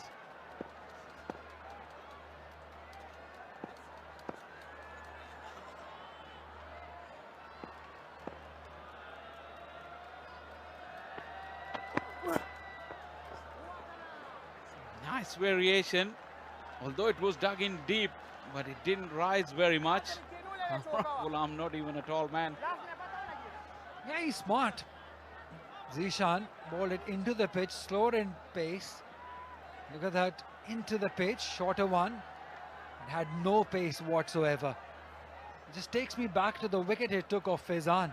He set him up beautifully with those short pitch deliveries and then one fuller Yorker. So that shows that this boy has got brains for a fast bowler. Is it a Yorker loading? Not quite. This one was way too short. This one bounced over the head. Zishan is thinking if Kamran Gulam was as tall as me, probably it wouldn't have been a white ball. Absolutely. Yeah, that's where he'll learn. Not everyone is tall. You got to be able to bowl those shorter ones to the shorter ones. 50-run partnership, have a look at that, too short. But one thing is for sure, that he is thinking. He is not just running and hitting the deck hard or bowling fast. He's trying different things. Kamran Gulam was shaping up for that big slog over mid-wicket. Really got hurried by the angle and bounce of Zishan. Well, he's got the license to thrill from now on. He's taken his team out of the trouble, himself out of the trouble. 109, he's on of just 96. Now he can enjoy himself hitting a few boundaries. That's Iqbal Stadium for you. Now we can tell cricket has not happened here in the stadium, but still in good shape. Crowd, they don't want any facilities. They just want to see some good quality cricket. Absolutely. Another slower bouncer goes wrong again for Zishan. He really doesn't want to get in the hitting arc of these two batters. If the Khar's arc you would think would be bigger than Kamran Gulam's is. Well, that's where the test is for Zishan. Bowling his 6th over. Can he bowl with the same passion, the same rhythm, same intensity? Looking at the bowling card, Shadab has only bowled 5 overs so far with only 8 to go. Very interesting from the skipper. Solid thump down the ground will make Iftikhar keep the strike when we come back. 42 gone. Markhors 252 for 4.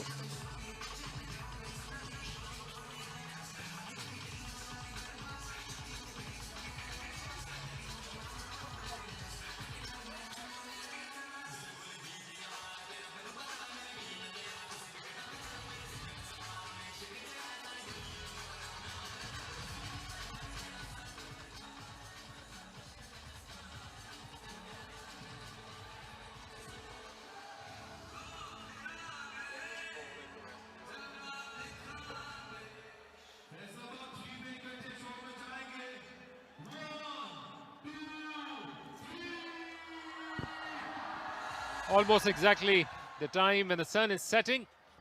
And it is action time for UMT Markhors. Osama coming back to bowl in his 7th over. A big test for 28 years old leg spinner.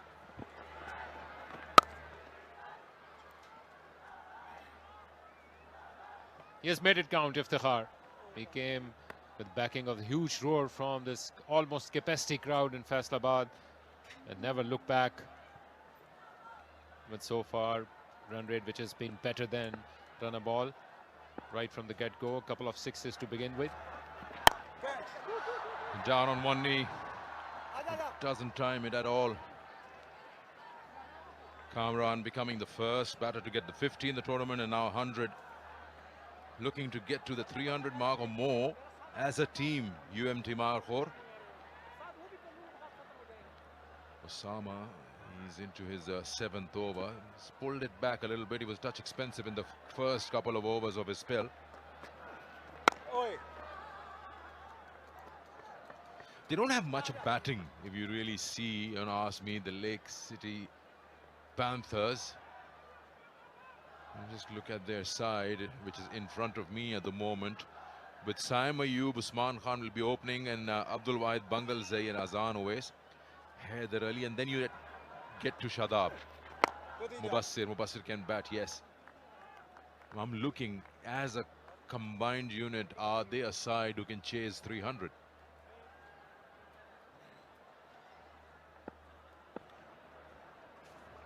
Yes, the onus is on them. They decided to bowl first. They have seen the worst part of it in terms of the humidity. And now there will be a little bit of unknown that how the pitch is going to play. But I've observed so far, there's hardly any question of dew coming to act for this game.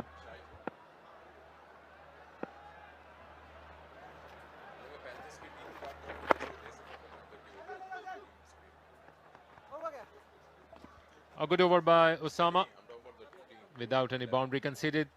7 to go. 2-5-6 for 4.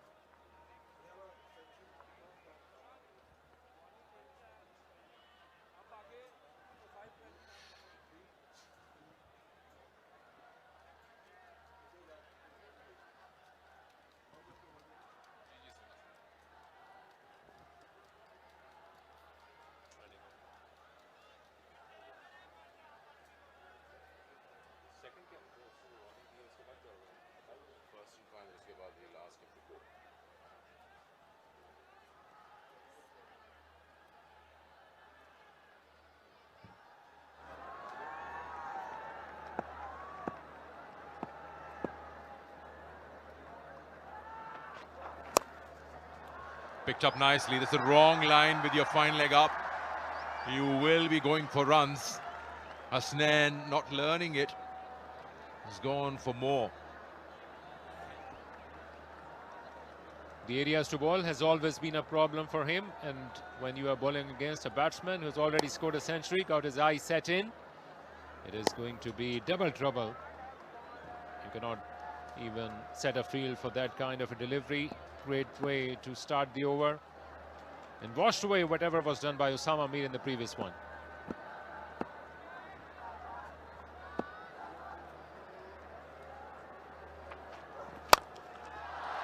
Picked up and gone.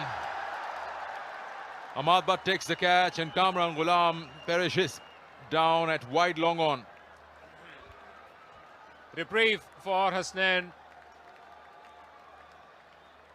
That was the action time for UMT Markhors, and he realized that but couldn't get that timing going and played right into the hands of Ahmad Butt. Perhaps he would have waited for a bad delivery. Still some time to go in this innings, but a good take by Ahmad and second wicket for Hasnain. But after scoring a brilliant century, Kamran Gulam is back in the hut. UMT Markhors 2-6-0 for 5.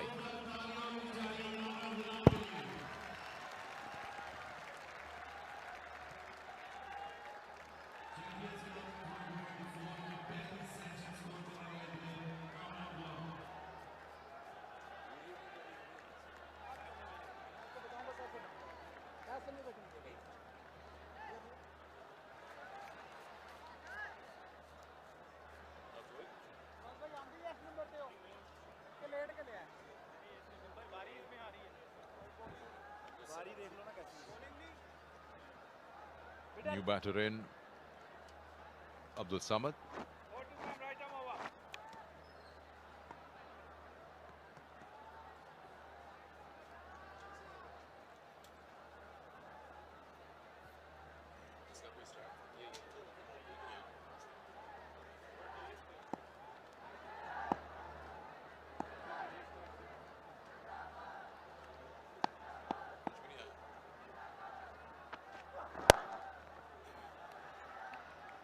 off the mark straight away with that single. 26 years of age. He's from Faisalabad, Abdul Samad. List A career has just about 600 runs. Got 203 50s.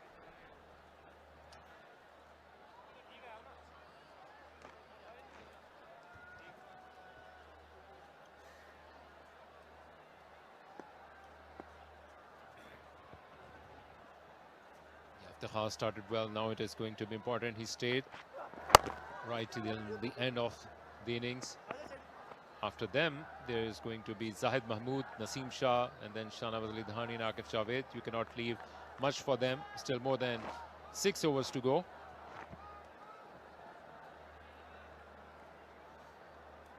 Shadab still has got options.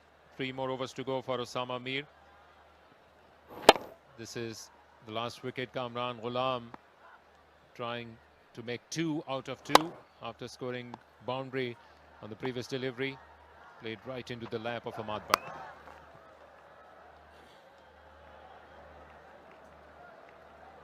Sosnan has got 1 over more to go. Ahmad Bhatt has got a couple of overs, but he has been the receiving ends, especially 16 runs off his 1 over. Mubassir Khan has got 1 over, but it is going to be interesting if he will be coming back to bowl that one. He has bowled tremendously well, couple of wickets, brilliant economy rate as well.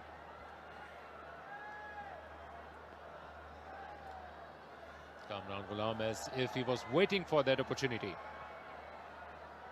Right from the start, he made a decent scoring with good strike rate. In the end, he was starting unleashed. Nicely disguised, slower one there from Asnan. And also wide of that off stump to just make it even more difficult to put bat on ball. It's Markhors 263 for 5.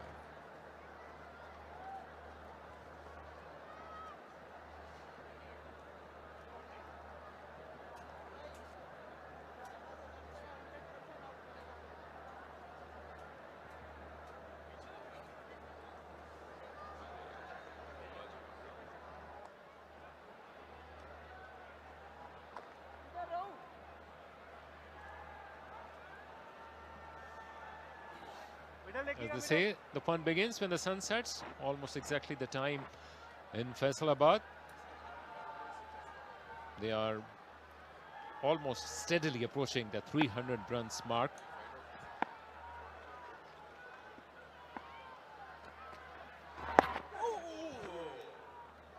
Just closing the face of the bat a little too early.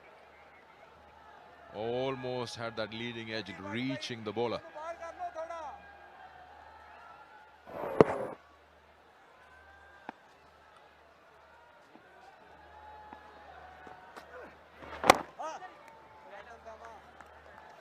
Good going by Osama Mir. Just given away 4 runs in his previous over. And still no boundary during this last almost 10 balls or so.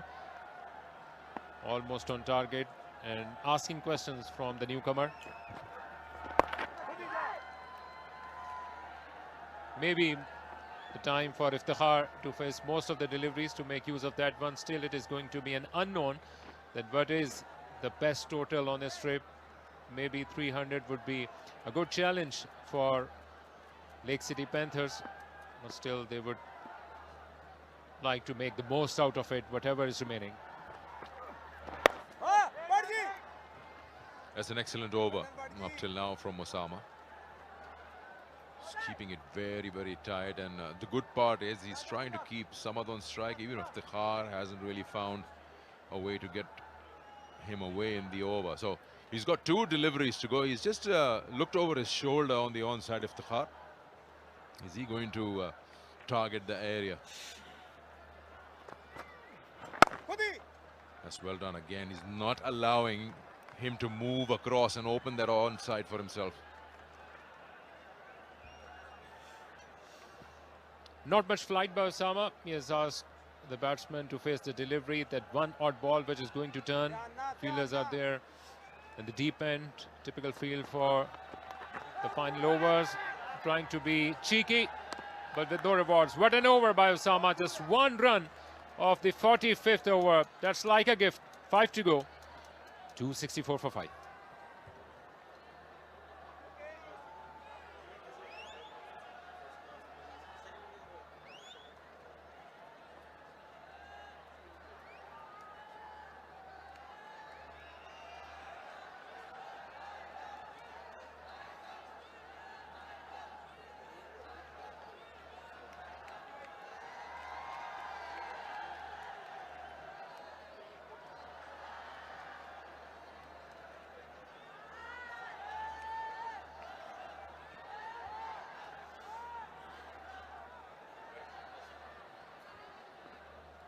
Arslan into his final over, 2 for 49 in his 9. He's bowling with that fine leg up, so he's got to be careful. If he opts for that leg stump line, he's asking for trouble. Still goes for that, running the first one hard, pushing, but Iftikhar would rather keep strike. In the earlier part of his innings, he hit the ground running Iftikhar, but since then, I think he has been a touch too slow, especially for these final few overs. When Abdul Samad will find it difficult, this should be the man, Iftikhar, who is going to make the most out of it. And she is going to be the star just after these few deliveries. 4 overs and 5 deliveries to go, and then there will be huge show. And this is the showdown by Iftikhar, perhaps coming right into the comb box. Almost avoided it. Perhaps the tallest of them all, big 6. Yeah, he was in the slot.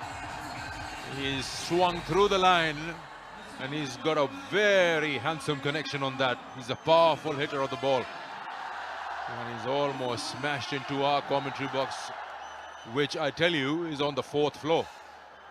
So imagine how much more the ball would have traveled had the building not been there. Look at that. Top tier.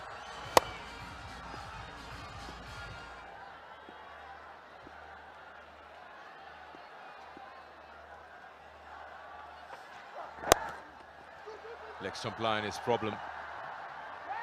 Good recovery and release there in the deep, stopping them from taking that second. He's now given away 56. Such an important role Iftikhar has at the number he bats. Came in when he had around 15 overs available, and he's gone about with it in absolute precision. 43 of 37 and looking to smash some more. Likes the fast bowlers, likes the ball coming onto the bat. At the moment, Samad on strike.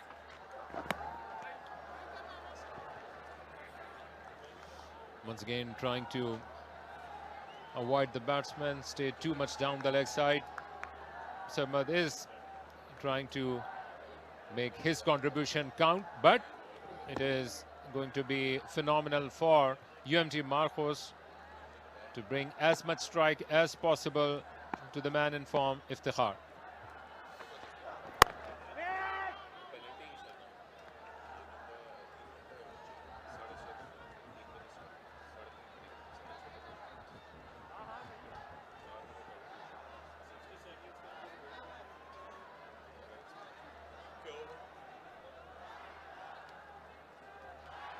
So Snan is completing his quota of overs, got his part of success, but that was in a bit of interval.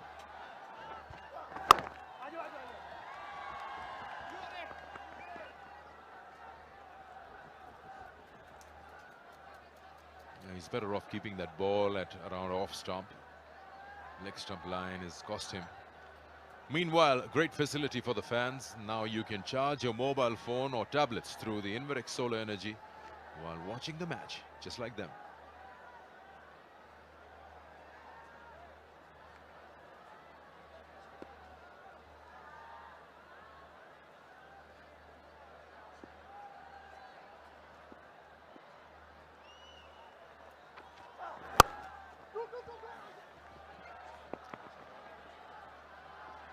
Coming back for the second run, will have to run hard, but in the end completed it safely. Hasnan coming the first bowler to complete his quota of the work. Got 2 wickets in the end, 4 to go, 276 for 5.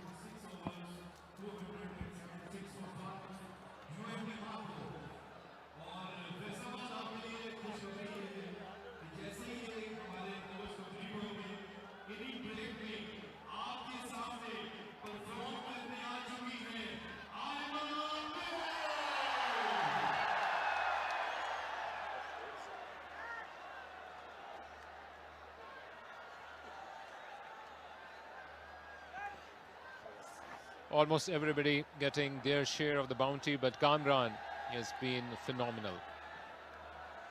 great century to begin the tournament. Rizwan played his part, but it's now all down to Iftikhar. Started off with a lot of success, but since then, just one sixer. And hardly getting the strike, which is going to be irritating for UMT Markhors. And the man in form, Iftikhar himself, has been pleading Abdul Samad to give him as much strike as possible. On the flip side of it, Usama has been bowling brilliantly, especially in the last 2 overs.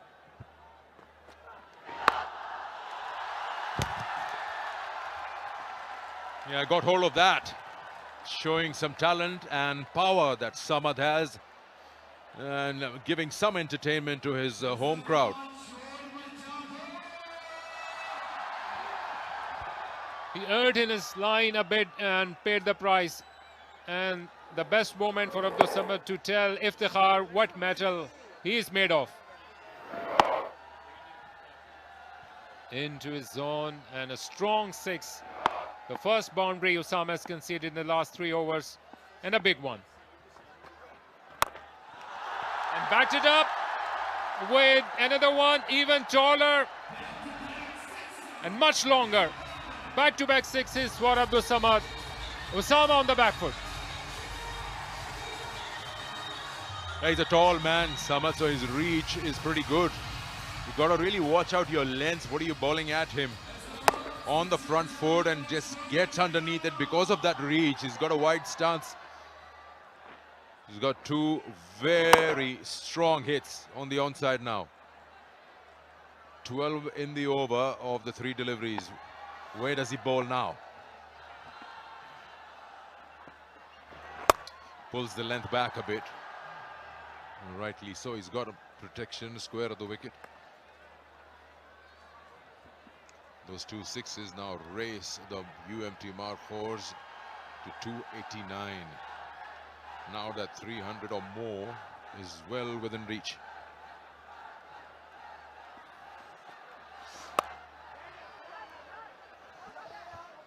So all the great work done by Usama has been dissipated. He is greatly frustrated and disgruntled on the effort of Zishan. Not much you can ask. This moment of the game, once again given away a single. 14 runs given so far in his 9th over, which well could be the final over of this innings for Usama.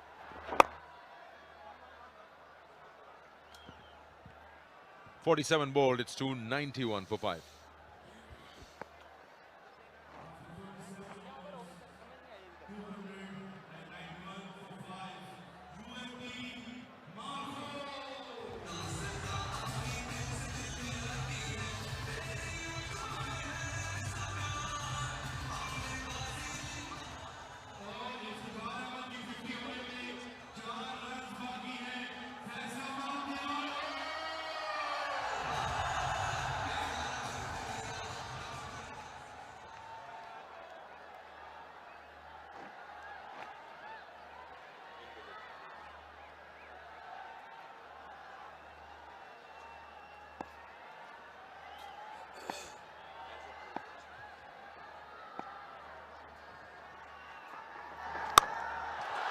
He tried to take the pace off, but he's got too much power.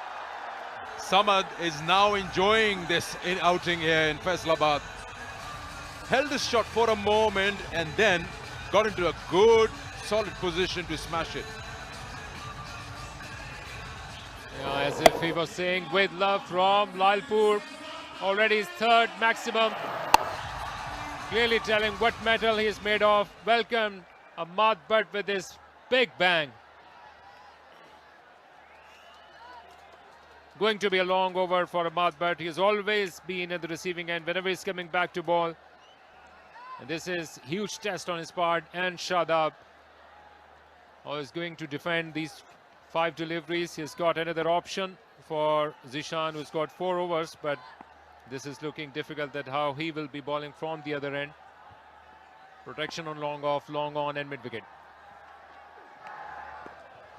Yeah, the idea was to bowl full and wide. He just got a little too wide.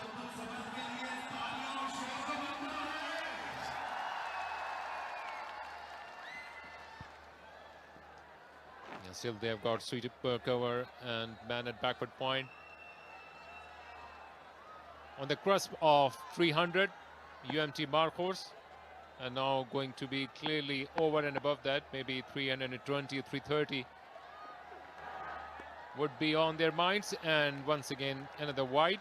Ahmad Bhatt clearly frustrated and overwhelmed the way some other started proceedings in this over. Yeah, you can do that to a bowler when you're trying to stay away from that bat swing. You try to go wide outside off, but the margin of error is very thin. And that's what's happened, 2 wides now. And Samad is not even moving around that he will be saving anything for the bowler. This time, just a single. 300 up for the UMT Markhors in the first game of the Beria Town Champions Cup. First 300. Remember, there is going to be a bonus point if you are going to score 350, which looks far-fetched at this point in time. But remember, this was going to be a long-awaited dream for UMT Markhors if they will be able to cross 300. And now look at them. There's still 2 overs and 4 deliveries to go. They can make the hay while the sun is not shining, but the final few overs are still in progress. But this is a bit tricky for UMT Markhors. They haven't got much of batting left, so this was a tightrope for walk, and they have done tremendously well. Iftikhar, 1 stroke away from his 50. He got back in form at the best moment. That's well fielded there at point. It's a good bit of a battle going on between bat and ball. Some lusty blows, and then you got some smart thinking bowling.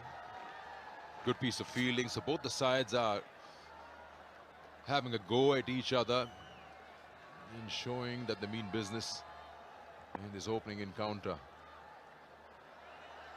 And then the mid-innings, you'll have Aima Beg's performance in front of the Faisalabad crowd, marking the opening of the Beria Town Champions Cup.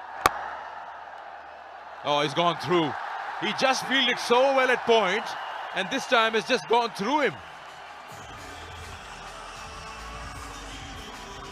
One man falling to his left, the other one trying to save it, dived it towards it right, but no one could save it. Great going by Abdul Samad, the man from Faisalabad. 3 sixes down the leg side on this brilliant connection. As Patian, the fielder, the backward point within the circle, and a tall chase for Haider Ali, but in the end could not even touch the ball from his fingertips, and more runs. Clear frustration for Ahmad Bhatt, inside edge, but everything is happening for UMT Markhors. Back-to-back boundaries.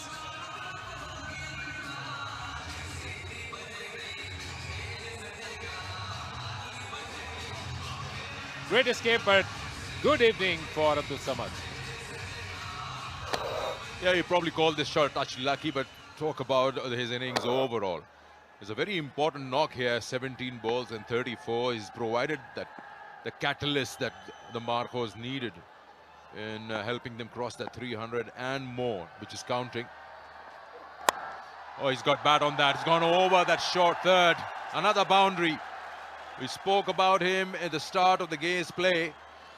And the man to look out for, as Salman mentioned, Samad, is now coming into his own. We'll talk more on that.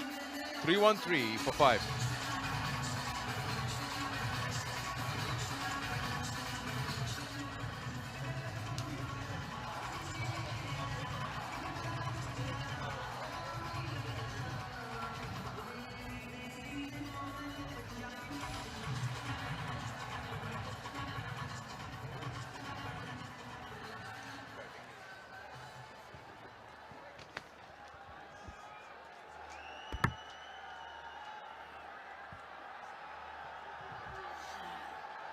Iftikhar is now on strike. We've got 12 deliveries to go in the innings, and Osama into his final over. None for 63. Osama Mir. And that's going to be very straight, hard to cut off for any fielder at long on, long off. It's been hit hard, drilled down the ground. 50 up for Iftikhar. What a way to start your domestic season. The line has roared for UMT Markhors. Straight down the ground. Beaten long on and long off with pin and picture perfect perfection.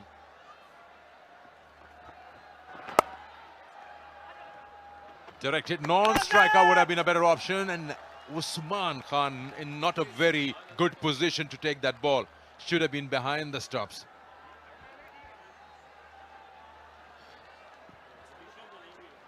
Yeah, perhaps too much of an ask from Osama Mir to bowl these final few overs back to back, especially the way things transpired for him the previous over.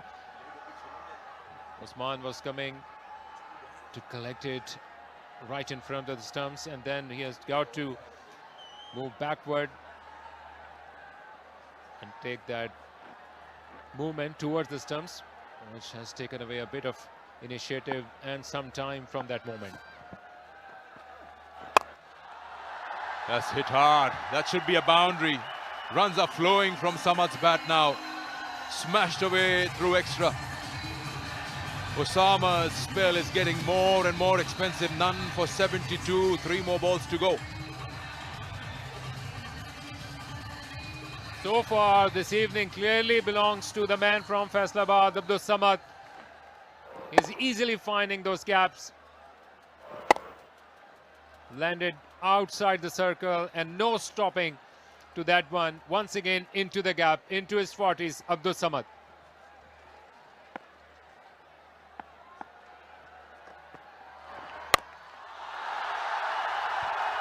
That's a flat bat shot, a horizontal bat shot. It has nothing to do with anything except power, sheer power. Fireworks in Faisalabad. Where were you, Abdul Samad? In a blink of an eye, he is approaching his 50. And Usama under tons of pressure. Quick use of feet, rocked onto the back foot. And then perfect connection. What a moment and a brilliant evening for Abdul Samad. Just a couple of runs away from his 50.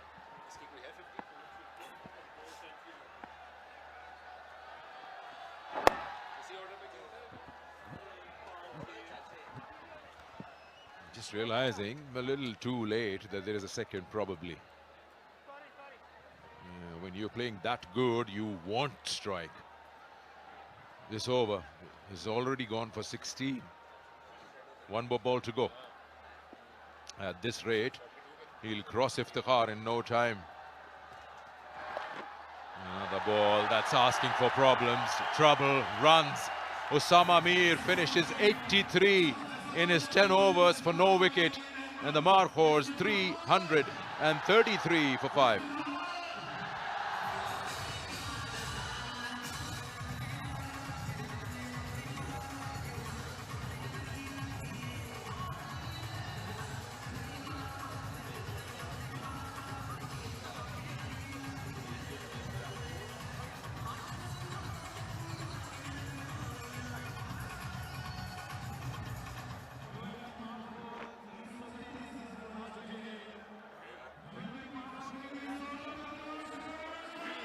Wow, it was looking like a pipe dream to go beyond 350, but now they are at a touching distance.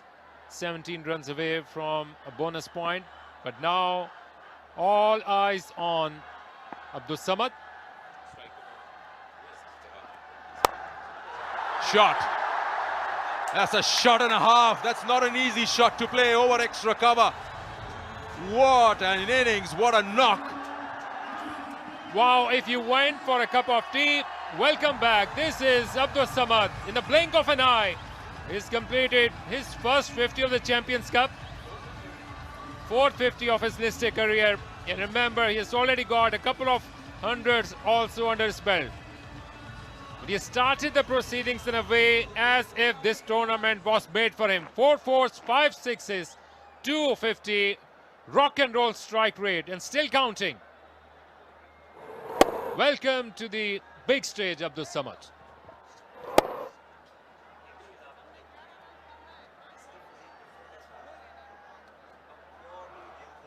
Still 5 deliveries to go. And remember, if they could score another 11 runs, which is now pretty much possible, they would be in a position to claim a bonus point. Remember, if they are going to win. Oh, he's opened the face, sliced it, and that's gone all the way. Tell you what, this boy is special. If somebody told you there would be fireworks this night in Faisalabad, this was the moment perhaps which was being targeted. Unstoppable Abdul Samad, unbelievable scoring. All 4 corners of Iqbal Stadium, as if he was waiting for this opportunity right from the get-go. Hit the ground running and still counting. 81 scored in those last 30 deliveries. Would you believe that? 5 overs, 81. Slow one attempted. Still can come back for the second. Might not. He's totally overshadowed Iftikhar's 56 in no time.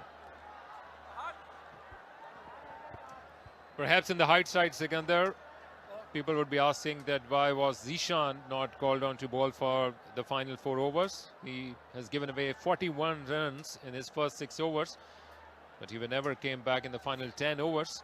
Osama was asked to continue for the final 4 overs during these dying moments of the game. He started off well. There was tons of pressure in the final 12 deliveries of his quota, given away 83 runs. Ahmad Butt is now going to concede more than 90, perhaps 3 more deliveries to go.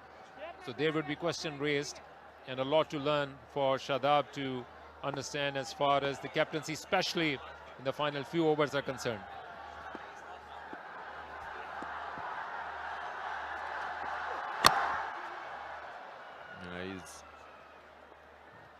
Iftikhar and Samad have really taken the UMT Markhors in top gear. You imagine first 5 overs just give away 23 runs at Ahmad Butt, and now he's looking at 89 to his name with 2 balls to go. That's how quickly they've scored in the last 5. It's just taken the game away from the opposition. The kind of momentum they've gained getting into the next innings is surely showing in a lot of pressure. And then we'll come back after the innings break and see how much batting do the Panthers have and who can take the responsibility. Clever bowling, slowing it down and slowing it to the extent that it doesn't go anywhere, and it's been taken by Shadab down at wide long off, but he's done the damage. He's done his job, what he was sent for. He's completely single-handedly taken his side to a titanic total, which is almost touching 350.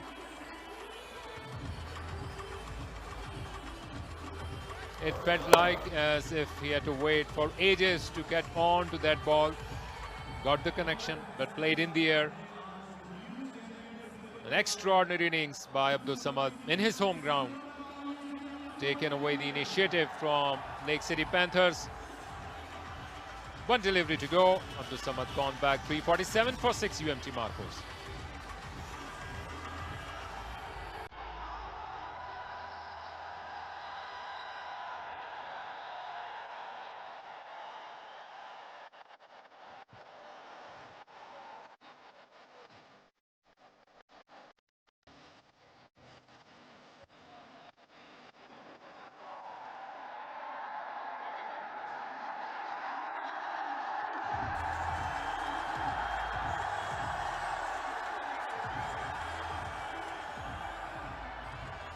So they are 3 runs away from a bonus point. If they could score a boundary, most likely only, that is the way to get to that bonus point.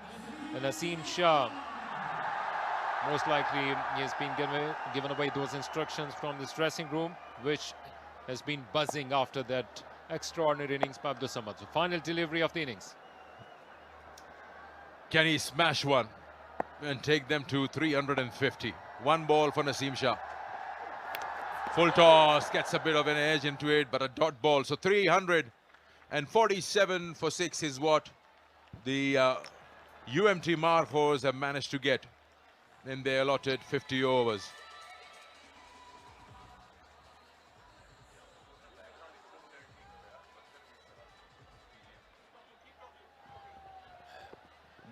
So in the hindsight, they would be thinking that the bowling options were perhaps utilized upside down. Ahmad Butt was asked to bowl in the final 10 overs, given away 89 runs in the proceedings.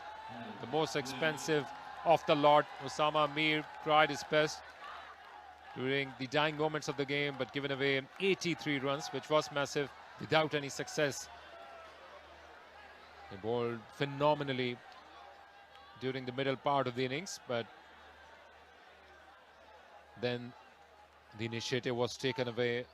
Messrs Abdul Samad and Iftikhar joined the party, and in the end got to this unbelievable score of 347, which was far-fetched, especially during 40th over or so, when they were hardly looking around 300 or perhaps 10 runs lesser than that.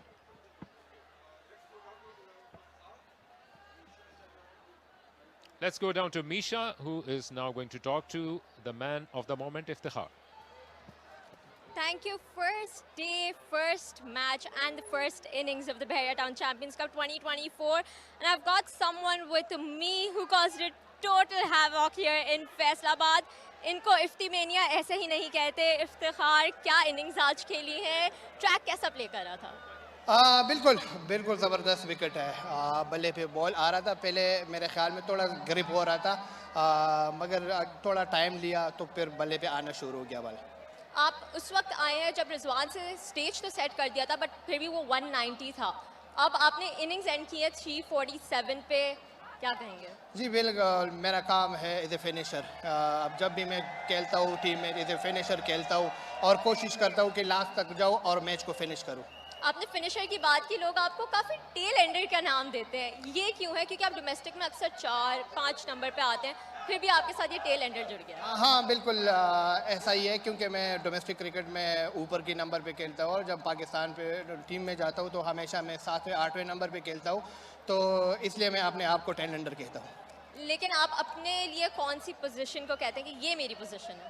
मेरा position 4-5 number. 4-5 number, ये तो हो गया. अब 347 का score है, defend हो जाएगा? जिस तरह हमारी बॉलिंग है, एक्सपीरियंस बॉलिंग है, तो मेरे ख्याल में मेरा उम्मीद है कि इंशाल्लाह इसको आराम से हम डिफेंड कर लेंगे. चलें, I wish you all the best for this match and for the tournament. Thank you so much for being with us. Thank you. And with that, it's back up to the com box. Yes, Iftikhar clearly over the moon and realizing that that was his role to finish the innings, and he had taken the initiative earlier on. The ball was gripping, but then once he got the hang of it, there was no stopping to that one. Yeah, they started off a little careful. 64 balls for that first 50 with Faizan and Fakhr Zaman. In fact, the second 50 was also of 64. But they made sure that they get a good idea of how the pitch is playing. And then Iftikhar, it was Fakhr Zaman who tried to go for those big hits and lost his wicket to Mubassir. Then it was Faizan to go to young Zishan. After that, a partnership came about between Kamran Gulam and Mohammad Rizwan, who started building that foundation for that big total that they were eyeing, especially Kamran Gulam, who got a very well-deserved massive 100, along with the experience of Mohammad Rizwan, who kept going. The strike rotation and the runs on the board were a regular feature, whether it was spin bowling or whether it was the faster bowlers. The Panthers were continuously under pressure after the 23rd or 25th over, with Kamran Gulam playing every shot at will. Yes, during the middle overs, they utilized their bowlers in short bursts, especially the fast bowlers, and that was the moment when Hasnan came back and got rid of the captain. And then the softest of all dismissals, Salman Ali Agha played right into the lap of Mubassir Khan, and Iftikhar joined the party with a huge roar from the crowd. No looking back by Iftikhar.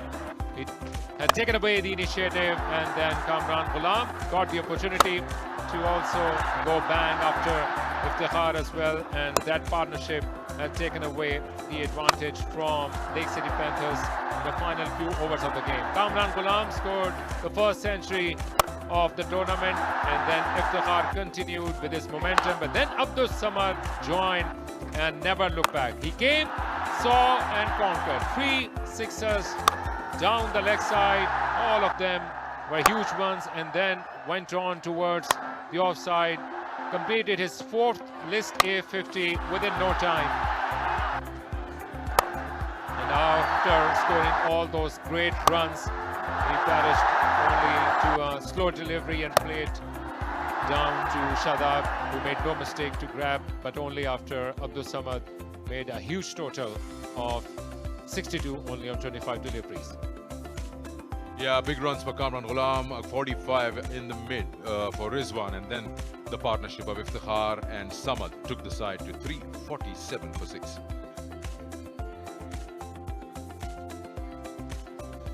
Hasnan and Abbas started off the proceedings, and Mubassir was the first one to get wickets. Osama was at the receiving end and couldn't find an opportunity to find a wicket. Ahmad Bhatt became the most expensive of the lot, giving away 89 runs. They were getting wickets in regular intervals, but in the end, given away too many runs. Well, time for a break. You come back and you find out if the Lake City Panthers can get 348 at 6.96 runs and over. Don't go too far.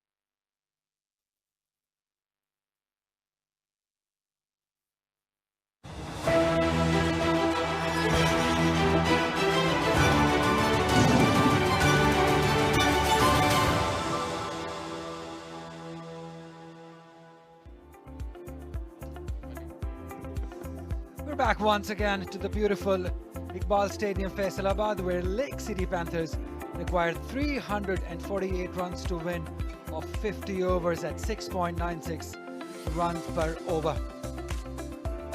Remember, the Panthers decided to bowl first. There has been some excellent performance. They've been rocked by a fantastic inning by the youngster Abdul Samad, who scored a magnificent 62 runs, courtesy to some fantastic clean hitting. The way he started, it looked like $1 million. Strong, got variety of shots, a range of shots. The way he just demolished the bowling was just magnificent. It was such heartening to see a youngster coming and taking the big stage and hitting those big sixes. Have a look at that for a powerful shot. His footwork was immaculate. May it be a spinner or a fast bowler, he's been excellent in all the areas. That shot over extra cover was probably the best shot, and that celebration, he deserves it. All Shah Faisal, isn't it? Absolutely. What a treat to watch this youngster was, Abdul Samad. He really turned it on when it was needed. If the Khar was going great guns at the other end, but Abdul Samad really showed that he means business as well, and that was a fantastic passage of play. Another fantastic passage of play in the offing. Saim Ayub, 31 matches, prolific at this level. That average of 41, strike rate 106, 179. Just 22 years of age. Sometimes we tend to forget this. He's been around for a while now, but he is as good as Samad or Iftikhar offered, especially in this power play, and they have to be really good in this power play because they're chasing a mammoth total. But how about this man, Ali? The numbers says it. 34 wickets, still very young, 21 years of age, 5 for 33. Sensational talent. Naseem Shah has made his name, courtesy to some fantastic spells that we've seen in all formats, not just white ball but red ball cricket. Has been amazing. Well, Lake City Panthers, if they have to come close to 348, it's Saim Ayub who needs to go big, needs to go long and play a big inning. Here's the first delivery of the run chase. Naseem Shah to Saim Ayub. One slip in place. On target, a little bit of swing also in the air for Naseem Shah. Interesting field placings for Saim Ayub. We've seen him get dismissed deep on the onside, where that fielder at fine leg is slightly wider, but then there's almost a leg slip as well for him. Naseem Shah, who brings the ball into the left-handers, hoping that Saim will lose his balance and clip one to that fielder at leg slip. Equally able to take the ball away from the left-hander, Naseem Shah. This is a great contest in front of a full house here at Iqbal Stadium. Beautiful. Finds the gap, finds the boundary. It does, yes. Didn't have enough, but still he will take it. So that's an excellent start by Saim Ayub. Not quite off the middle of the bat, but leaning into the shot very nicely. He's got that languid backlift as well. When he comes good, he really looks stylish. You can see that it didn't come off the middle. Just hit the bottom part of that bat and trickled away. That long chase was in vain. But good start for Saim Ayub. He'll take it. Got his balance spot on, got his feet moving. That's the early signs the batters look for when they walk out to bat first. The fielder from leg slip has moved to the second slip, and the fielder who was in the middle of fine leg and square leg has moved a little finer towards fine leg. So a few changes being made as he just times it beautifully, but straight to the fielder. So that's the difference will be between the two sides. So Markhors have got all the experience in them, led by Rizwan. They've got Misbah-ul-Haq as mentor. Plenty of senior members around, which Adab didn't have when they were fielding. And we know we saw that they did struggle at times. Bowling changes, not bowling himself. There were lots of discrepancies that we can see in that captaincy in the first inning. But Rizwan, he will be spot on. Beautiful, what a shot that is. Just a pick-up shot towards onside. Second boundary for Saim Ayub. Did a bit of swing, but swung right into the middle of Saim Ayub's bat. The balance was good on that occasion. On occasions, he's been guilty of losing that balance. This time, he held his shape nicely. Just the flick of the wrist. And watch it all the way sail just inside the fence. This is glorious stuff from Saim Ayub. It's the kind of talent that he was expected to bring into the international game as well. Looks so elegant. Whenever he's looking to play towards that onside, he owns that area.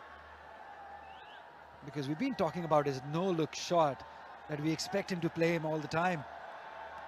The crowd has enjoyed the musical evening also, some quality batting they've witnessed. It's about time that they would be hoping at Saim Ayub's show after the I'm a Big show. It was electric during the break, but if Saim Ayub stays there for another half an hour, 45 minutes, this crowd surely will get their money's worth. Good running, very good running, realizing the fielder is coming from the circle. Got the single. This is good cricket. Got the two boundaries and rotated the strike.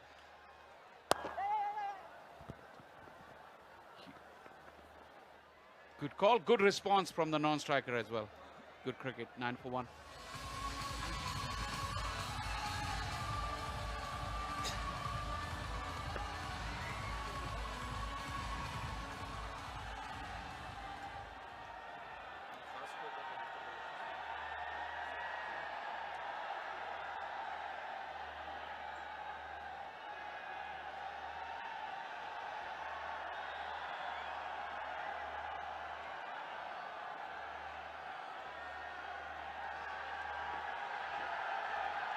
Akif Javed, he's been around for a while, 25 games, 26 wickets, has battles with injury and fitness, looks in good shape at the moment.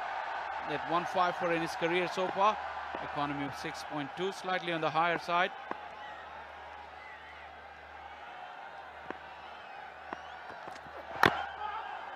Inside edge. Be careful, good running in the end by Bangalze, good call. Well, this will be definitely a test for Saim Ayub, Shah Faisal. As you just mentioned earlier, we've been witnessing his innings at this level for a while now. But now that he is touched and has a place in Pakistan side, at this level, it should be different now. Should be able to perform consistently at this level. Well, the flip side can be, Ali, that the bowlers playing at this level have seen how he's been worked over, what lengths he struggled with.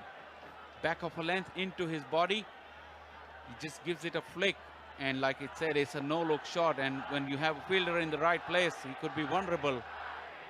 See. Again, a quick run.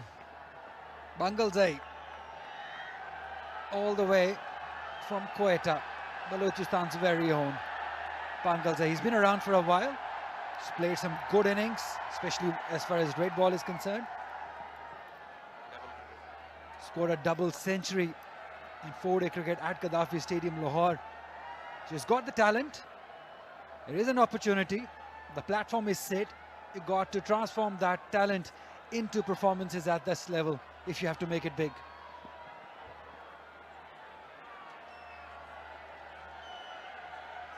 Great crowd in Faisalabad.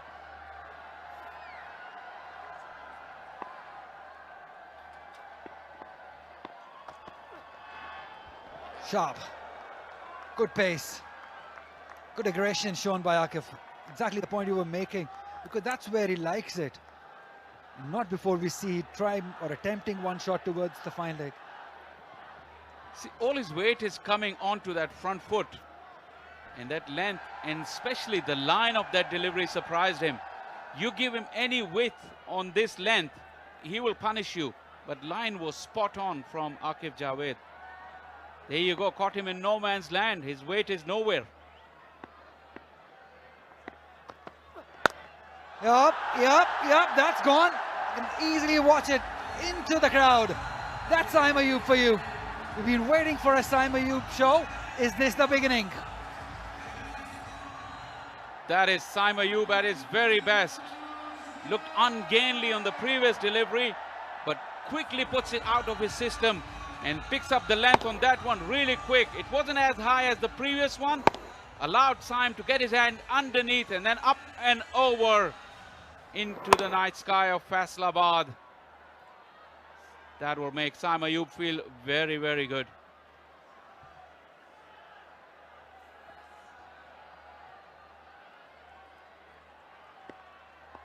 It will definitely be a test for Akif. Because Saim Ayub looks to be in a mood. Can he be consistent? Can he play long enough? That's the question. Outswinger this time. Smart bowling, smart comeback by Akif.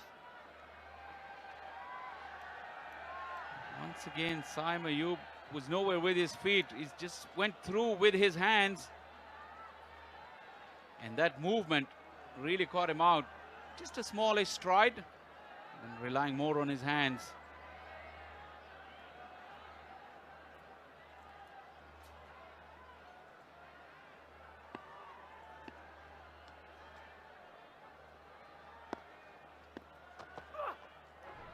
Too wide on that occasion. Even Rizwan won't be able to gather it cleanly. See, the pressure definitely is on Akif. Because he's attempted that shot, he's just trying to shy away from him. Trying to ball that outside off stump line. Because anything in his arc, in his body, or on the leg side edge is going to punish you if you get it wrong. That is why he's looking to ball that outside the off stump length.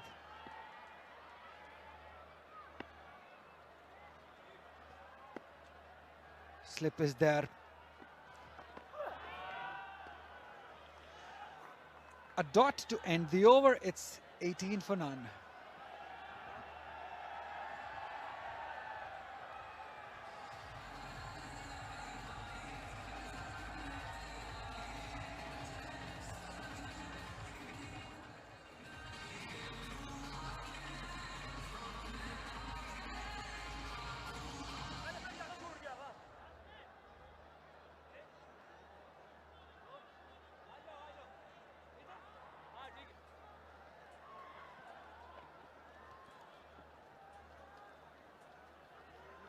Excellent start by the Panthers.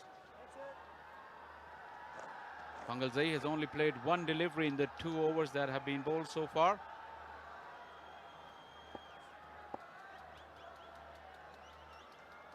Naseem first time to the right-hander. Just gone for it.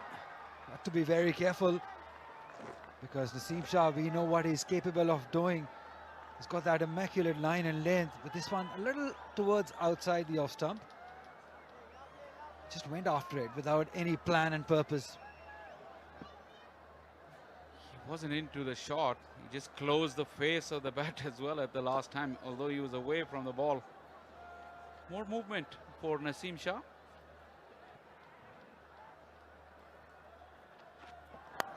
Edged. There is no second slip. That is what we've been talking about, the quality of Naseem Shah. This is what he is inquiring to Rizwan. Why can't I have a second slip to the right-hander? Because he's bowling with that beautiful rhythm. Unlucky. That's a genuine edge. Good length, movement and bounce. Caught the shoulder of the bat.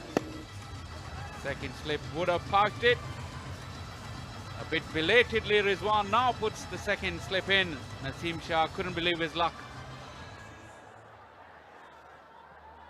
Now he's got the second slip there. Salman Ali Agha.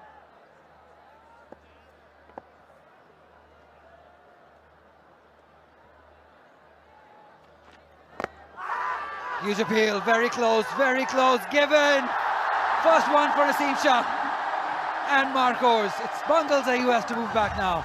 He's disappointed and rightly so. He's given an opportunity the previous delivery, but not to be this time. It's hitting the leg stump. He's not prepared to leave, but he will have to. Wants to check the front foot. There's no doubts here. Naseem Shah, look at that wrist locked in. That ball kept coming in. With the angle, the question was for Waleed Yaqub that that ball was sliding down, or was it going to clip the leg stump? He reckoned it would. To the celebration of Naseem Shah, Bangalzai, after a lucky escape, walks back for 4, and Panthers are now 22 for 1.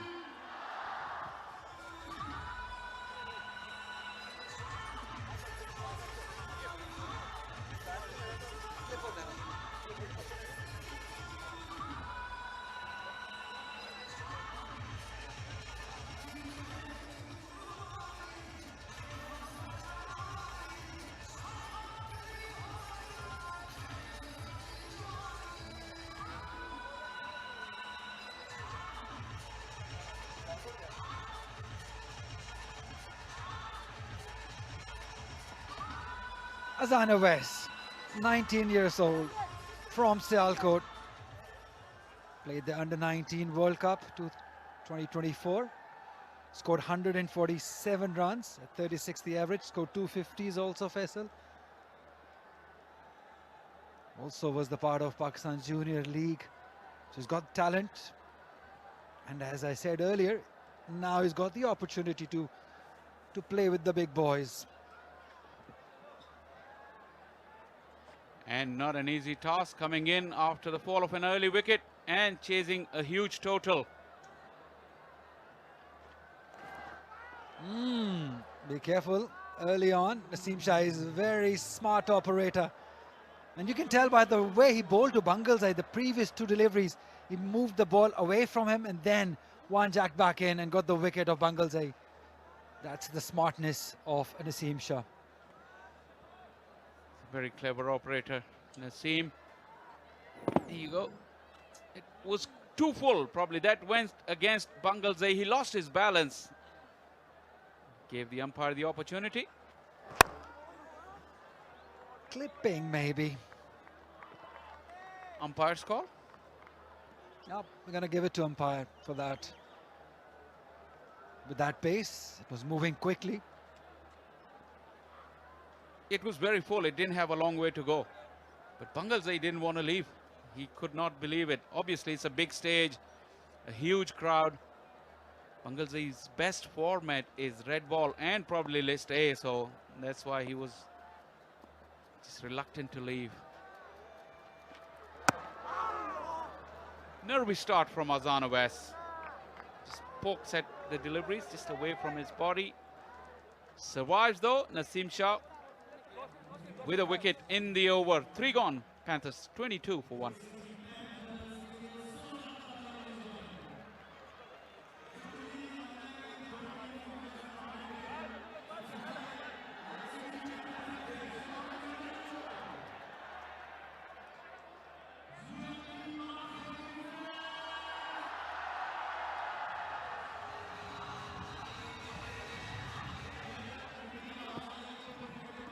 All eyes will be on Saim Ayub as far as Panthers are concerned, because they're chasing a king-size total that is 348. It will not be easy, but who said cricket is easy at this level? Away swing by Akif. You made a point just a while ago that Sam, now that he's played international cricket, you would have felt that he would be tighter in his technique and those kind of deliveries. That was very loose. He could easily have sneaked it and he could have watched the rest of the 47 overs putting his feet up. You don't want to do that on this pitch in front of this crowd. Absolutely. That is why Bangalzai was so disappointed.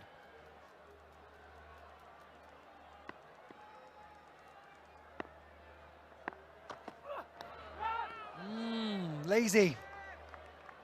Beaten by pace.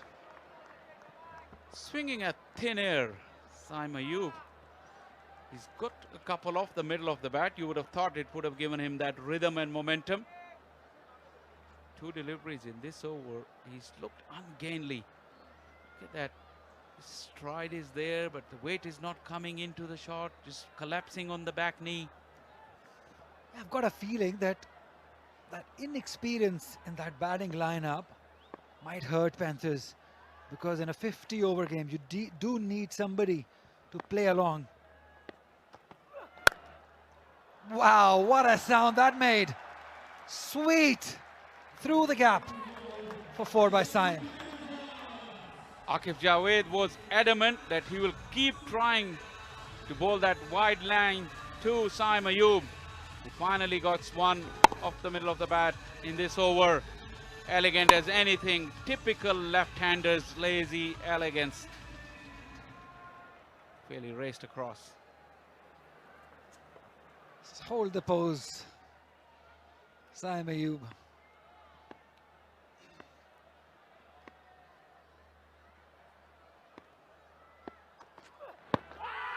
Oh, has to be out, has to be out. Yes, yes, second one down.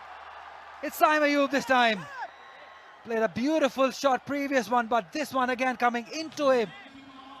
And it was cramped straight in front of the wickets. Did he pitch on one of those dry patches?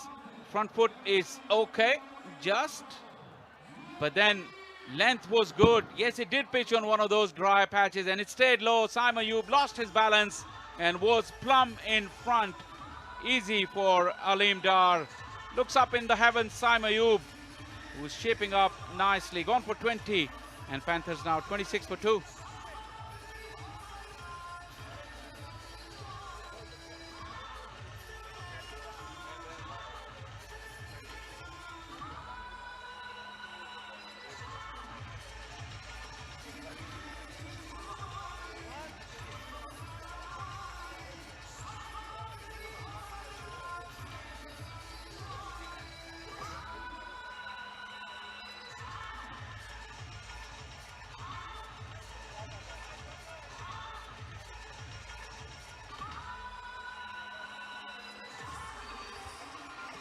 Usman Khan, the new man in. 179 runs with an average of 89.50. Strike rate of 91. 250s, the best of 87. It's an impressive record, but just 4 matches. Remember, he came back into the fold because he left Pakistan, was trying to qualify for the UAE. When he got that close, he just performed so wonderfully well in PSL that he was made to make that decision to come back to Pakistan, which he did. Played the World Cup in 20-over format.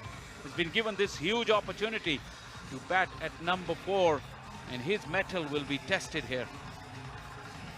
Definitely it will be, because 322 runs to get.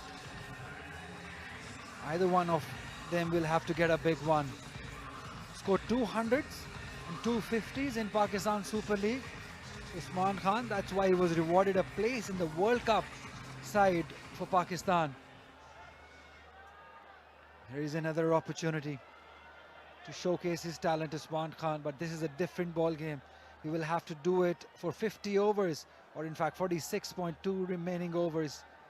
Can he do it? That's the question. 20 overs is a different ball game. 2 slips in place.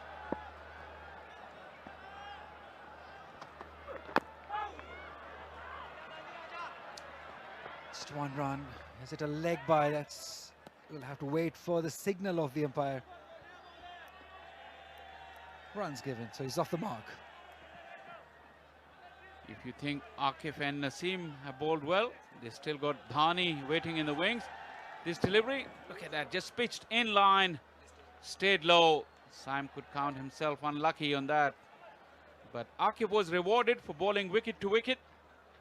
And that's a big wicket in the context of the game. That will put more pressure on Arslan Ash, the youngster. This is now an uphill task. 2 slips and a gully, or almost 3 slips. Solid. Not easy on his debut, Arslan Ash. But that's the place to do it. 4 overs done, 27 for 2.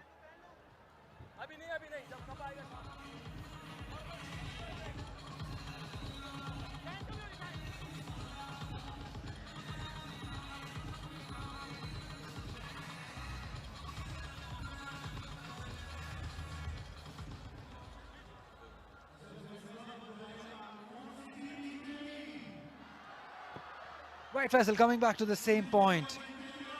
The inexperience in the batting of Panthers.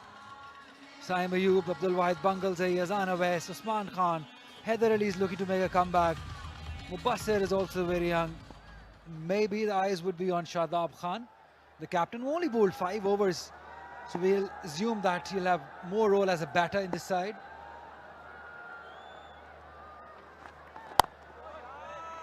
You make a good point about Shadab Khan. It's a really intriguing case in study. He's the captain. He only bowled 5 overs. And then he's got the likes of Haider Ali to come. And then what number is he going to bat? Mubassir at this list A format is very formidable as well. What is Shadab Khan's role in this team? It's the captain. So more pressure. That's also the difference between these two sides.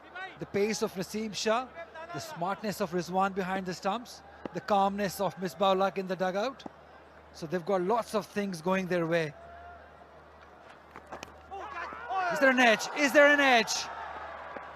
Naseem Shah thought there is. No signal from the umpire.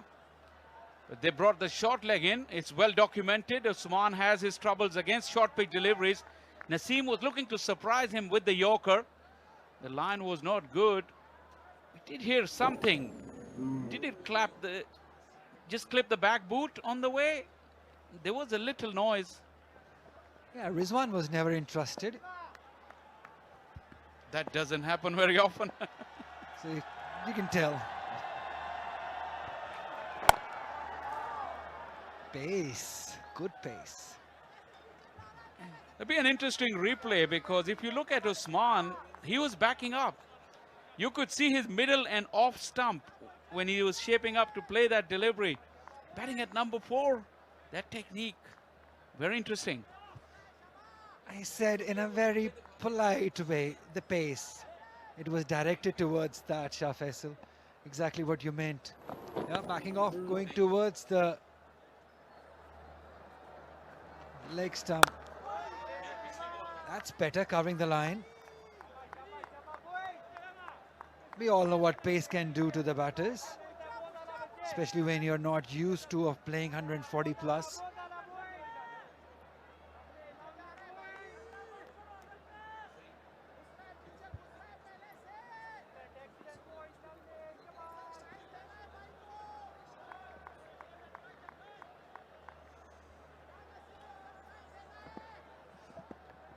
Short leg still in place.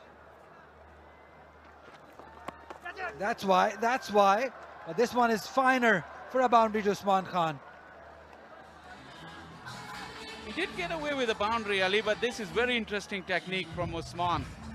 As Naseem is running in, he's not shaping to get in line. You see those feet all in a tangle. His hands get him out of trouble here. That's very interesting technique from Usman Khan. Interesting comment also.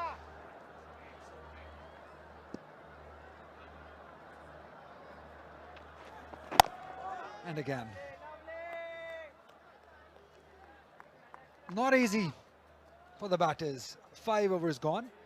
31 for 2.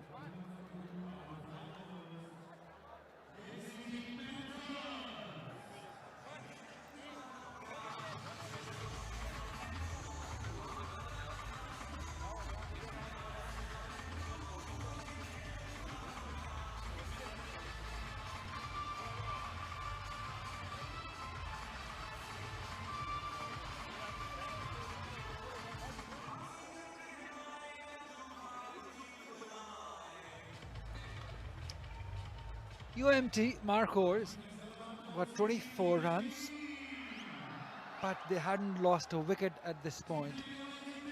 Whereas Panthers were in the pursuit of 317 more runs to win, have lost 2 wickets. And now it's up to these 2 youngsters, Arslan and Usman. Haider Ali still to come alongside Shadab and Mubassir. Ahmad Bhatt also can hit a few. but there's a clear difference of experience in both sides.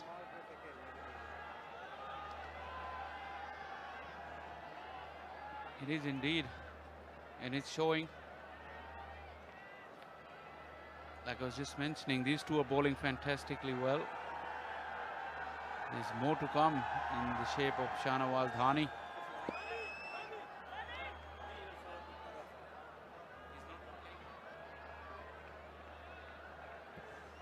Making lots of changes, Rizwan. You expect that to happen because he's that live wire in the side, being the captain. He's just making sure every fielder is at the right spot and having the right fielder at the right spot too. He's got two fielders, a short leg even for Rakif. He knows it. He knows something about Usman Khan. He's keeping those. That's why he's just trying to avoid, just trying to go towards the other end.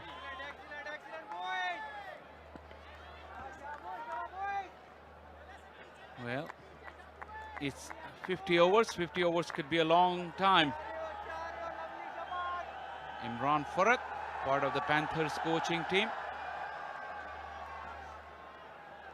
He must be seeing this and must be thinking to himself, Usman's survival is important here for Panthers. Will the survival only do, Shah Faisal? 316 more runs to win of 44.4 overs. Is it only about survival? Or when he decides that he's going to unleash himself? Ali, you think one thing about thinking a right game is just completely a different thing executing that game that is in your mind. There comes the ability, there comes the opportunities that the opposition may provide you. It's not black and white.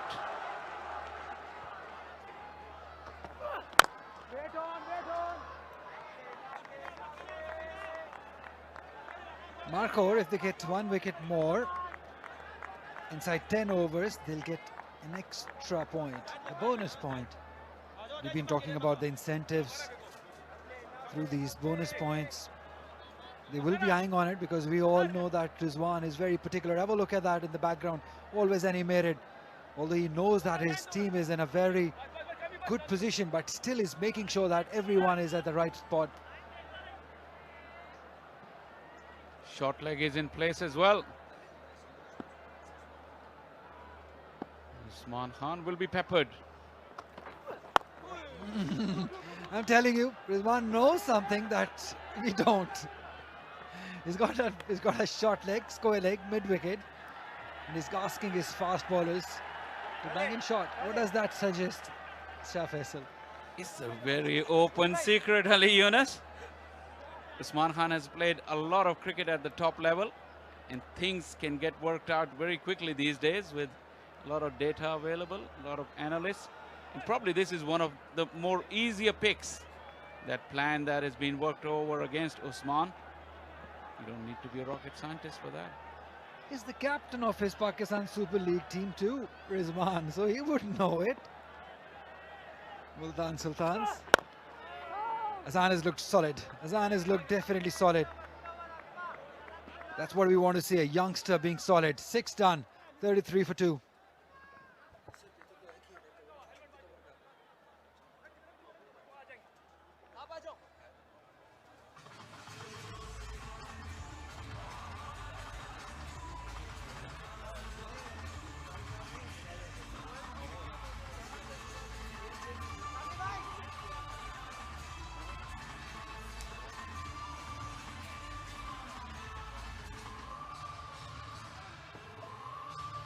Faisalabad looks beautiful at the night time from this view.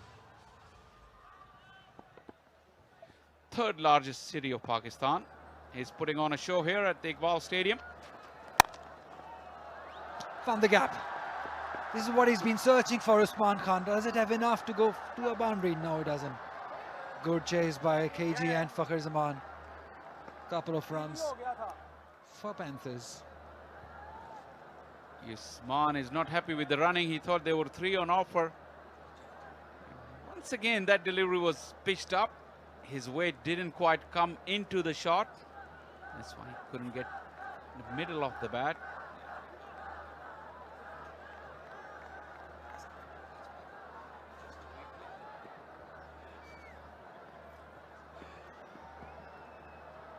is enjoying himself as the captain of the side. I just very surprised. Again, a shorter one. Arslan, be careful, Arslan. Out.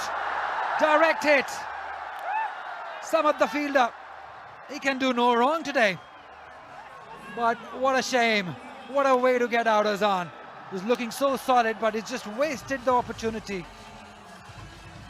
What an evening Samad is having. Finds the bullseye. There was a little misunderstanding. Usman wasn't sure. Arslan kept coming. And by the time Usman turned him back, it was too late for young Arslan. There you go. Sold him the dummy, Usman.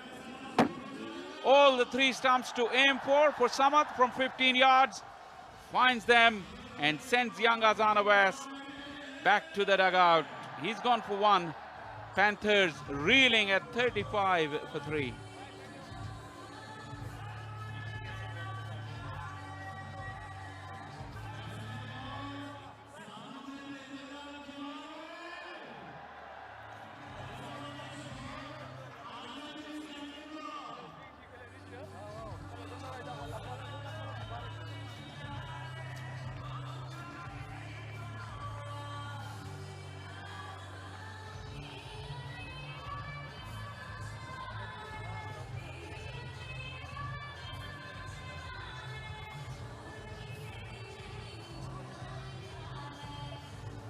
Right, another talent who needs performance at this level. Haider Ali will be at the non-striker end. Usman will be facing.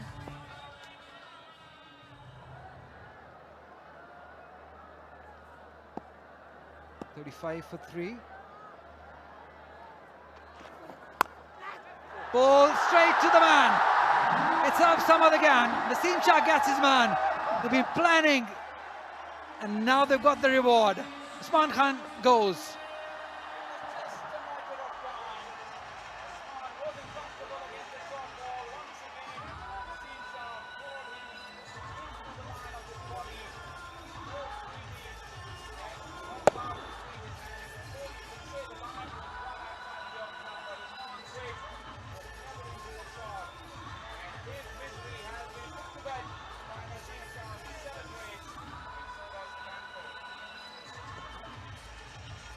Usman Khan goes back for 8.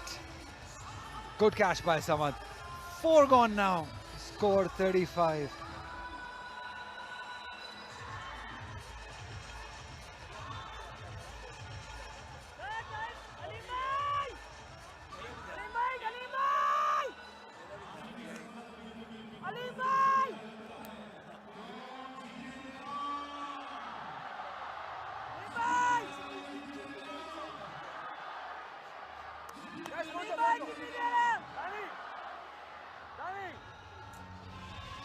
Right, this is not what he expected. That's why he was not ready, maybe, that he will be in the 7th over. Because Lake City Panthers have lost 4 wickets and the score is 35. That's what he's saying. I was not ready. Probably will be having a massage or something after fielding for 50 overs, but he's in pretty quickly. Oh, what a catch. What an evening Abdul Samad is having. Usman Khan's misery came to an end. It was just a matter of time before Naseem had his man. He was not comfortable, Usman Khan, but Shadab also wasn't comfortable because he wasn't ready. And now he will have to be in the middle of the battle. His team really struggling, playing the all-rounder role here, but against some very, very good bowling from Naseem Shah. He's got his tail up, 2 slips and a gully. This won't be easy for Shadab Khan.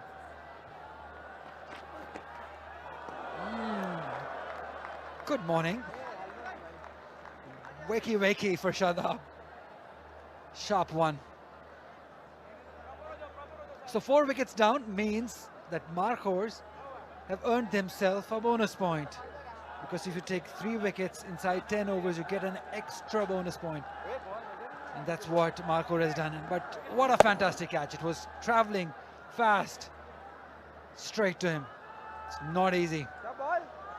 But Samad, it's all his evening. Got a run out, got a catch, played a blinder of an innings.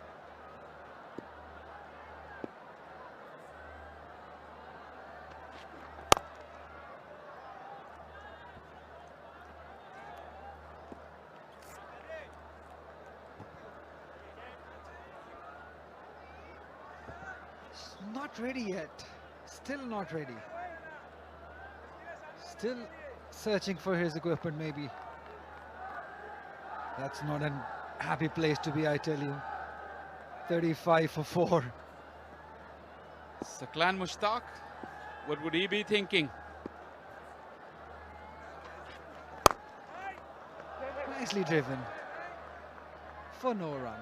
7 gone. 35 for 4.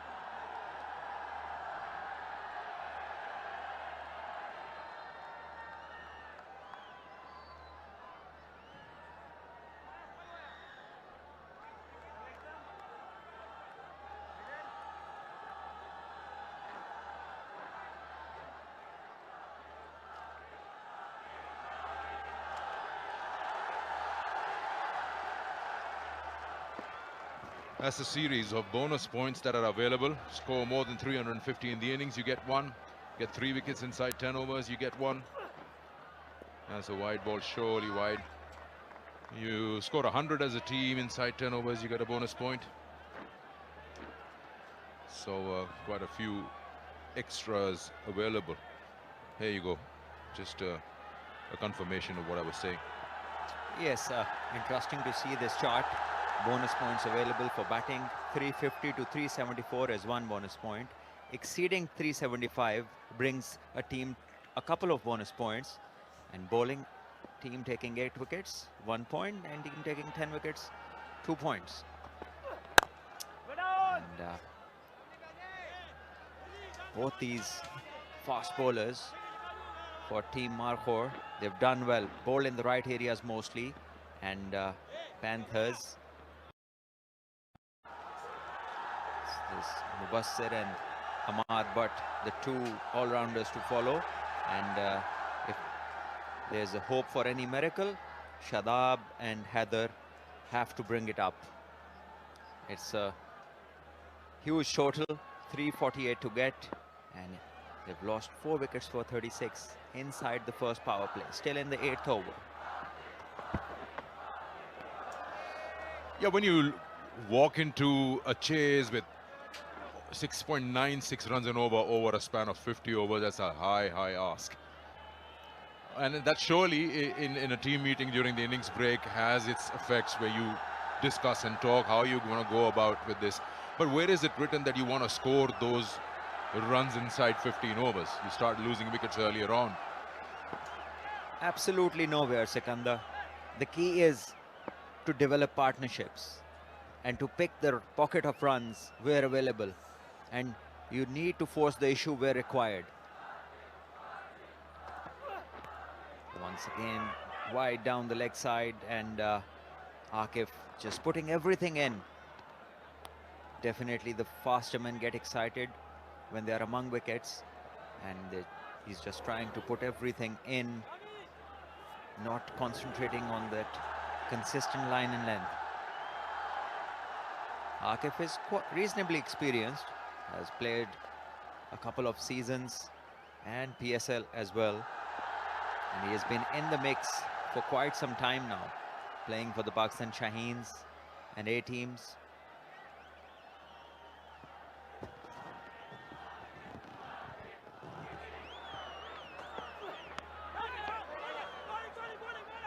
You talk about balances of sides, and when you look at these two teams, you clearly see a visible difference on how a particular team management is looking at their 11. For example, Markhors have gone for more specialists. Naseem Shah, outright bowler. Zahid Mahmood, outright bowler. Shahnawaz, Akif. And then they have Iftikhar. You can call him an all-rounder. Yes, Salman Agha, part-time bowler. Whereas when you look at the Panthers, they've got a lot of all-rounders. Ahmad Bird, Mubassir, Shadab himself. Except Rizwan, I think everybody can have a ball in the Markhors team. Faizan is an all-rounder, played for Lahore Qalandars. He bowls very decent Yorkers, especially towards the death bowling. And then Iftikhar can, we all know, he can bowl well. And wonderfully kept by Rizwan. And there comes the famous cramp. And hopefully he carries on. There is no Sarfraz waiting tonight. But he's kept well. He's been tested by the bowlers on his left side and he's covered good ground and made it to the ball every time. Yeah, this was a brilliant take. Very acrobatic. In this dive, I don't know where the pressure is on the leg. He's taken it all on his shoulders. And the dive is also perfect. So the whole fall has taken an equal distribution of weight. That is a better line and a decent length. And he needs to be consistent here, not get too much excited. He's already bowled a couple of wides in this over.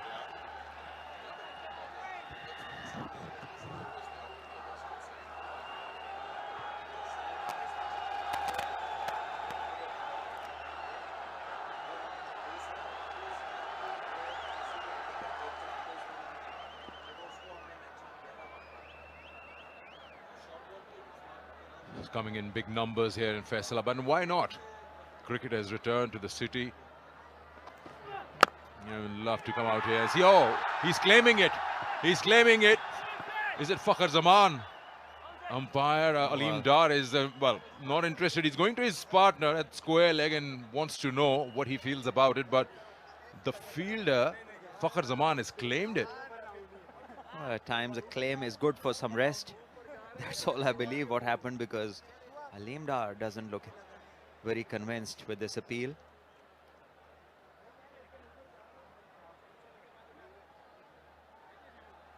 Third umpire has had his work cut out tonight. Lots of boundaries that were checked by him, and now this decision of whether it was a catch or not, whether the ball hit the ground after hitting the bat, that's the question. Yes, a legit delivery. Let's have a look. He sliced that. Hasn't hit the ground yet. We want to see, or has it gone through? Has he played it into the ground?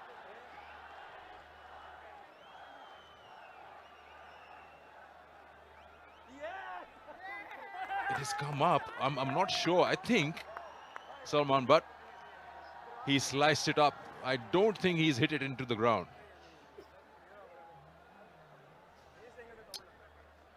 Well, we haven't had a conclusive look at it till now. And I think front on will be a better angle, because from this angle it wasn't conclusive whether it hit the ground or not. Yeah, you can see there.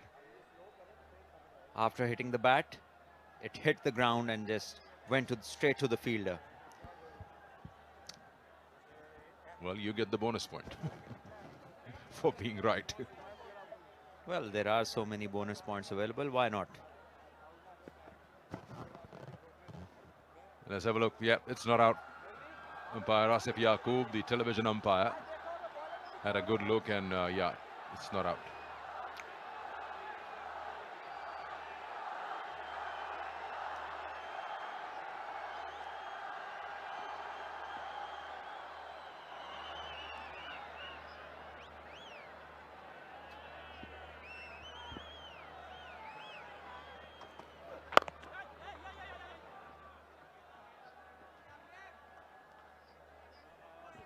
Eight overs gone, 39 for 4.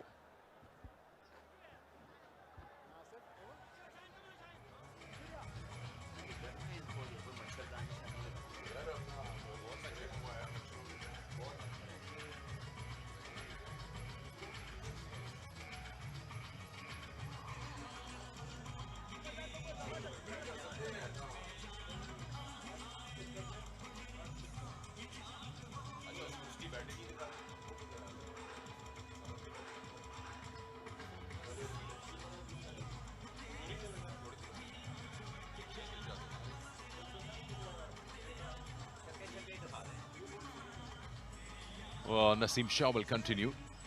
He's got 2 for 19, and why not? Bowled 4 overs. Still got the 2 slips. Like that, the attack should be on. You got 39 for 4. And when you've got the opposition right under your boot, then you squeeze it furthermore.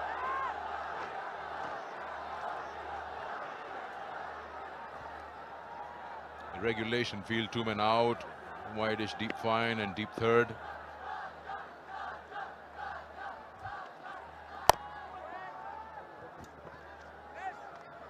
Interesting to see the replay. Again, no feet into the stroke, no position, just the hands and the bat going towards the ball. And that is what has been the problem of Haider Ali by and large in his short career. Just have a look at this. No position of the feet at all. Just the hands going towards the ball. And that is where I believe there's clear lacking of technique, especially against a moving ball. This technique is very vulnerable.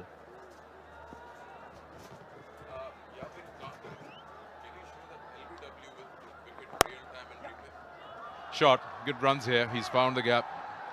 It's a push, so he'll get a couple.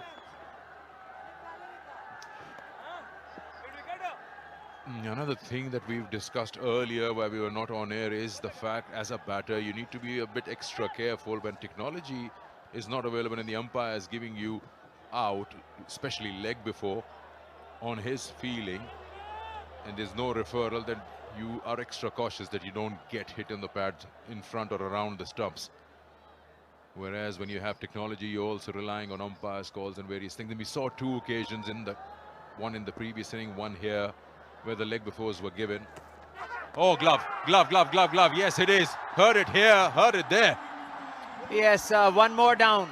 5 down, half of the team back in pavilion. Haider Ali trying to pull one, only managed his glove to touch the ball, and that was enough for Rizwan to take a simple catch. Umpire just confirming whether the foot was behind the line, and a lot of it certainly was behind the line. Haider Ali didn't look convincing and eventually has to go back to the hut. And while all that, a mini cramp for Rizwan.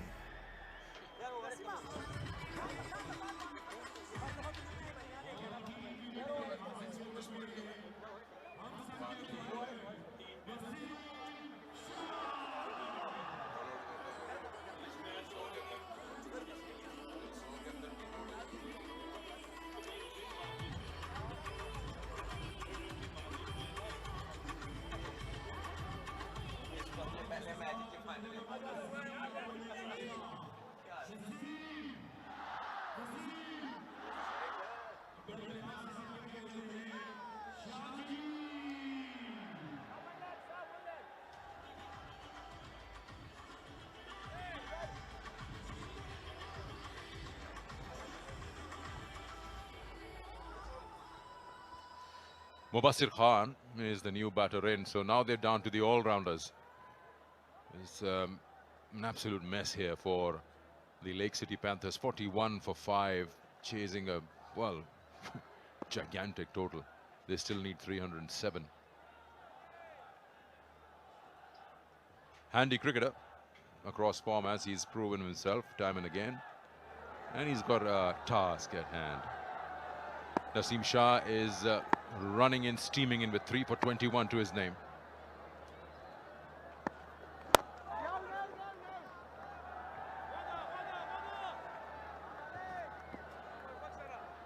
Yes, already 3 for 21 into his 5th over. He's bowled well. Could have had another wicket when he managed to take the outside edge, and there wasn't a second slip over there. And since then he's had one for him, an extra slip. And then this one is bowled into the wicket. And Haider Ali not very fortunate with what he wanted to do.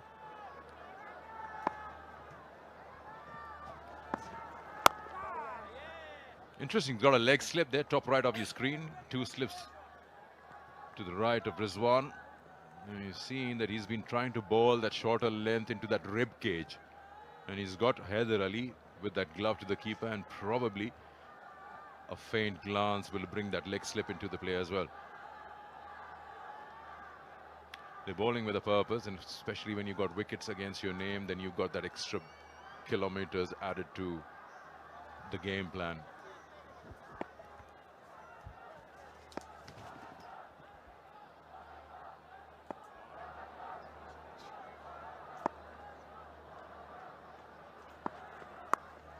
He's picked it up nicely with Naseem Shah space. He'll go into 5 rows down at deep fine. He knows it. 6 added to the total. 9 overs gone. It's 47 for 5.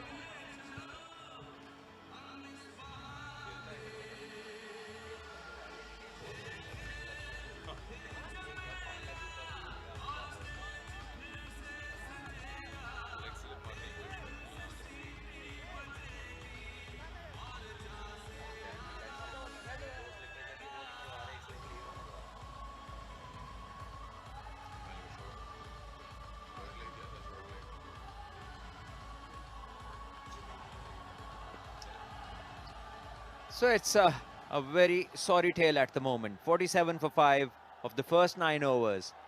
And this target looks miles and miles away from the Panthers. 3 for 27 and a huge hit of the last ball from Naseem Shah. Wanted to bowl one in the ribs and wasn't well directed. Gave the opportunity. Pitching outside leg stick.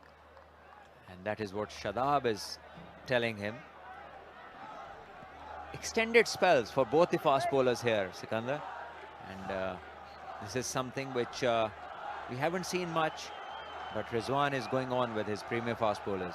Nice pitching outside leg. I've seen him trying to bowl, angle it into the right-handers, but more often than not, what he's done is that he's missed his target completely, and you've seen Rizwan diving towards his left. We'll just come back to that after the delivery. That if he can actually angle it in, why not try and come round the wicket as well? Because he's mostly bowling that leg stump line at the moment. Just a thought, when you got 47 for 5, then why not? You can experiment a bit if you want.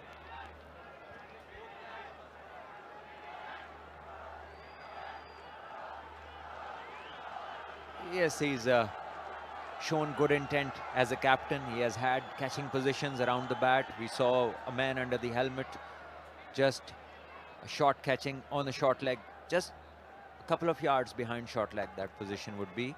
And another bouncer. This could be a wide, and yes, signal from umpire Aleem Dar. Too short on this occasion. But yes, the bowlers and the captain, they can manage to experiment with this total on the board, and already picked up 5 wickets. The amount of bonus points. And here is the Blue World City, Pakistan's first purpose-built tourist city, one of the big sponsors of this tournament, Champions Cup.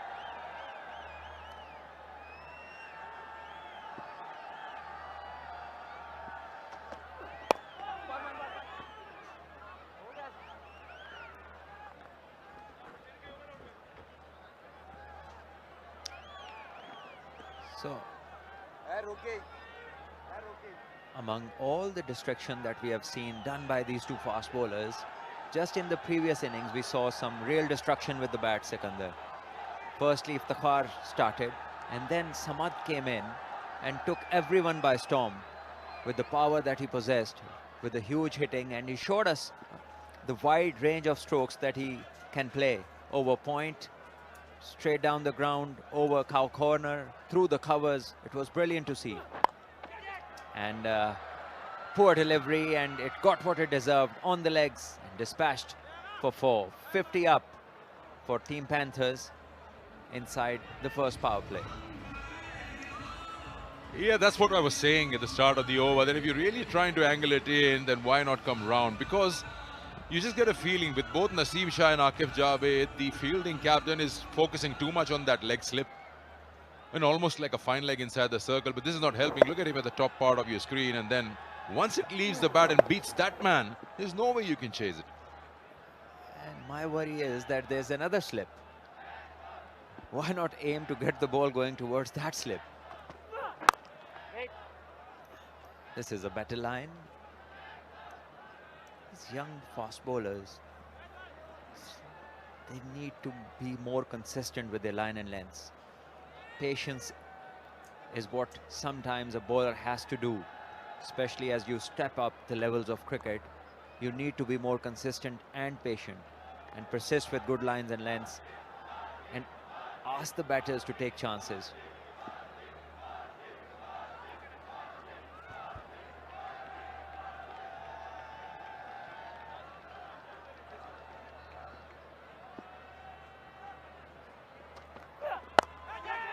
Oh, he's gone.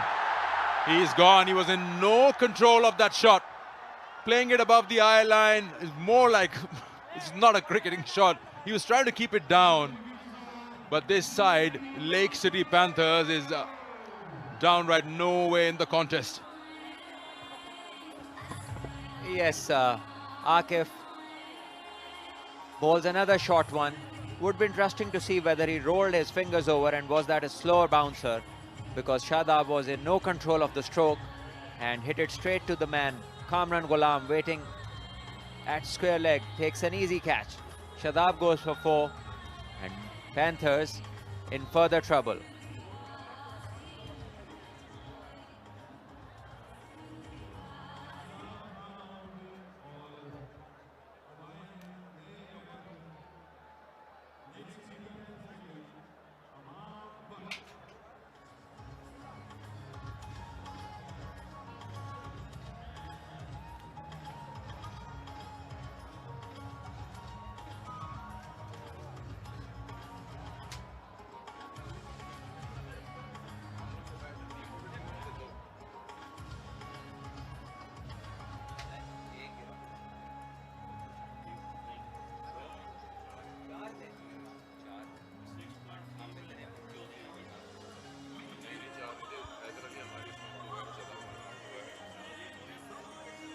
Signal that the first power play is done. The new batter in, Ahmad, who is the last of the all-rounders that the Lake City Panthers have. After this, you'll have Usama Mir, Mohammad Asnan and Zishan, and that is that. 6 down for 52. Have a look at the wicket. Yes, wickets coming up, and this one could have gone for the review if it was available. Umpire Walid Yaqub deciding, and this one was pretty straightforward. Would have missed the off end, the leg stump hitting middle. And this was great fielding, good pickup, and a direct hit. Abdul Samad has been everywhere tonight. And then a straightforward chance, and again it's Abdul Samad. Haider Ali trying to pull one, only managing some gloves on the ball. And failed to impress, and so did Shadab. A bouncer which he couldn't control. And an easy take for Kamran Gulam. And the man, the showman, Shahnawaz Dhani, age 26 and 39 matches to his name, 75 wickets, and economy under 6. Decent figures. He's leaning into that. Should be a couple here. Good stop. Excellent work done down in the deep. Zahid Mahmood covering a lot of ground to his right. That's what the effect is when you get the opposition down to 6 wickets with just 54 on the board. Everyone in the deep as fielders, they're right on top of their game. And that's the way to do it. Do not leave any loose ends. Keep that pressure on. That's a good stop. And more than the stop, it's about the recovery. Getting back into the game and releasing the ball as quick as possible.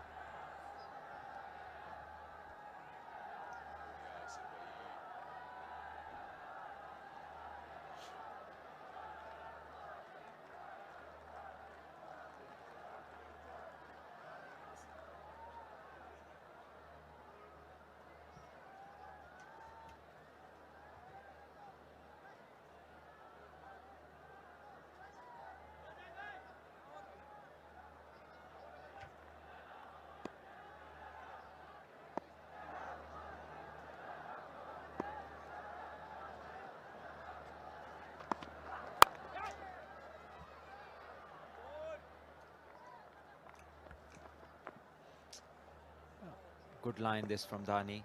Steered down to the third for 1. And would be interesting to see how these two batters now take this match on from here. Whether they go after the run rate or whether they spend some time, get a decent hit in for themselves. Because remember, this is the first game of the tournament. And very important to build some confidence in the team and not give it all up all too early. Well bowled once again. Good line. Hint of movement away, and was good enough to beat the outside edge of Ahmad Butt.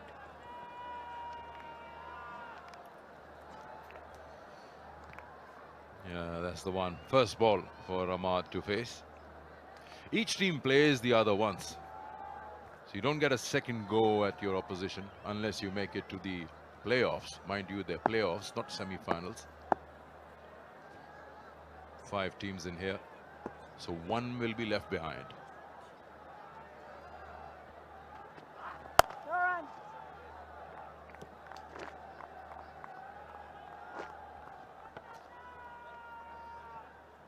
Dhani being the best bowler of the President's Cup, picking up 19 wickets, playing for Sui Northern Gas, and the team ended up winning the tournament, and he being the most successful bowler of the tournament.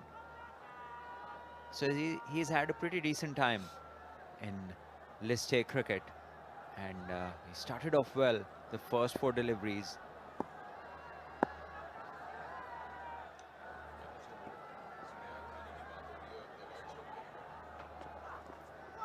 Once again, good lines.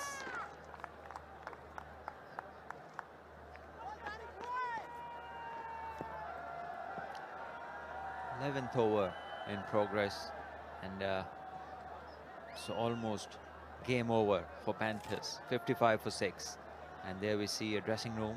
Obviously, they know what has happened, and you can see what is reflecting.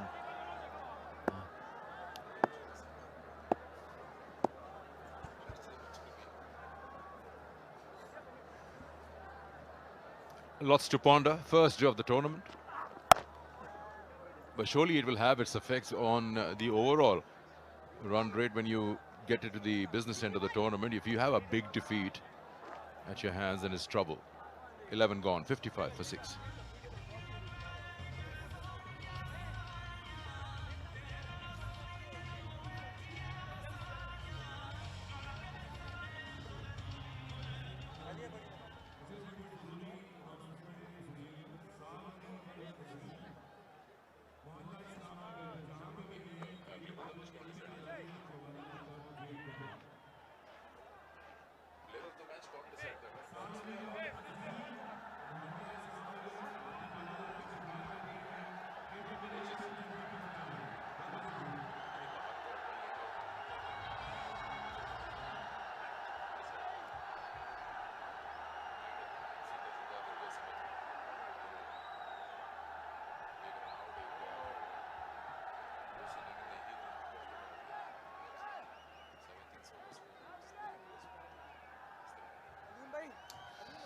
What's going on inside that helmet?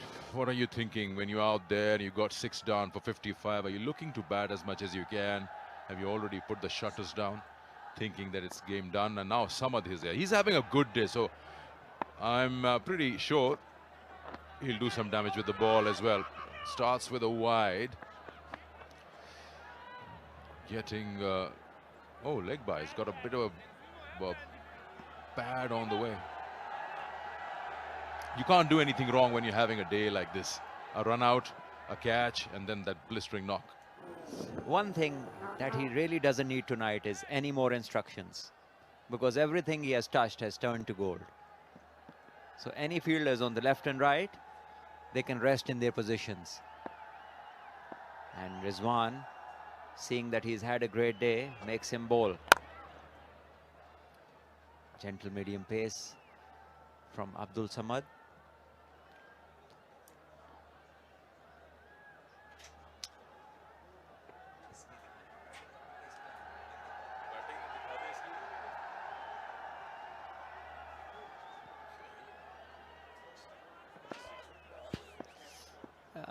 Ahmad Butt's bat seems he's playing red ball lately.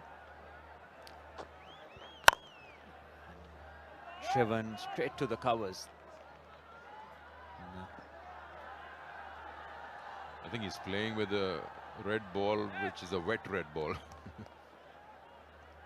It's a lot of red. Yep. There is a variety of red balls these days. A lot of practice being done with the synthetic red balls, and they leave a mark on your bat, whether you have tape on it or not. They do leave their marks, and this clearly shows that it has been used with the synthetic balls.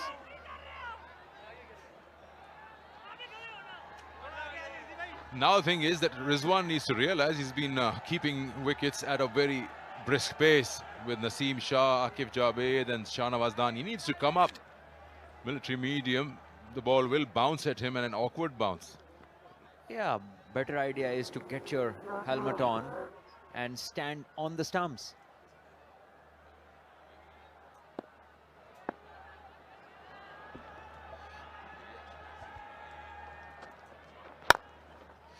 I think there was a bit of bat on it, which is why he took it on the bounce and realized that could have been a wicket. Have a look at that again. And a chance for Ahmad, but to level a couple of blows that he received from Abdul Samad. Yeah, this reaction tells that the batter edged it, but didn't reach Rizwan. He was too far back.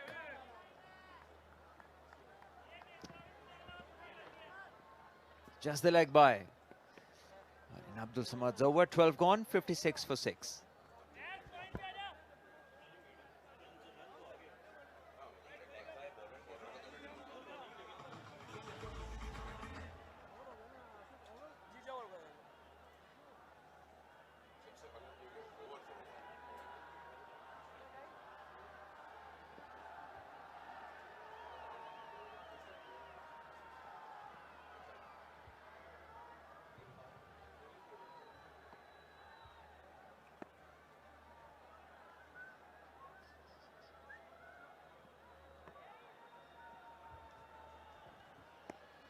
.56 for 6.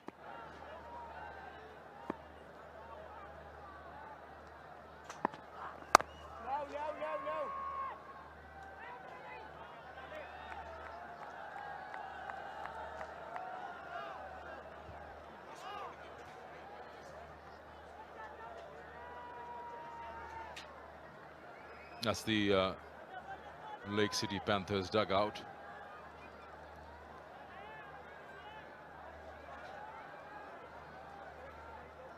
Imran Farhat there at the far end.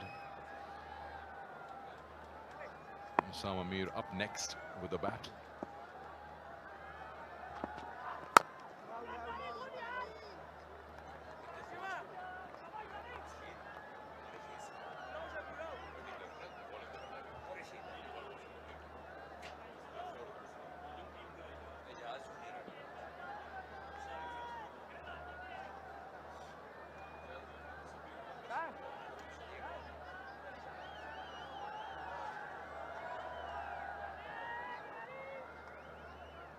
Slight hold up in play with Mubassir taking some help from Aleemda. Meanwhile, we just talked about Samad's day out there, first with the bat and then later on in the field with a catch and a run out. You get that kind of a start, an overall performance. It's just the perfect thing you need as a player. Start of a tournament and you're noticed right there. I'm pretty sure it is a one-day format, but there'll be a lot of franchises watching this. Headhunters, just to see what kind of form a certain player is in. And it matters a lot when a game is televised. Lots of performances go unnoticed. Then you need to have people you trust who've seen that and you take a call.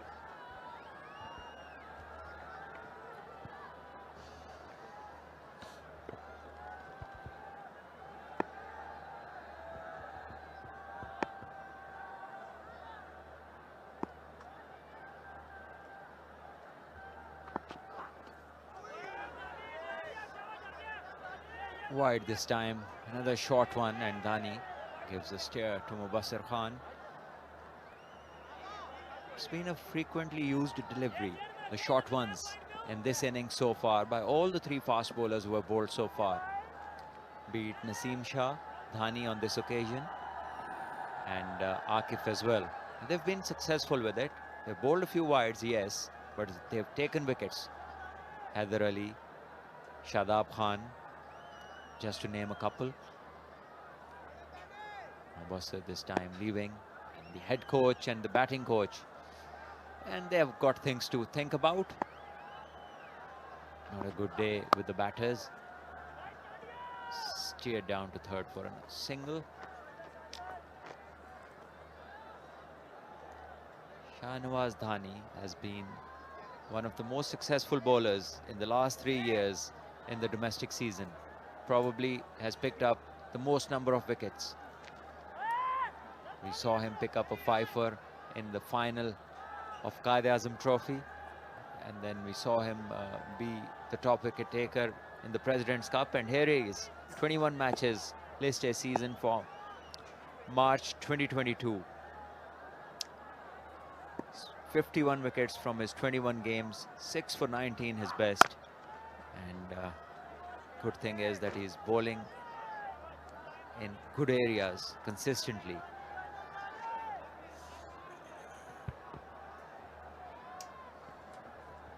He shows the consistency with the player and his performances in the last 2 years or a little more than that.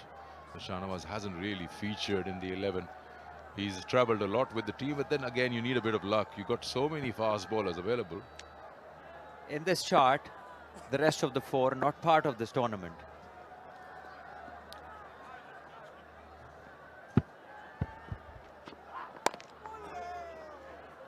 Working it away, his wrist work in that. Just a single. 59 for 6 after 13.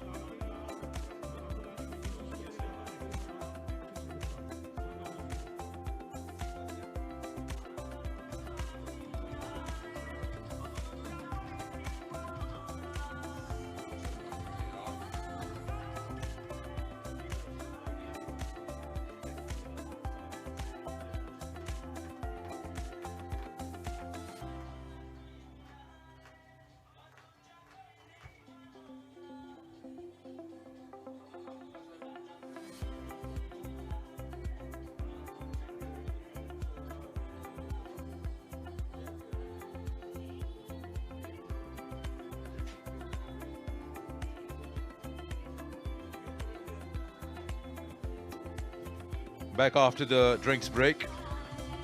59 for 6 is what the Lake City Panthers are at. 13 overs have been bowled and they still require 289 from the remaining 37 overs. And the reason is that earlier it was the UMT Markhors who scored gigantic score of 347. Have a look at what Abdul Samad did earlier on. Yes, it was a power show, a proper big hitting session from Abdul Samad. He just took the opposition by storm, showed a wide range of strokes, and just look at that brutal power. Wherever the ball came, he hit that, and this was a mighty six off the back foot to Sama Mir. And then this one over covers was another brilliant stroke, and he scored his 50 in quick time and in good style. And overtook the very good looking Iftikhar in no time. And now he'll bowl his second over. He bowled a maiden to start with. And now he's already got a run out and a catch. We'll show you that as well. But right now he's ready to bowl. That's the run out. Direct hit at the non-strikers. And then the catch of Naseem Shah's bowling. But he's everywhere. When you're doing well, then the ball keeps chasing you. When you're not doing very well, the ball keeps chasing you. In any case, the ball is after you. And a bird's eye view of the very beautiful looking ground at the moment. Under floodlights, lots of people coming in to watch their national heroes. Abdul Samad having the game of his life. No runs of his 8 deliveries so far. Scored a magnificent quick fire 50. Put the pressure onto the opposition and then took a good catch and a run out of direct hit. What more can you ask for? Almost a wicket in his first over. Yeah, that's the kind of pace as a batter, you just don't know which way to go. You defend or attack. He reminds me of that Ravi Bopara kind of a bowler who will just keep coming at you, aiming the stumps, and yes, he doesn't provide you enough room and to work it around, and secondly, he doesn't have pace that you can use it to get those big shots going.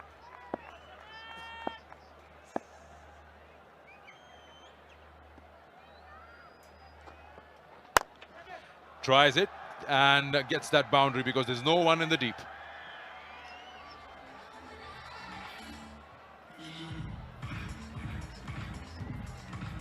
Yes, in the zone, and Ahmad Butt, he goes after this one, connects and puts it over mid-on for the boundary. Abdul Samad, the first runs of his bowling come in the shape of a boundary.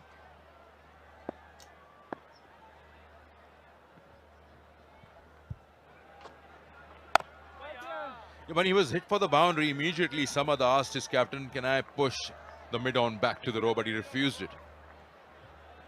And that's fine. Let him go after you. You've got all the runs that you have to defend this score. You've got the wickets that you've taken, so why would you push the fielder back? Keep your attack. Ask and see if Ahmad would go after you again. This time it's going to be around deep mid-wicket area as a boundary. Now interesting to see what Rizwan does. It's end of the over. 14 gone, 67 for 6.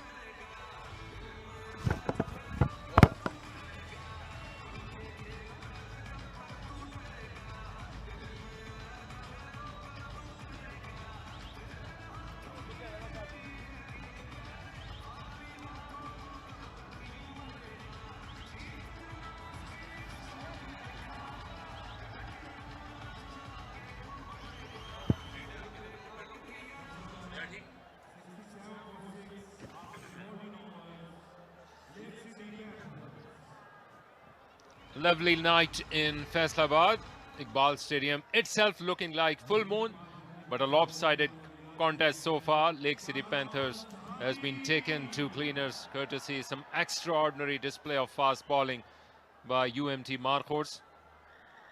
From the look of things, it is all over bar the shouting, but still they could get a hang of it. Mubassir, the youngster, and the experienced Ahmad. The Honey has been a prolific bowler in the domestic arena. and he would like to have his share of bounty among all things, the way UMT Markhors has performed so far. You're absolutely right, Akhil. This has been a one-sided affair. Panthers looked out of their depth. Talented youngsters, but they couldn't come to the fore tonight. Even skipper Shadab, experienced Saim Ayub, they all were found wanting. Brutally exposed was Usman Khan as well. And you'd feel the kind of form that Mubassir has been in domestic cricket. He's batting a number 2 low for his prodigy. Plenty to think long and hard for Shadab, and also Haider Ali, yet to perform on the big stage for quite some time now.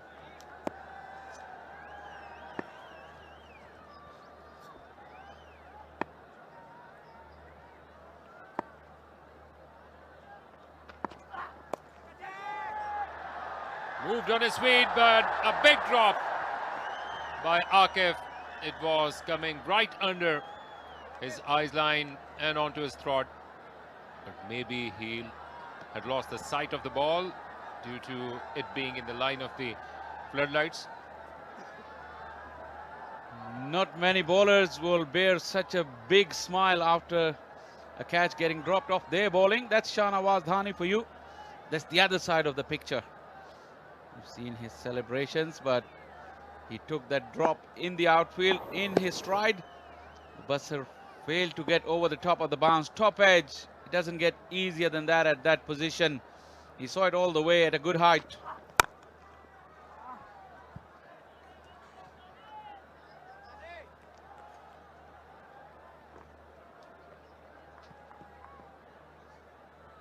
So the nature of this tournament is such that you will be most likely playing your next game within a gap of a day. You will have to get charged up, come back and get ready for the next game. Especially the workload which fast bowlers will have to manage is going to be phenomenal. How they are going to manage themselves if Rizwan would think that they would need to go. Is there an edge? Is he going to reap the reward of the patience and that smile? No. Bit of sound, but perhaps from something else. And he started his appeal also quite after a bit of gap. Whenever Rizwan is behind the stumps, he makes you believe everything has got an edge.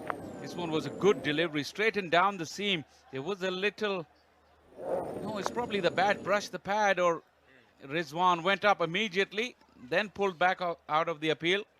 And by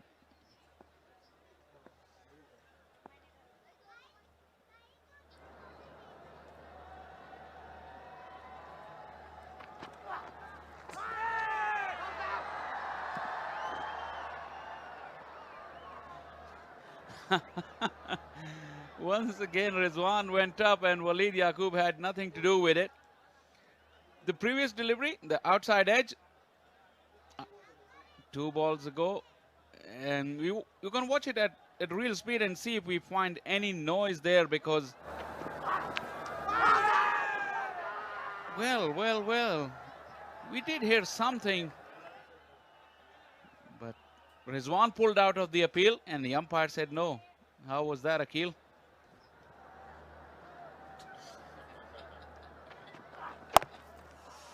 Yes, an eventful over coming to an end. And a quiet one as well. 15 gone, 69 for 6.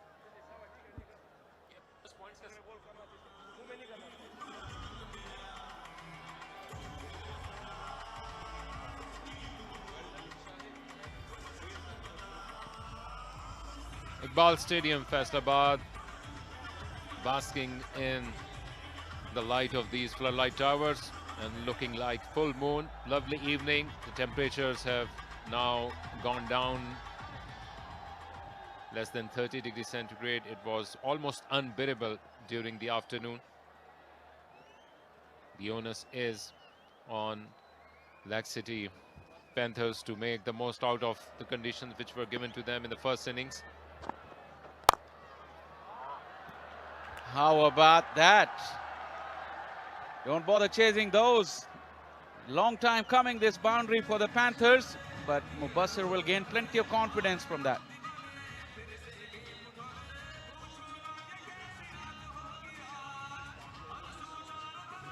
Lovely piece of exquisite timing and placement. And then he kept on his shot and that pose for those photographers, and also give a lot of confidence to the youngsters for the games to come. Remember, it is going to be a fairly long tournament. They will need to get charged up. But if any of the fans who are here in the stadium forgot to charge their fans, they've got great facility to get their mobile charged up, their phones or tablets, through Inverex Solar Energy. You can watch the game, you can charge your mobile, and also you can have a great evening in Iqbal Stadium. I need to be there. I need to charge my phone. Interesting ploy there, though, from Rizwan, bringing Samad in, holding on to his regular bowlers. Probably the game he thinks is in the bag. Not really a bad idea to give Samad, who's had a wonderful evening, to give him a go, a feel of how it feels to bowl on these conditions.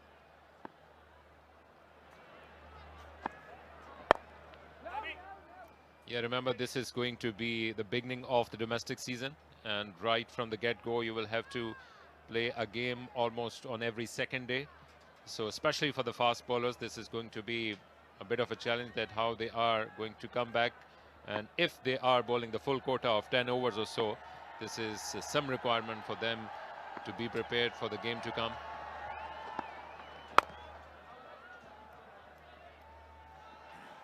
And I think a captain who is as experienced as Rizwan is, it is going to be a straightforward chance which is given to his fast bowlers, that they can rest and get themselves geared up for the games to come. Rizwan is very shrewd operator. But what about this crowd, Akhil? They're still staying on in huge numbers, despite this game as a contest has dwindled for the last half an hour or so. Single to finish off over number 16. 74 for 6 Panthers.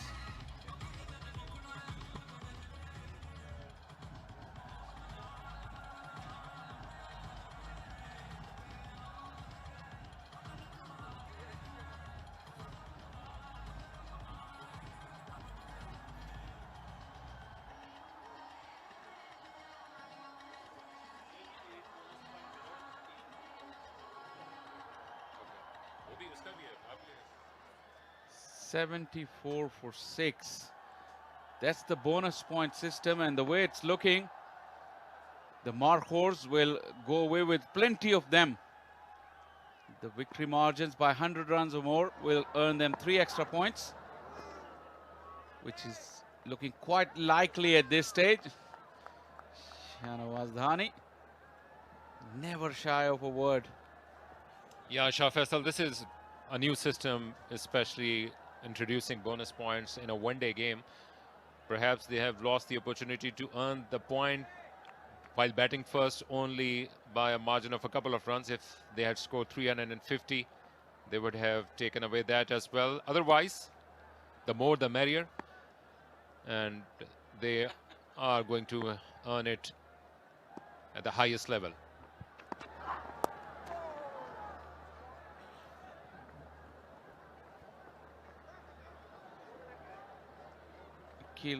I'm very, very interested in seeing the growth of Shahnawaz Dhani, because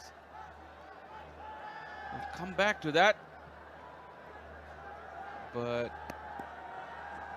just lining up to have the mentor for Markhors.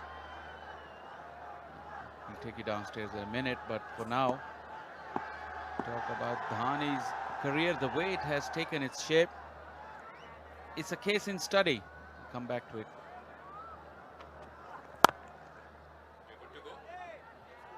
Yeah, let's go downstairs and see who Mish has got. And I've got someone here with me whom we've seen in various mentoring roles for the Pakistan national team. Also somebody who needs absolutely no introduction, and the mentor here for UMT Markhors, Misbah Haq. Thank you for being here with us. Misbah, the team posted a mammoth total on the board, and now they're defending it quite well as yet. So what do you have to say about that? I think it's pleasing to see team performing well. It wasn't an easy wicket, but I think batsmen played really well, especially the top order, the way they just set the tone.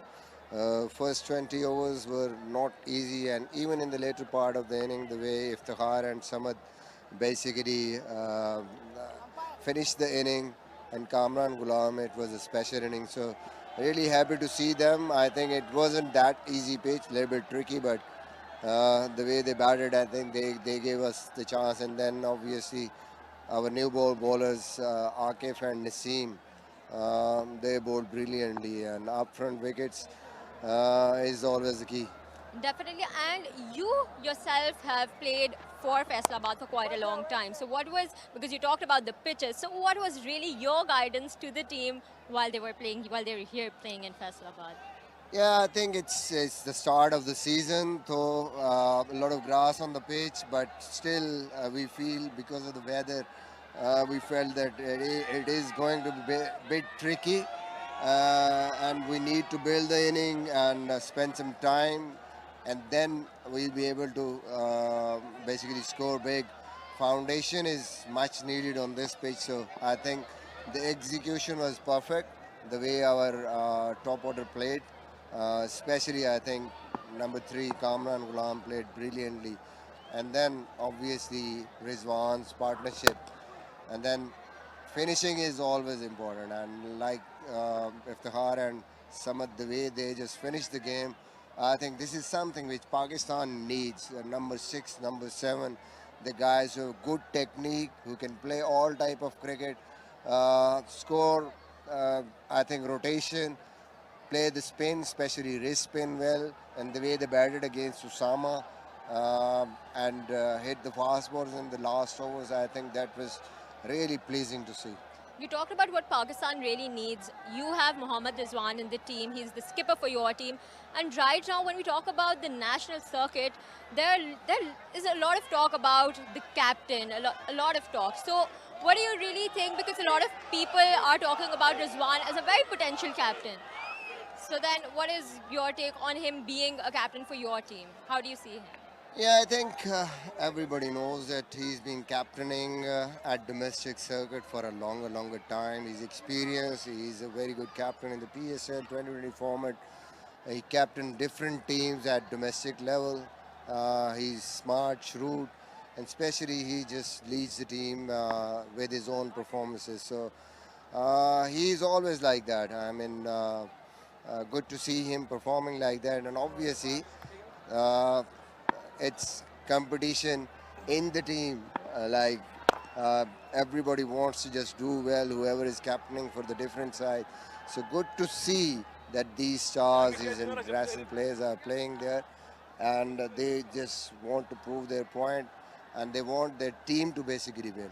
When we see your team on paper, it's a really strong team. So I wish you all the very best for the next matches for this tournament. Thank you so much for being here. Thank you very much. And with that, we'll go back up to comms. Interesting chat from Misbah Haq, who obviously played for quite a while for the Wolves in Faisalabad. Oh yes. He's a great thinker of the game, Misbah Haq. You could talk to him all the time, and he will talk on cricket forever. One of the great minds of Pakistan cricket as well. As we watch Zaid Mahmood, the star from Dadu, 48 List A games, 68 wickets. This is the top edge. It will go away from the fielder, and it's gone all the way. Didn't feel like it came from the middle, but it still had the distance on it. And Ahmad Butt breaks the shackles. Yeah, this is the go-to shot by Ahmad Butt against spinners. Full swing of arms and a good stretch. And in the end, a perfect distance as well. So it is going to be interesting that what strategies they are going to take, whether they would like to play for the remaining quota of the overs and take it as deep as much as possible.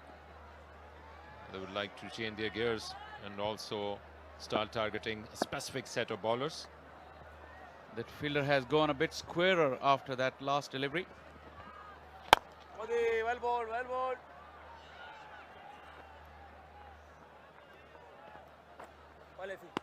Akhil, there's no point sitting in. These two are very capable, it has to be said. They can play along, play instinctively, and see where they end up.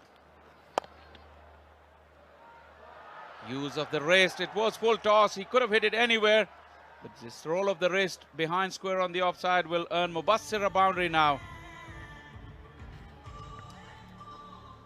Second boundary of the over to end over number 18, 87 for 6.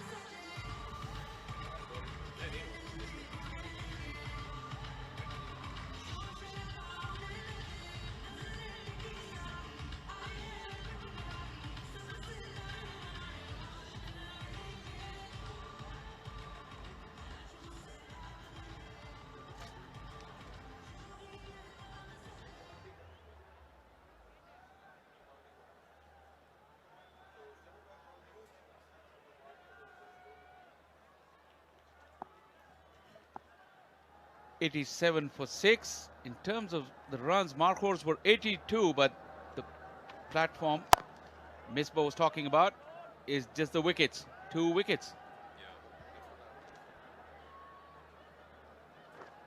Maybe a good time for the teams to enjoy their cup of tea, and these are the hard workers, the ground staff and the fans who are enjoying this tapal tea. Perfect time to have it. A nice breeze going along in Faisalabad, and good time to have a sip of it. So one thing which is now coming into the equation at the time of the toss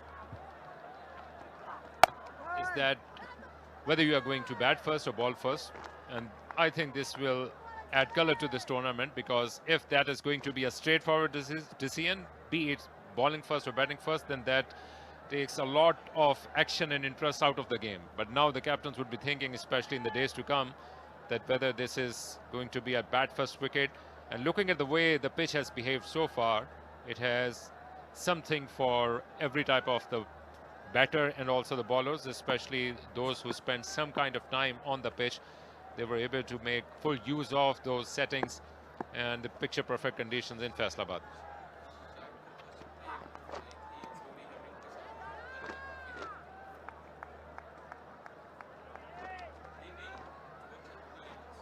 This time this pitch offered some bounce.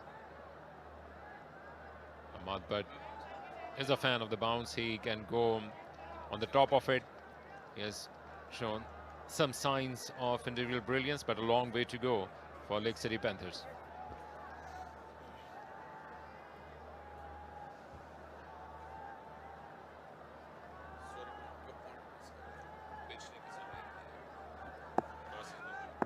Definitely we got a template now after this game.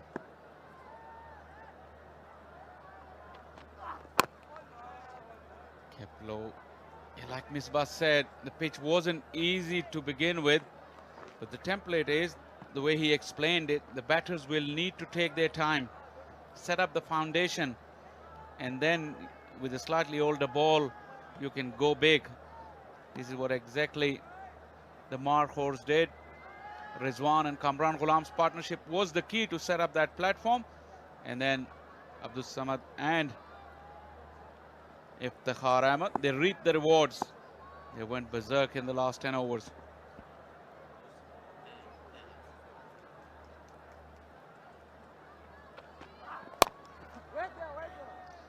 So if you were the captain at the toss tomorrow, that would be a straightforward decision to bat first, or there is something further added to it? Well, it also depends on the balance of your sides as well. And Shadab having won the toss, but at the toss it was very interesting that as if he had no opinion whatsoever of how this pitch would play. So it wasn't a decision that he took based on the combination or strength of his team. He just couldn't figure out what was the right decision. So he just let the opposition in. So all the other teams will be looking at this very keenly.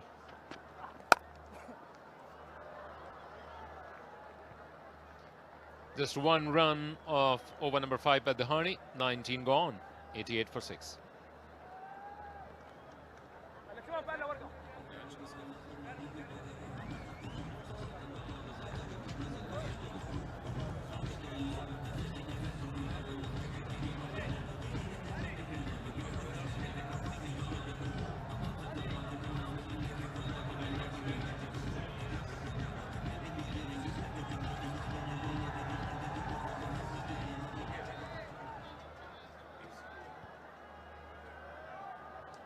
Zahid Mahmood was expensive in his first over.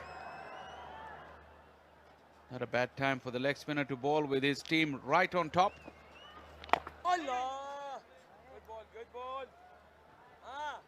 And talking about sitting and having the facility of being in the com box, in the hindsight, how would see that Shadab used his bowlers? Because at times, yeah, when you're talking about a leg spinner bowling in the middle part of the innings, perhaps it was too much of an ask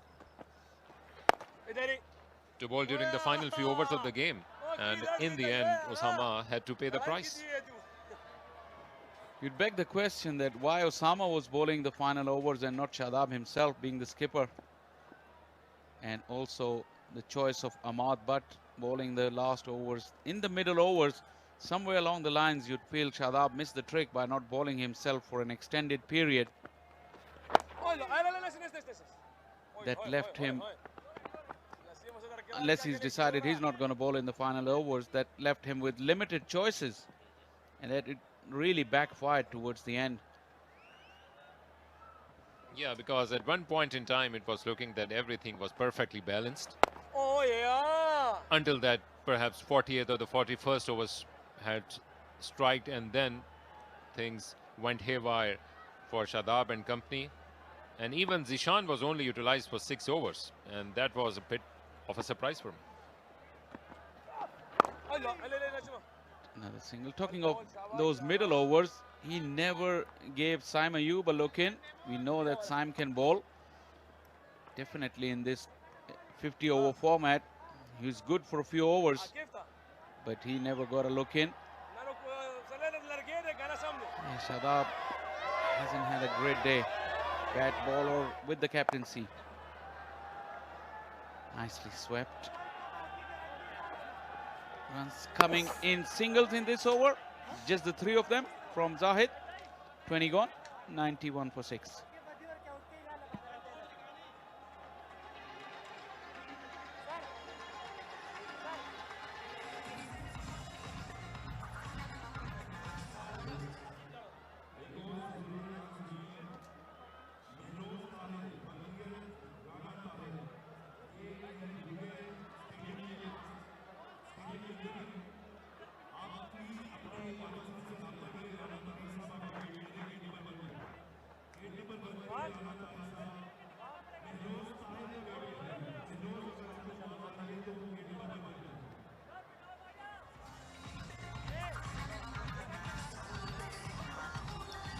An hour and 50 minutes, Akil, in just 20 overs. The over rate we saw at the test match as well. Pakistan got penalized. The slow over rate, although it's a different format. And also during the first innings, I think it went on for a little longer than it was supposed to. An important facet of the game these days, the penalties are coming harder and harder for teams and captains at not keeping up rate with the over rates in terms of their timings or timekeeping. Yeah, this even further raises the need for having great fitness for the demands of the modern day cricket. Akif Javed coming back to bowl for his second spell, bowled brilliantly in the first set of 5 overs. Couple of wickets under his belt.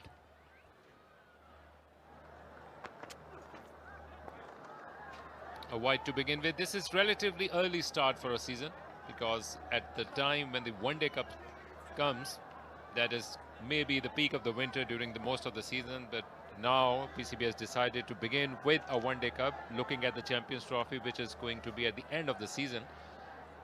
So they will have to bring their A game, not only in terms of their talent, but also as far as their fitness is concerned. Absolutely, this is fast-paced. It requires a lot of energy in these hot and sweltering conditions. It is definitely a test of a player's fitness as well, as long as they... And also the games keep coming thick and fast, like you just mentioned a while ago. There's literally a game every other day. That is very hectic. Good bit of partnership in the meantime between these two. If they were not chasing around 350 runs, they would have given some kind of hope to Lake City Panthers. 41 runs off 61 deliveries, bringing some steadiness to this rocking ship otherwise. That was all over by the shouting so far. And good running between the wickets as well, which was the hallmark of the partnership between Rizwan and Kamran Gulam. You make a good point, Akil, because at the same stage, at the end of 20 overs, Markhors were 91, but the difference was 2 wickets. That was when Kamran and Rizwan was building the platform. Look at the number of wickets for the Panthers, 6. They went gung-ho too soon, and they're paying the price for it.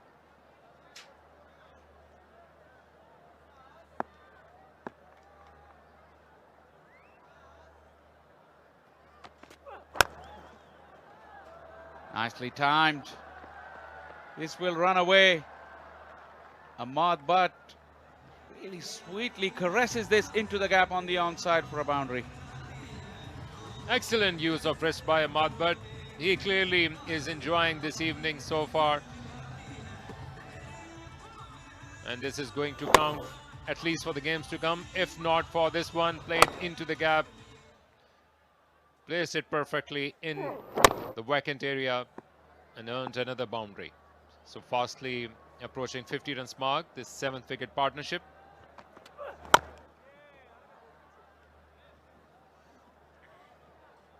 Ahmad Butt, at one point in time, he was earmarked as the solution for the next best all-rounder.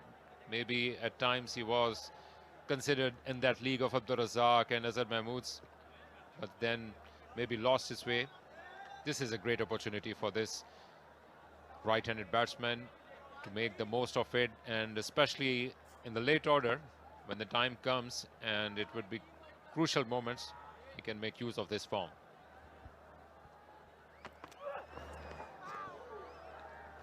It's a loose stroke. Probably that's one of the reasons he couldn't progress from being a very good player to becoming an international player. Those lapses in mind, the brain fades, a shake of the head from him, probably looking to shake off those demons that made him play that stroke. Ahmad Butt.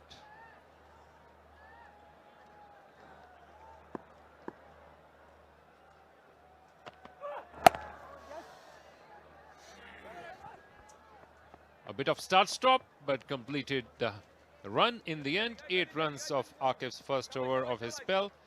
21 gone, 99 for 6.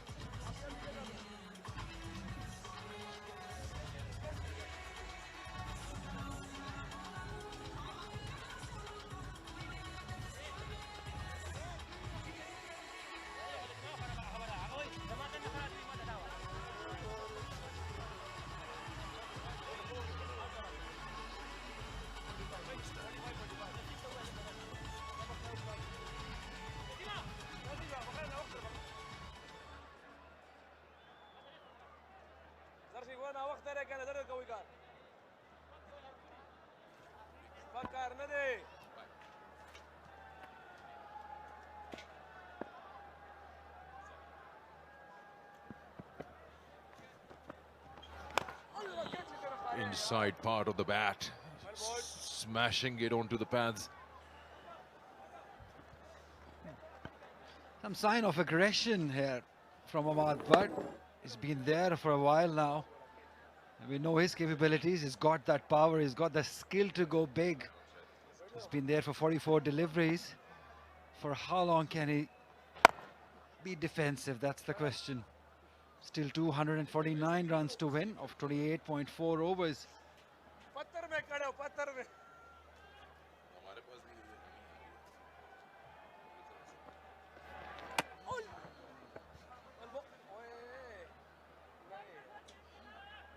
Everyone did, ooh, when the umpire not interested. He's it wide. 100 up with that extra.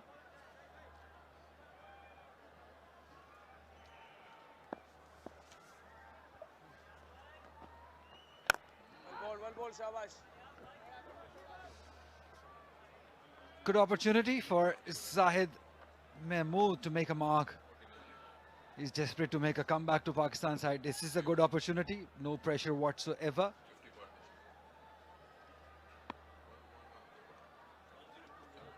The way he's bowling looks confident.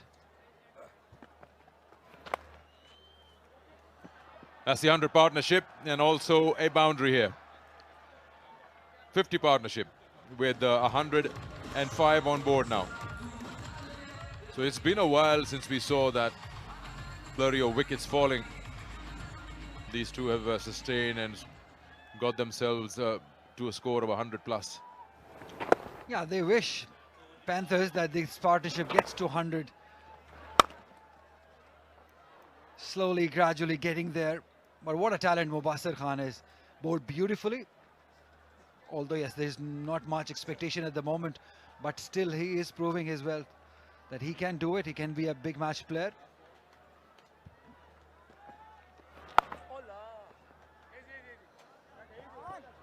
106 for 6.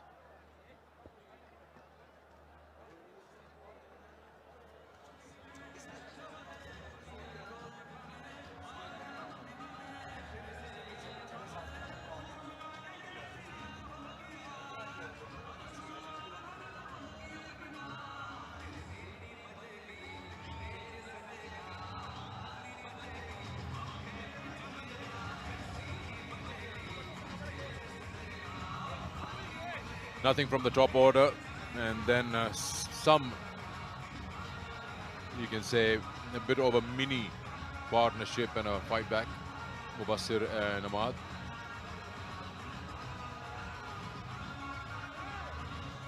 Yeah, inexperience showing in that batting order. Clearly, Shadab, lot was expected of him. Haider Ali, I thought he's making a comeback, so a lot was expected of him. We got to give the credit to the bowling of Naseem Shah. He bowled fast, he was furious, very aggressive, held by some poor shot selection too. Good captaincy, still a slip in place. He's giving his bowler maximum opportunity to get a wicket.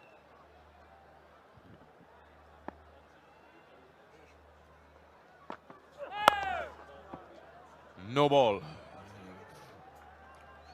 Overstepping there, Akif Javed running round the wicket. First no ball of the game. That's overstepping no ball. That's a free hit signal. They're trying too hard. Akif.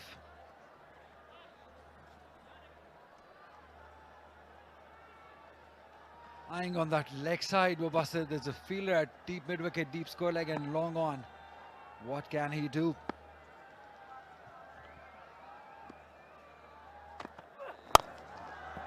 Yeah, doesn't time it, but still gets the result. A boundary.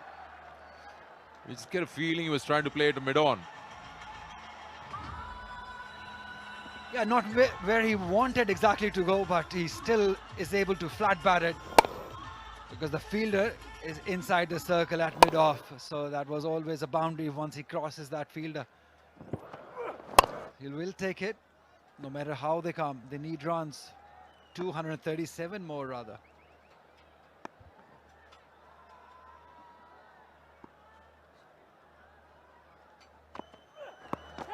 Oh, it's a good ball. Should be out, should be out. Yes, what a catch taken by Rizwan. flying, diving forward. Umpire says out. The partnership is broken. 7th goes back. Yeah, the reward of some aggressive bowling by Akif. He's learning from Naseem Shah, surprised him, shocked him. He's not expecting it to rise that much. Hope there is no problem there. Yeah, I think it's fine, it's fine. But it was a sharp bounce up, great length.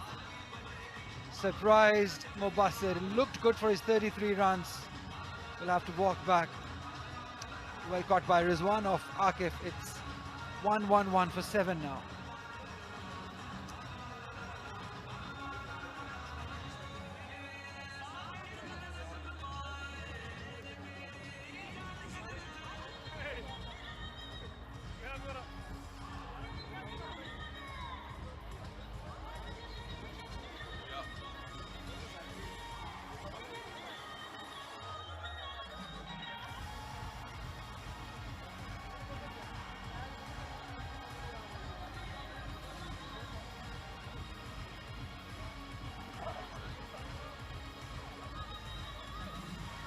One for 7. How many times we've seen the Nelson brings in itself in the game. A good delivery from Akif. Took Mubassir by surprise, and a great catch taken by Rizwan. We'll show you that in the replay. But first, Osama Mir is the new batter in. He can talk a few. He can hit the ball a mile, but still 237 needed. How long can the Lake City Panthers survive out there? 3 more wickets to go.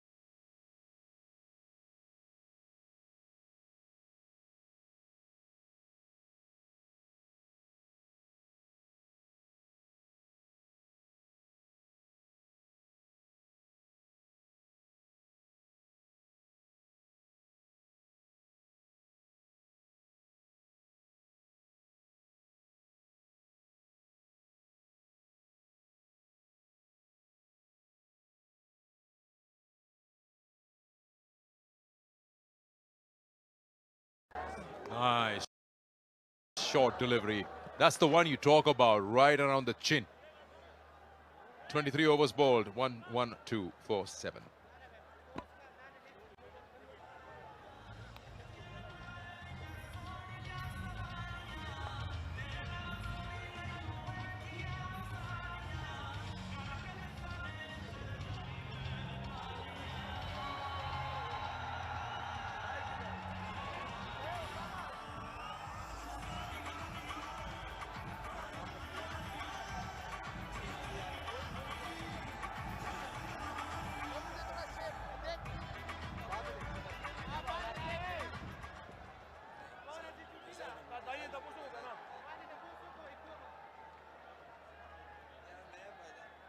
12 for 7.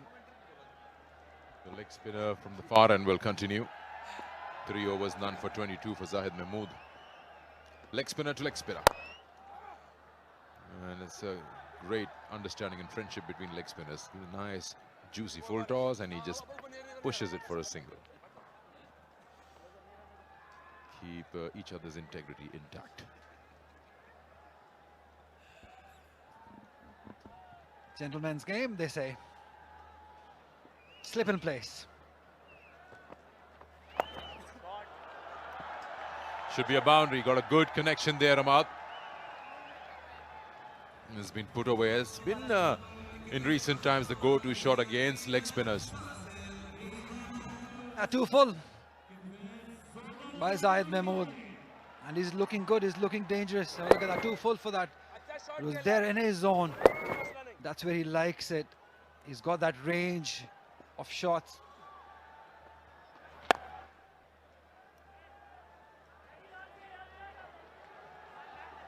There has been a clear difference in experience in between these two sides, especially in the batting department.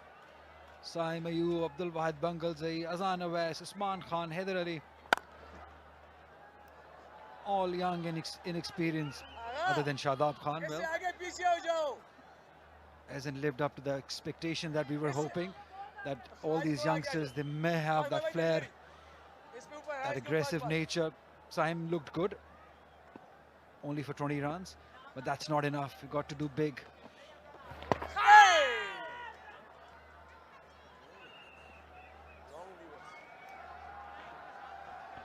The crowd has definitely been entertained by a few quality innings, starting off with Kamran Gulam scoring 100. Iftikhar also getting a 50. But cherry on top was the local lad's fantastic inning. Samad, the way he batted. I'm sure all the Faisalabad fans, they would love that local boy to get that 50. Now they loved it. 24 done, 119 for 7.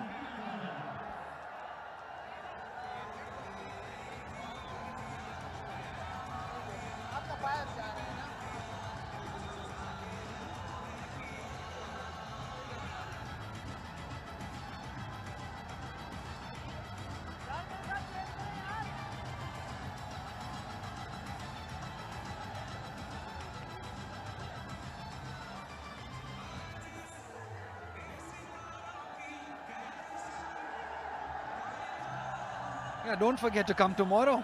Another big game lined up. All this crowd, they'll be brilliant. It will be Shaheen against Babar. It will be some competition.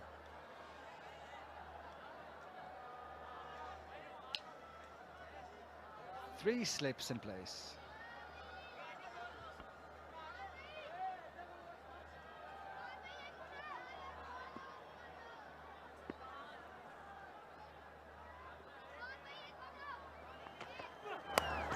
Edged and drops short of that first slip. Iftikhar there just takes his fingernails, a bit of manicure, and 4.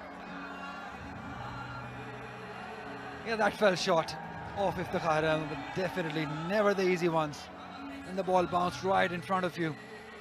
These are natural reactions. Couldn't do much. They got the boundary. They need runs. Look at that. Yeah, you can't help it. You can't do much about this bounce. Awkward bounce. Now they've just checked the slip fielders.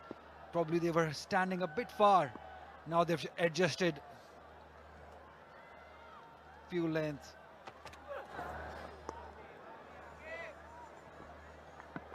That's a good corridor. He's bowling at, just angling it across the right-hander, bringing those 3 slips into play. He was about to try to push hard at something that's going away from you with the angle. There's a high chance that you end up edging it because you knew at the crease. And he's bowling some immaculate lengths at the moment. 7 down. Will it be 8th in the over? You get a feeling something's got to give. Something's about to happen. And good pace too. We've all been talking about Naseem Shahs and Dhani He's been very impressive too. Akif quietly taking those 3 wickets without being noticed. Although he's given away 41 runs, but in this format you'll take it. He's into his 8th over. 3 for 27 for Naseem Shah in his 5. They've been the 2 wicket takers. So this side looks sorted in every form. But there are troubles. There are things to think for Lake City Panthers.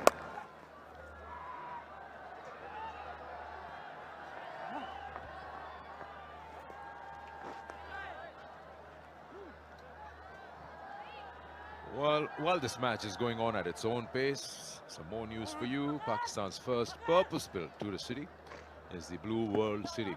They're eagerly waiting for this to be up and ready.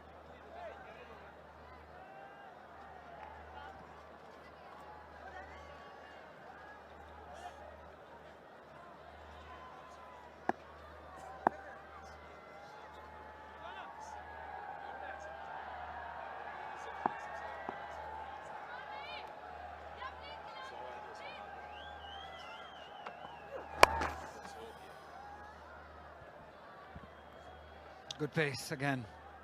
Changing the angle, coming around the wicket, Akif.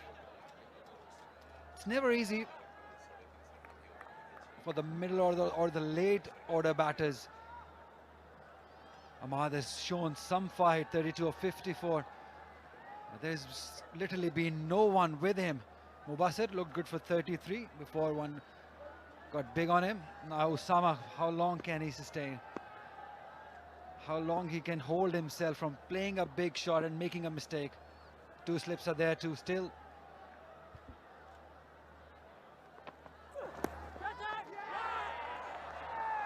Oh, he's patted it. There's no bat, I don't think so. Rizwan went up immediately. The umpire also nodded his head, not sideways. Yeah, sometimes it's appeal, sometimes it's fun for Rizwan. And he's paid the price. That's what he does. Still talking to Aleem Dar, but he's the leg umpire. Suggesting that it came off the thigh pad. That's what we thought from here too. 25 done, 125 for 7.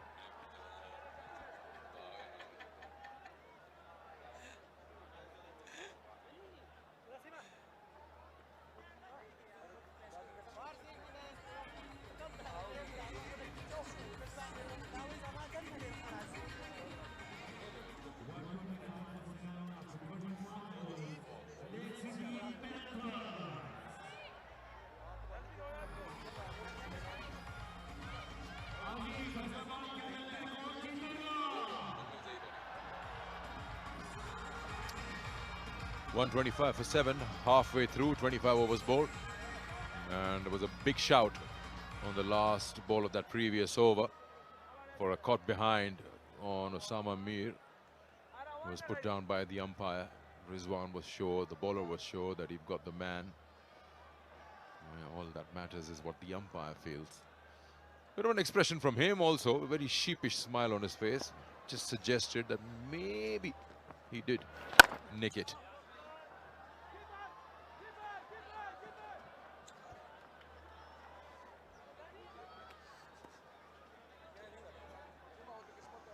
Right, let's have a look at it one more time. The smile that you're talking, well, from here we can't really tell. It's come off the thigh pad, that's what we can suggest from here. But how many times we've seen Rizwan do a casual appeal as the next one has been played towards cover for 1. And on this occasion also, he was very casual in appealing. So that may be the thing in the umpire's mind. That is maybe a casual appeal by him.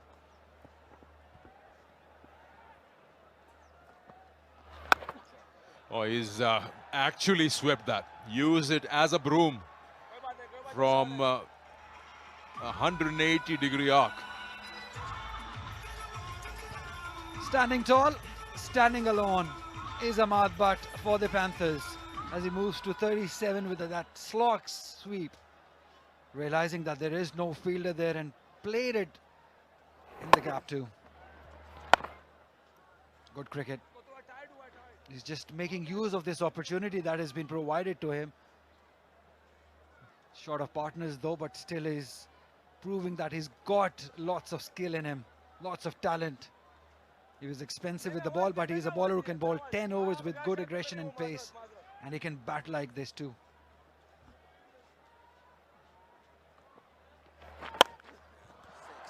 Just a little bit of room to rock back, use the depth of the crease and maximum. Wow, how quickly he picked up the length. Zaid is bowling with a good pace. It's never easy to pick up the length with this pace, but he did it with some ease. Just hammers it towards mid-wicket for a 6. He's got that power in him. Good cricket. The one, he will ease it to long off for 1. Very good cricket by Ahmad Butt. How far he can go, that's the question. 26 done, 138 for 7.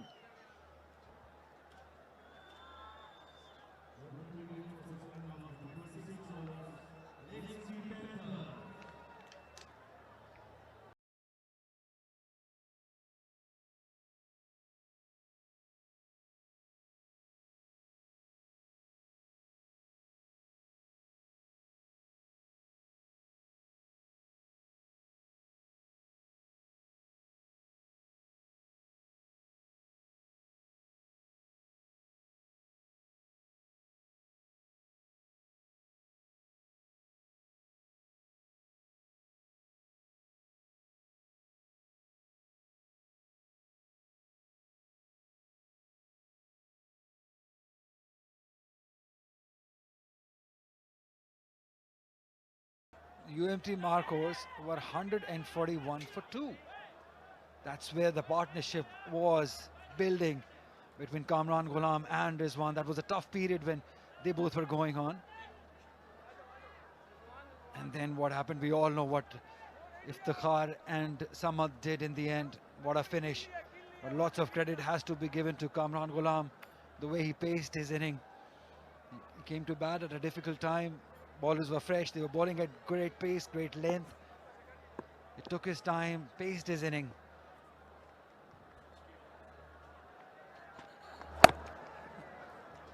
Well, by the looks of that, they're just 3 runs behind. It's the wickets column, where it takes 1 to demolish the hopes of the opposition, what Abdul Samad did.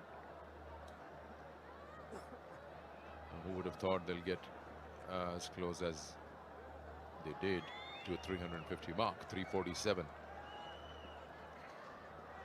Cherry on the top, that inning was.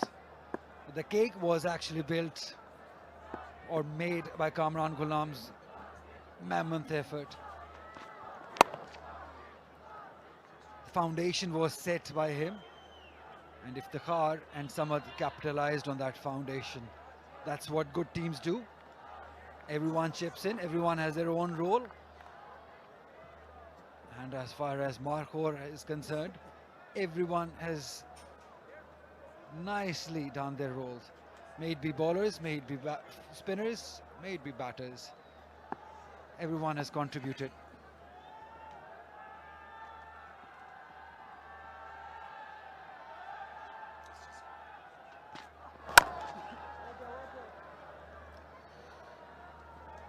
All said and done about the contributions, but you can't take it away from Abdul Samad. 62 of just 24 balls. That has an impact on the opposition, especially when it's the latter part of the innings. When you go into that dressing room, the opposition is under pressure. And when they came out to bat, they were looking at 350.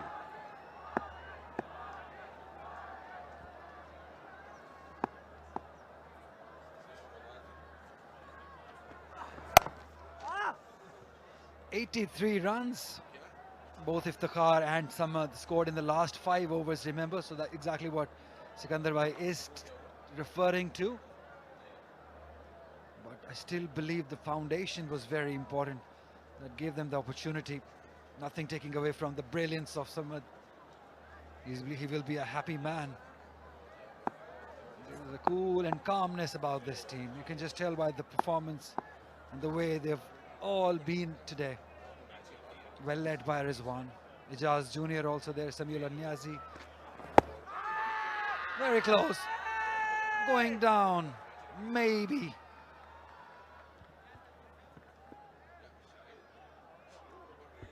He wants a wicket every delivery. Janawal Dani. Very animated. What is he referring to? Maybe we need a referral? Maybe it was umpire's call if they had a referral.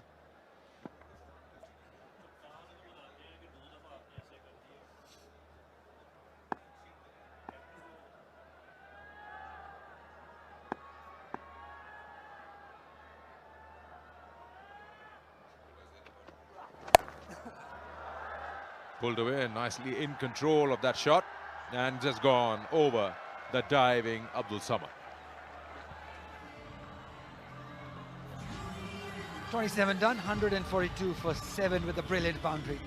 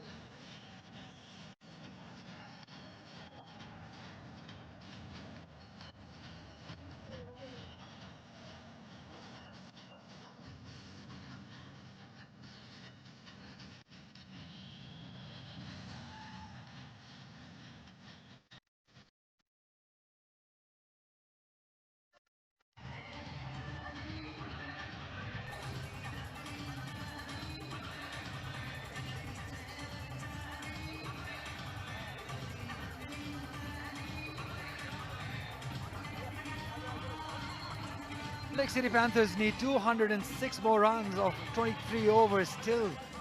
Ahmad Butt, the lone warrior, is on 48 of 65.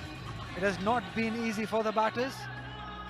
There has been some aggressive yet controlled bowling by the Markhors. Started off with the brilliance of Naseem Shah. Bangladesh aid was very good for him. Saim Ayub looked good, but that one kept low. Akif was the bowler that time. So new ball bowlers were brilliant. This was a brain fade. There was no need of this to happen. Azan was looking solid, but still lost his wicket. This was a good catch. Very sharp catch by Samad. Just can't keep him away. Heather Ali's poor run continued. Wanted to pull this one. Beaten by pace. Again, simple, easy dismissal. They've just been unable to control that hostile and aggressive bowling by the Markhors. It has been all bowlers who dominated so far, and that scorecard tells you a sad story for Lake City Panthers. Ahmad Butt only 48, only there of 65 deliveries. Usama can bat, but can he bat for 23 overs? That's the question, Mr. Sikandar Bakht.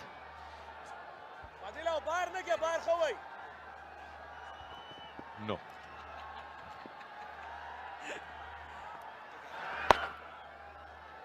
Well, you can bat for as long as you want, but what's the purpose behind it? You maybe want to reduce the margin of defeat. Yes. Picks up. Should be a maximum. It is. Just coming back to that 206 of 22.5, the equation still favors. You can get there, but 8.2 or 8.8 runs and over for 25 overs with 3 wickets in hand is a miracle to be expected. Well, I've seen stranger things happening. Have a look at that shot.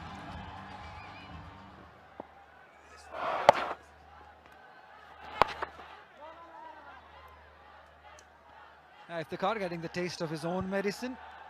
That's where he hits them most of the time, that leg side, square leg area. Yeah, in a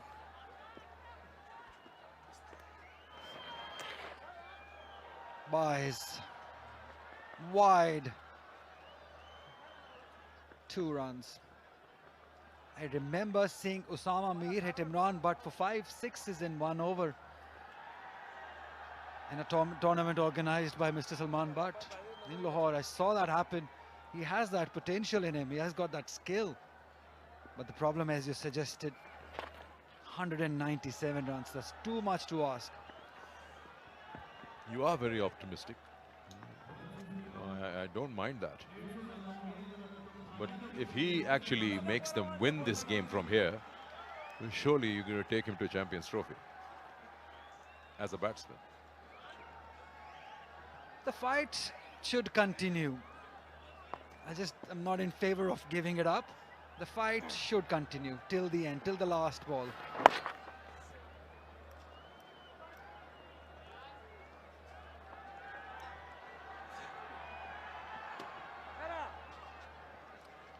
Pressure is a funny thing. Even if you are in one of the best of forms, you do understand what's the requirement out of you as a player in order to win a game. And that's what I've been saying, that the kind of knock Abdul Samad played, the impact of that in the changeover of the innings was immense on the opposition. And they came out chasing 350 and started losing wickets quickly. We'll take this discussion to another day. 155%.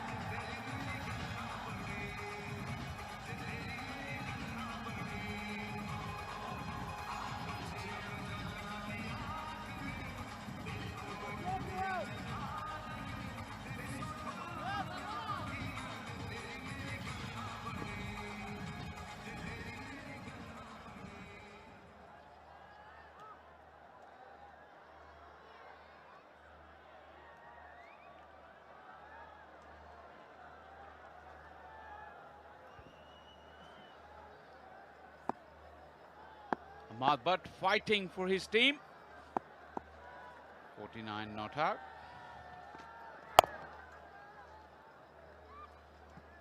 Really a disastrous batting card there for the Panthers. None of their top orders could really come to terms with the pressure of this big stage. And although for the first 20 overs they kept up with what their opposition did, but they lost way too many wickets.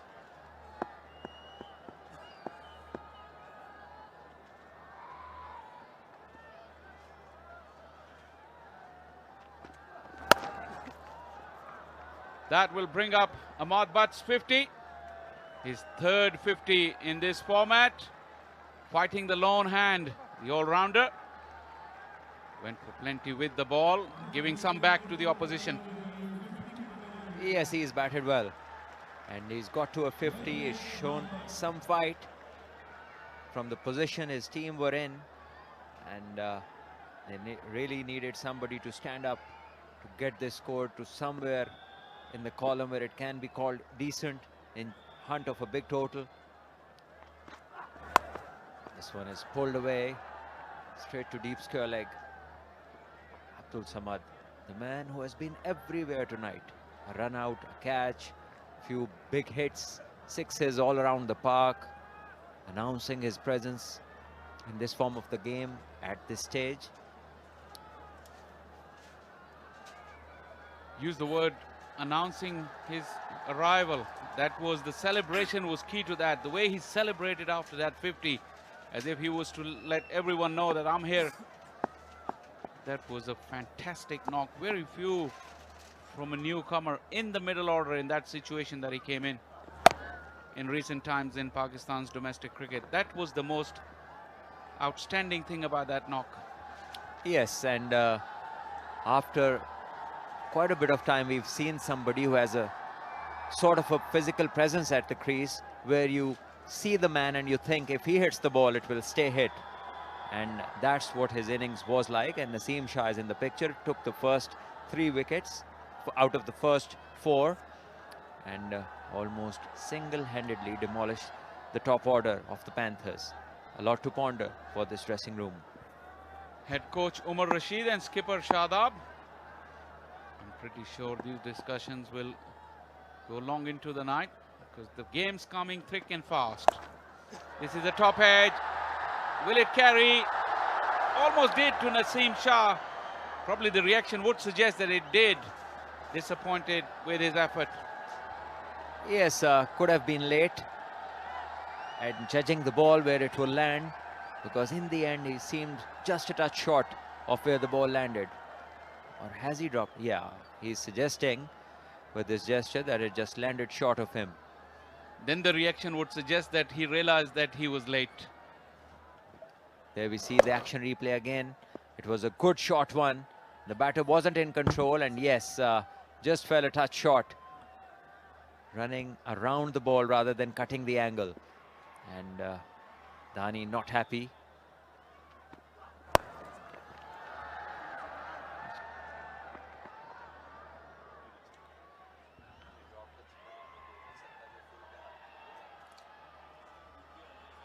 Overdone, 159 for 7.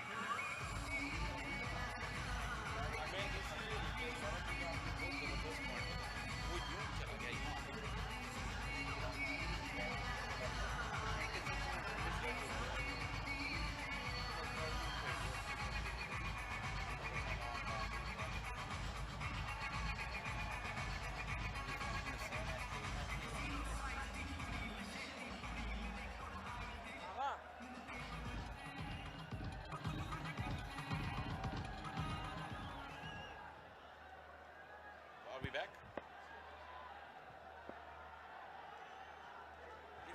Comparative scores क्या थे stage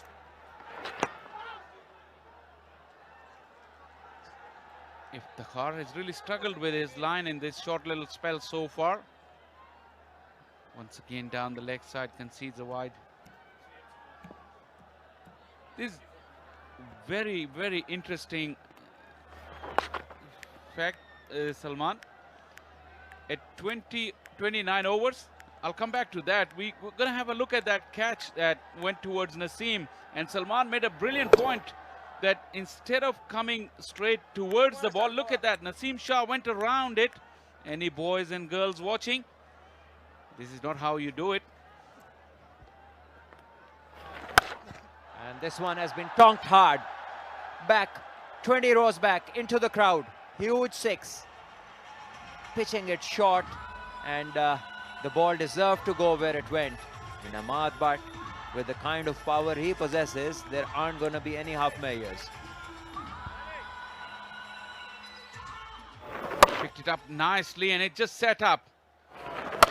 It went way back, 20 rows back onto the terraces. It's coming back to this fielding point that we make. It is about cutting the angle when you approach the ball. If you start to run around, you're already late. And that is what exactly happened with that effort. And I'm sure Naseem Shah would have realized that, because he suggested that the ball did fall short of him, and his facial reactions did tell that he would have gone the other way, should have gone the other way. And that's a split-second decision, Salman. There's not a lot of time for you to decide. The anticipation is the key. That's where your concentration has to be spot on every time, because that split-second delay in decision-making, that results in you not getting the catch that you would. Interestingly, we haven't seen Salman Ali Agha with the ball tonight so far. He's been there in the field. He's a very useful spinner, probably the best off spinner in this team. And we've seen Abdul Samad bowl a few middle medium pace. And then we have just seen Iftikhar bowl 2 overs. He's given away 22 runs. 30 gone, 168 for 7.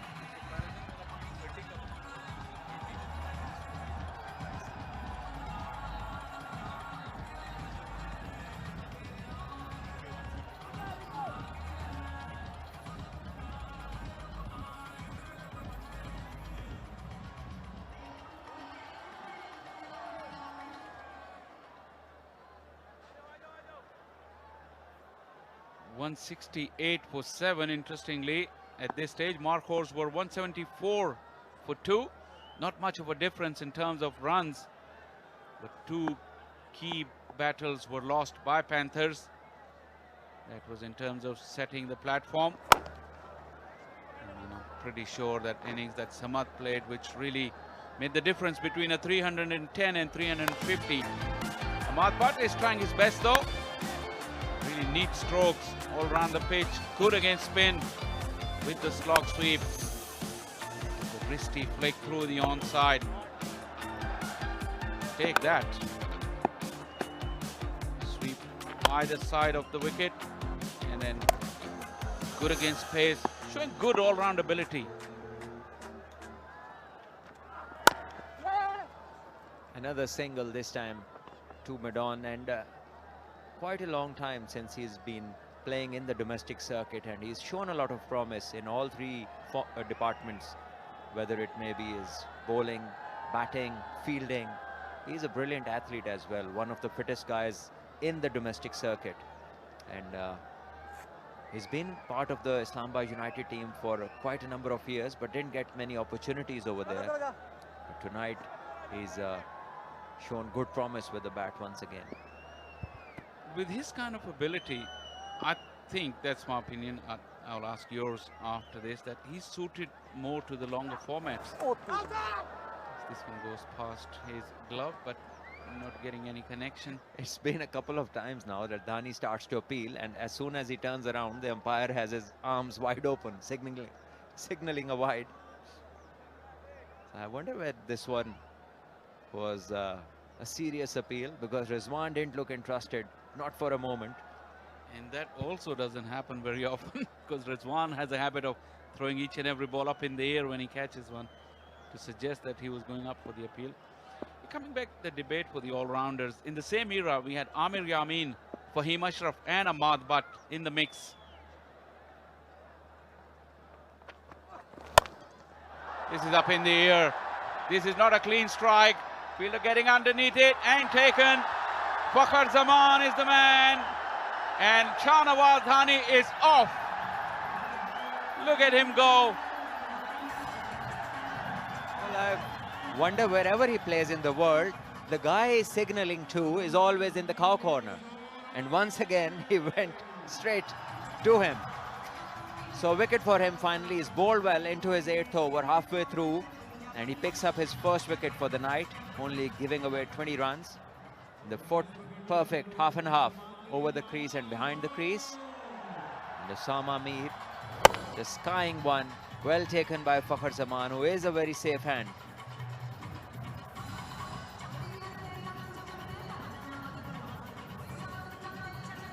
Osama gone for 21, and the Panthers slump further, 170 for 8.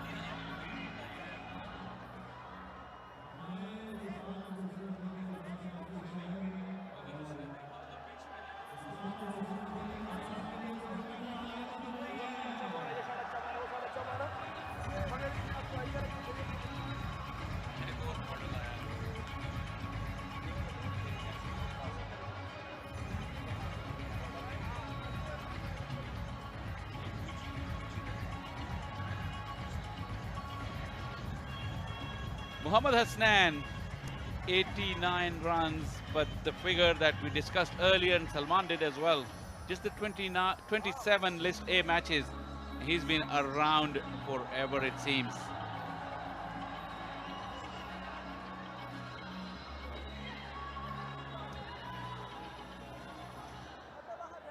So it's time now for Arslan to show some skill with the bat in hand.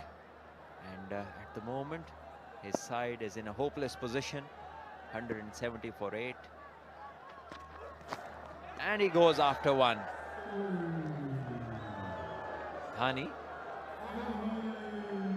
They've been teammates together, and Dhani cannot believe Arslan first ball gung-ho. A big swing, but it's just swinging in the thin air. And Dhani was just putting so much effort. He just fell delivering that delivery, just like Mark would. Yes, Arslan just tried to throw the full Monty, and Dhani was like, excuse me, you too? He had that sort of a look on his face. Just have a look.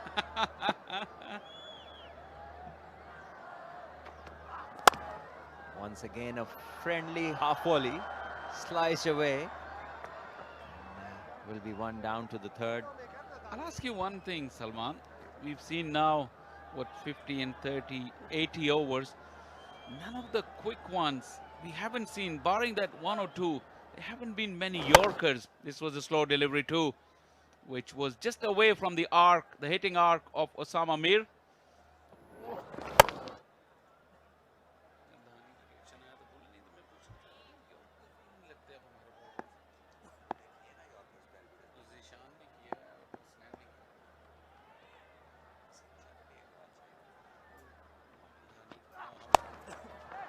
Is in the air. Oh, what an effort it was. That man, Abdul Samad, once again, almost in the game. I hope he hasn't hurt himself in the process of making an effort, because his teammate has just ran up to him to check whether he's fine. And hopefully everything is fine with him. All eyes on him, the way he played today. He's had a fabulous night. And this effort could have been another sensational thing done by him tonight. Not to be. 31 gone, 175 for 8.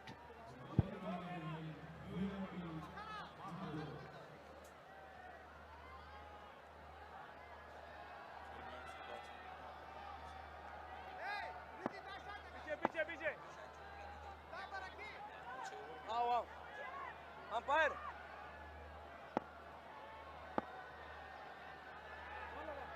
Still no Salman Ali Agha. Iftikhar has bowled 2 very expensive overs.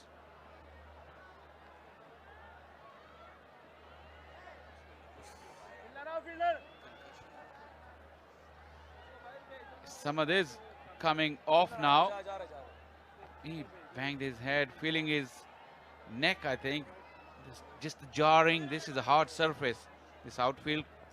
It's a hard surface, and he's a big frame.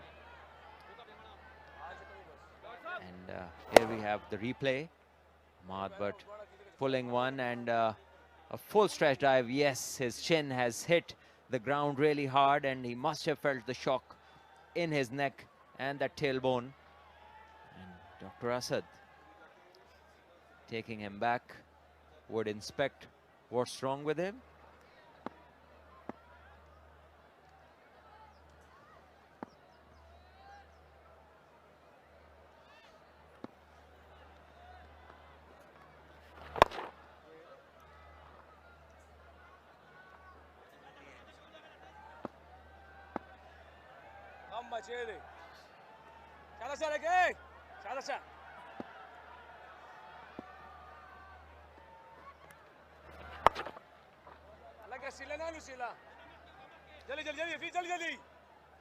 Well, a couple of very quiet deliveries. Everything seems to be happening in slow motion. Iftikhar still not prepared to tempt the number 10. Well, what I'm wondering is, why Iftikhar?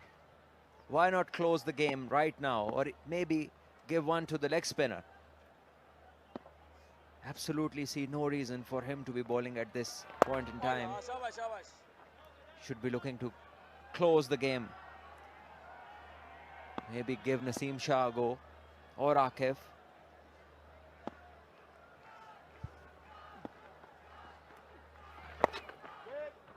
You think that the idea of all those bonus points would have been, although they're still very comfortable with that 100-run margin, that will give them 3 bonus points. But the idea behind it would be just to kill the game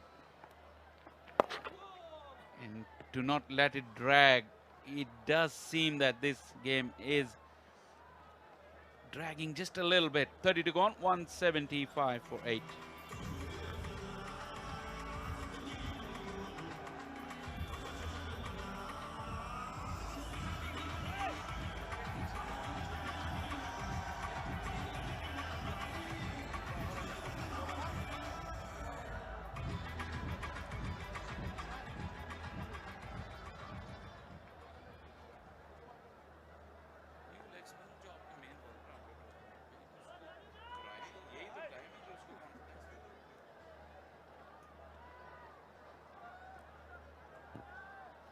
Another 173 needed of 108 deliveries. But the problem is they only have 2 wickets standing. So Ahmad has just refused a leg bye. And he is going to take on the bowlers all by himself now, not letting Hasnan face the music. He's on 63. Must be feeling confident. Let's see how he approaches the next few balls.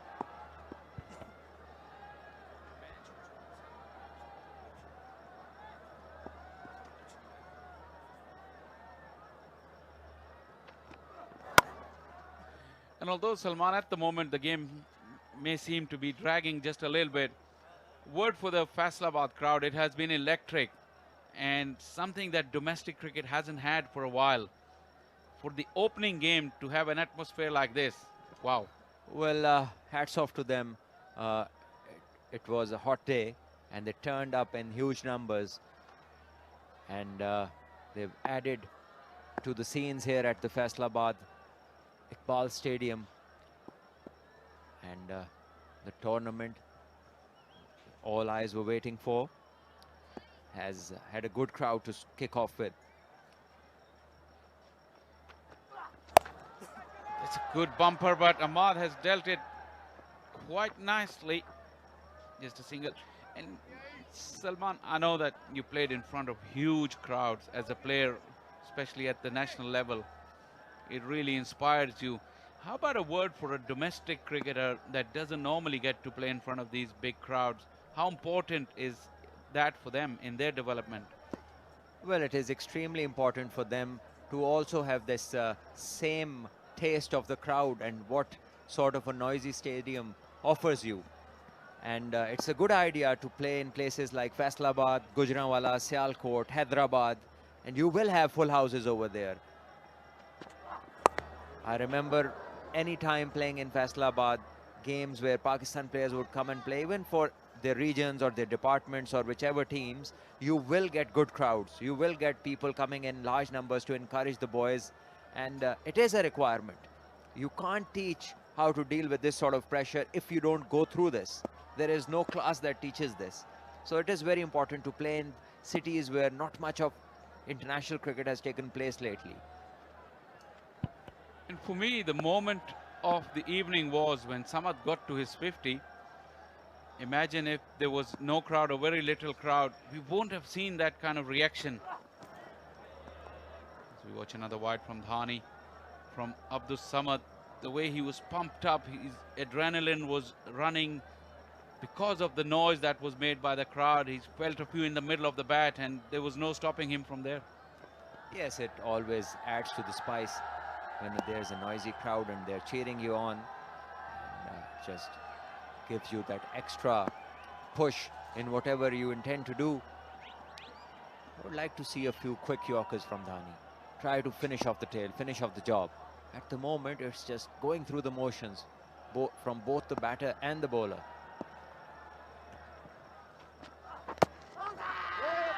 It's exactly what you asked for it. Dhani was appealing and appealing again. Gets a smile from Waleed Yaqub. Well, I wonder, was that an appeal or what was that?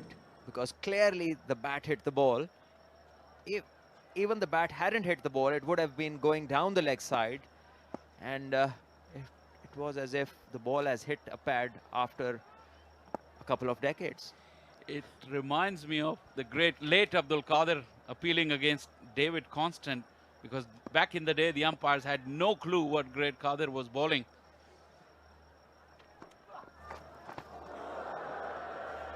Well, they're falling everywhere.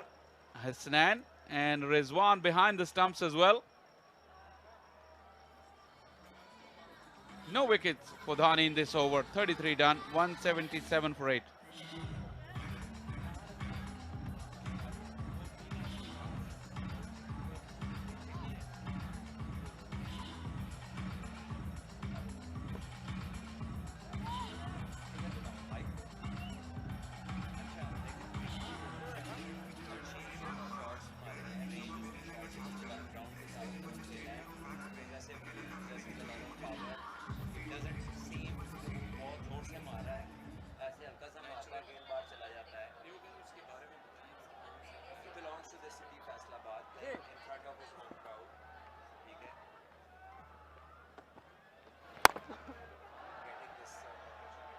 He's just cluffed it, but mid-on was up in the ring, and Ahmad will collect another boundary.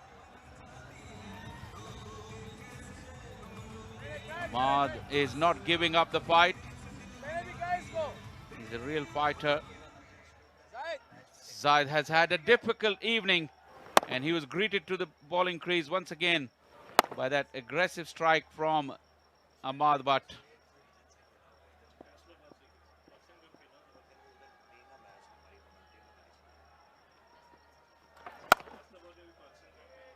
Once again, a little too short. There's no fielder deep on the offside. Ahmad was looking for that gap.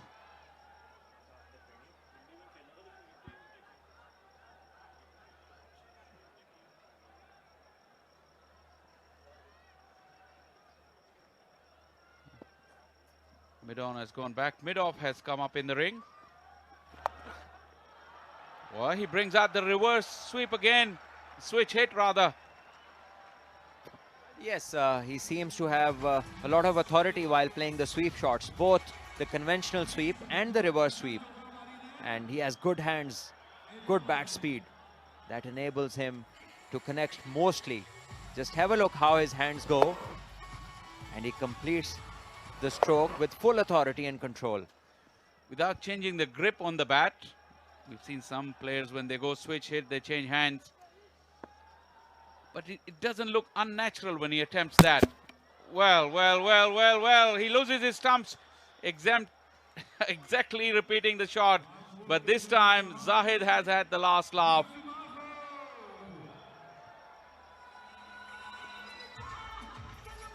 Ahmad Butt's fighting knock has come to an end. Just as I said that he doesn't look unnatural playing this reverse sweep. He went for a rather fuller one, yorked himself. But he can hold his head high because he fought very hard for his team, making a very decent 72 as he takes the long walk back. The Panthers 185 for 9.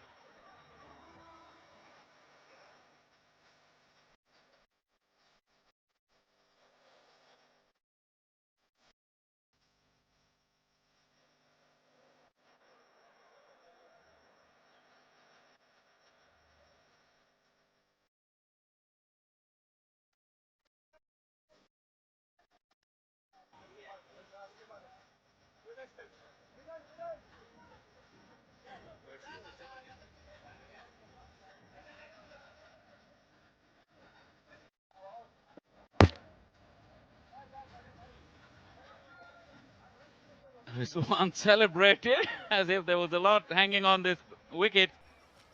He's a character. Sure is, and we just spoke highly of his sweeping ability, and but one too many reverse sweeps. The bowler targeting the stumps, flat a trajectory, and missed a straight one. The tallest boy of the tournament, probably, is into bat now.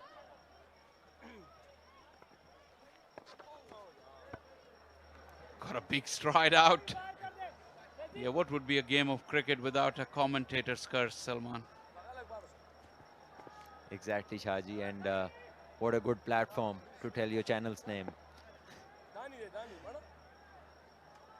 Well, wonderfully put. And this has happened all the previous season that we were talking on the mic. And I think this is something we have to refrain from. Well, it's universal, Salman, I can tell you that. It's not just us. 185 for 9 Panthers.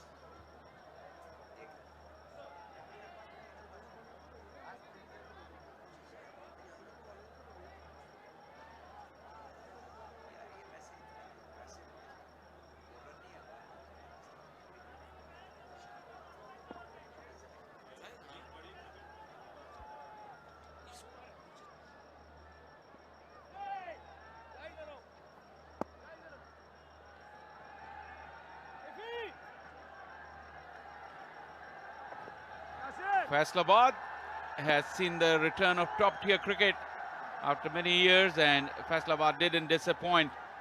Panthers did disappoint, though.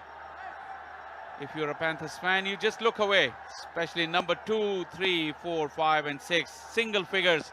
That's where the game was lost.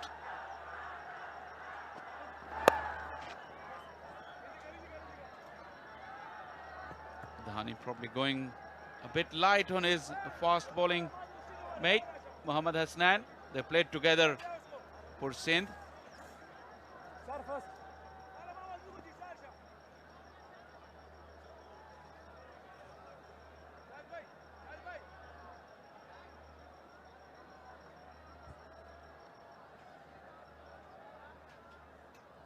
Coming back to you, Salman, this is the last rights that we're seeing for this game.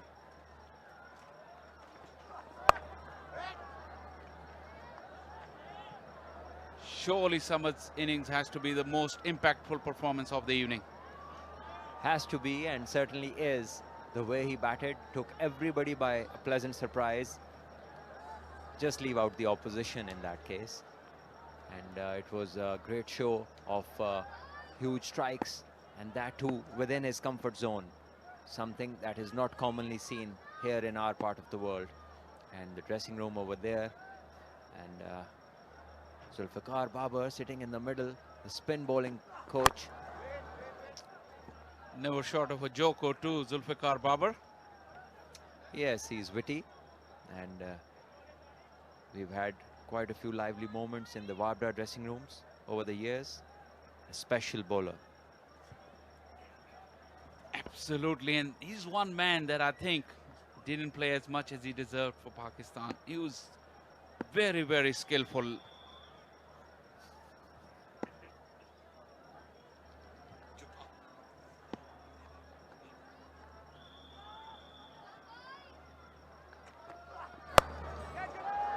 Will it carry? Not quite. Kamran Gulam once again falling a few yards short. Dhani has done everything, but a big haul of wickets has eluded him. Just the one for tonight. Yes, Dhani has been the most successful list A bowler in the last few seasons. Only picked up one tonight, but he's bowled very economically. Bowled within himself. And 2 balls for him where he can finish the game off and maybe sprint once more towards the mid-wicket boundary. This has gone straight up. Rizwan has called for it, and he takes the game. The Panthers and Dhani is off once again to that cow corner area. This time, not as far as the last occasion, but a comprehensive victory for the Markhors. They have started off this tournament with a big flourish, a clinical performance.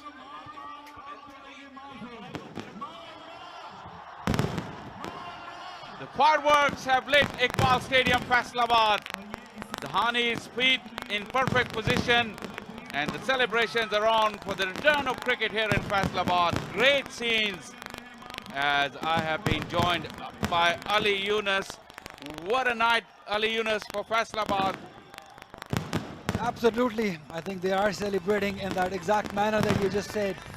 Cricket has returned to Faisalabad in a grand way with a victory of UMT Markhors, winning with a grand total of 160 runs. That's a huge margin. They thoroughly deserve it. But more importantly, it's Faisalabad who deserves all the celebration. They've been brilliant. The crowd has been amazing. They've come in numbers. They've enjoyed the cricket. They've been very disciplined. They've been marvelous, and this celebration shows that it means a lot to the people of Faisalabad. Fireworks at the end of the game. We saw fireworks during the game as well. Iftikhar, Samad, Kamran Gulam, they put on a show. And now this is a show indeed. There was music, there was action, there was an electric atmosphere. And an evening to remember. Whoever showed up here at the Iqbal Stadium, Faisalabad, they will remember it for quite a long time. The cricket in the end turned out to be quite one-sided as Panthers really fizzled under extreme pressure from Markhor. Skipper Shadab and mentor Saklan Mushtaq will have plenty to ponder, but this is a time of celebrations for UMT Markhors because they have kicked off this tournament with a heap of points, not just collecting for victory, but plenty of bonus points as well. Congratulations to them and a great start to the tournament. Authoritative win. Doesn't get any better than this. Everyone has chipped in. The batters, they knew the plan, they stuck to it, executed it. They fielded well, and the bowlers, they were on target. They were aggressive. They bowled with some venom, with some fire. Naseem Shah leading the back with 3 for 27. Akif Javed, he was very quick at times. 3 for 43. Shahnawaz Dhani in the end wrapping it up. 2 for 29. But credit has to be given to Markhors. They've been very cool, very calm. They look like a team which will be very tough to beat in this tournament. Mainly because of this man on the screen, the way he's led the side. Mohammad Rizwan didn't get many runs as per his potential, but he captained well. No wonder when you've got a bowler like Naseem Shah in your side, it gets very easy. On the other hand, Lake City Panthers, they've got lots to work on. They need to get some experience as far as batting is concerned. Maybe, just maybe add Umar Siddiq into that batting lineup, which has got lots of skill, talent, but inexperience also in that lineup. They've got Saim Ayub, Haider Ali, Shadab also. A lot was expected. I thought they were better than this, the way they've played in this match as far as the batting is concerned. Plenty of handshakes.